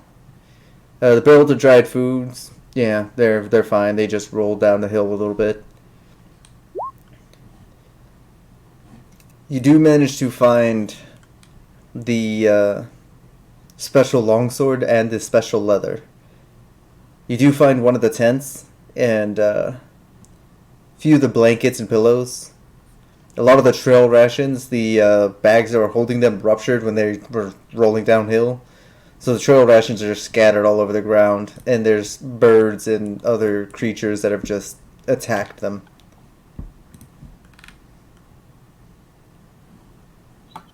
Well, at least we got some of it. Yeah.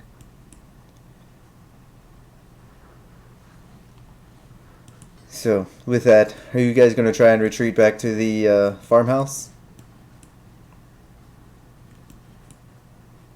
Or do you want to try and go somewhere else? Pitch what we can of what we got here, and we are sleeping with somebody on watch here. Fuck that noise. So we're pitching a tent. We do have tents. Do still have the cloth, some cloth left of the cart, I believe. I will take No, first watch. there were actually like tents and bedrolls as part of the equipment, if we can find that. You did find one of the tents, and you did find some of the bedrolls and pillows and blankets and stuff. They're not in the pristine quality that they once were. And some of them have like scratches and cuts in them. But you manage to work with what you get, and you can actually make a pretty decent campsite right here. I'll go ahead and please don't mind the gigantic size of... Oh, it's not that big. Cool. A little campfire for you guys. I'll take first watch if you guys want to rest. Yes, please. Alright, so... who's going to be on their watch order? So it's going to be Sydney first? Yep. And then? I'm back. Who's on second I'll watch? take the I'll take the first watch. I got if you it. wouldn't I got mind. the first one. Oh, you want the first one? Yeah. All right, I'll take the second one. Absolus, Sydney. Who's third watch? Is it a long rest or short rest? I believe they're taking a long rest, yes.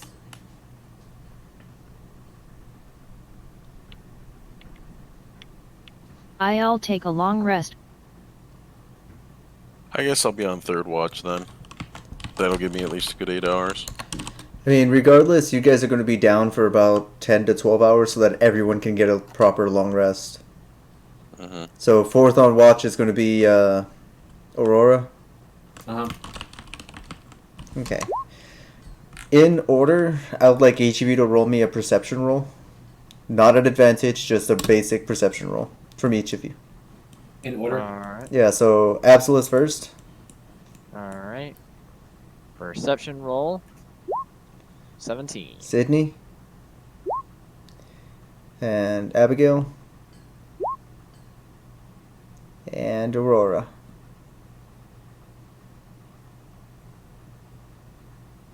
And Aurora.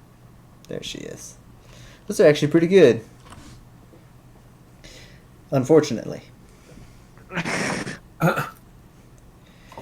As you guys make camp in this rather rural area of the woods, it gets pretty dark very quickly as you notice that the hills and the way that this place is built, the shadow just immediately covers all of you. Now, Absolus, for the first half, relatively comfortable for you. The second half, second watch, Sydney, things are going alright for the most part. Can I do something real quick? What? Am I allowed to? What are you doing? I was just gonna cast dancing lights to make sure nothing creeps up on me. Well, while you're on watch, you cast dancing lights over and over and over again. Keeping watch for the hour or so that you're on watch. Assuming that you string them out a little bit so that it actually gives you like a little area of view. Yep. That actually changes things. Sydney, well, you have your dancing lights cantrip up and you're keeping your eyes out, kind of scanning. You start to hear voices and scratching. And then more voices and more scratching all around you. And then it starts to come from above you. And then it's coming from the campfire. Then it's coming from your friends. These voices, like disembodied screams and these strange people that are saying things that just don't make sense. And every so often you'll hear this.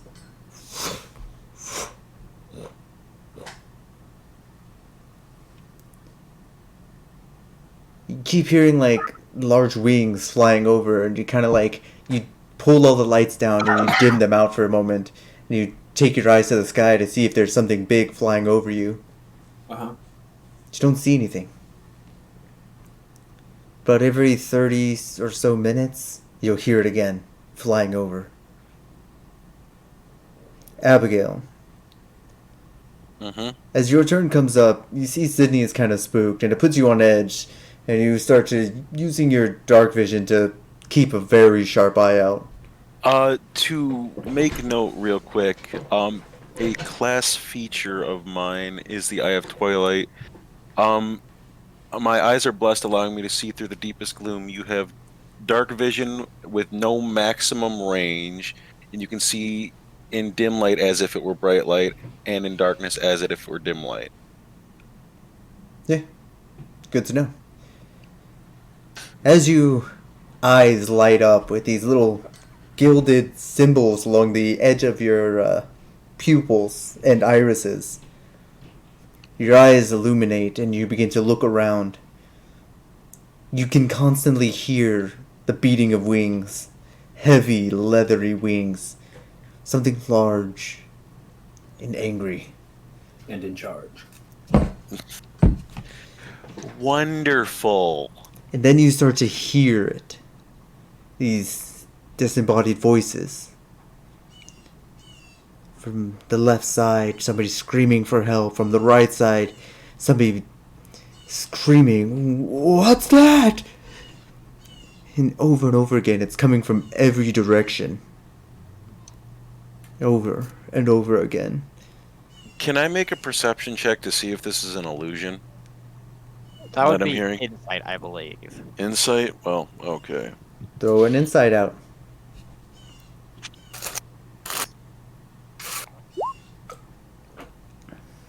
Ah, It's probably an illusion. But it also might not be. It could be people just getting murdered. Sucks to be them, better than you. You know, Do that I good old click thing. on long rest? Yeah, what now? Aurora. You get woken up by a kind of shooken Abigail who's been hearing some things and kind of warns you about it. And then she lays down and within seconds, Goblin's out. Before that happens, I'm going to cast Eyes of Twilight on Aurora, giving her the same vision properties I have, which lasts for 10 minutes. So for the first 10 minutes, Aurora, you can see better than you've ever seen at night. And nothing really happens for a little while. Then about an hour into your watch, you start to hear the voices. You hear the leathery wing beats. You hear the rustling and scratching, the clawing of wood, almost as if people are pushing entire trees over, making them creak aggressively. That loud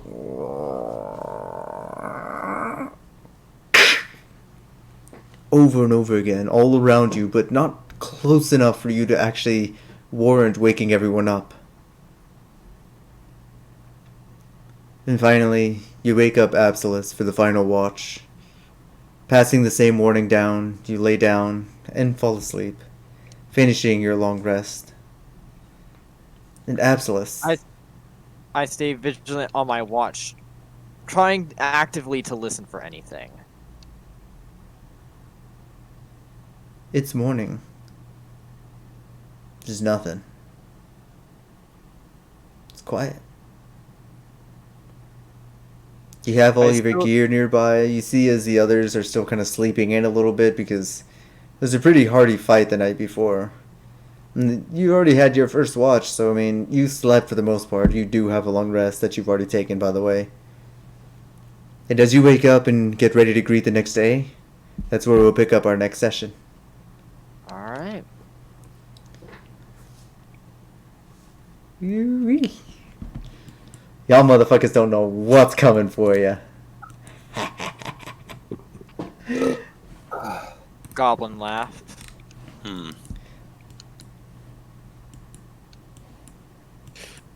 What's going on? What's big, has wings, and magic? Gargoyles or demons? An elder dragon. Dragon. Part of me is also thinking a rock for some reason.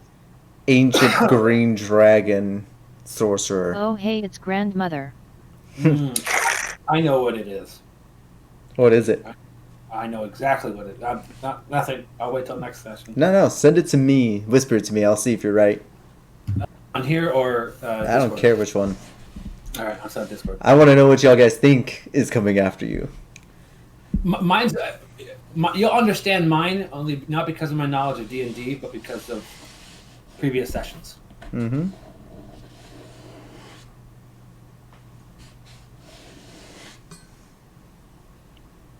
Oh no. Oh no? Yoko I Ono? just thought of something.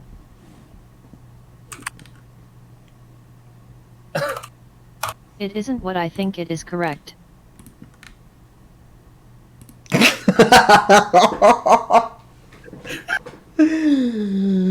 Am I right? Please tell me I'm right.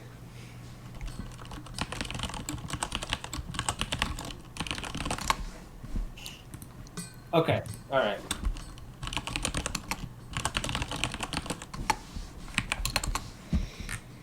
But now do you see why I thought that? Yes. Okay. But mine makes it a valid statement, though, does it not? Yeah, it does. Okay, alright. Anywho, we'll pick up this at our next session. Again, it's going to be next Saturday at the usual time. If anything comes up, just give me a heads up beforehand. That way I can be prepared and do my best to pretend to be you. All right. And with that, my friends, I bid you all adieu.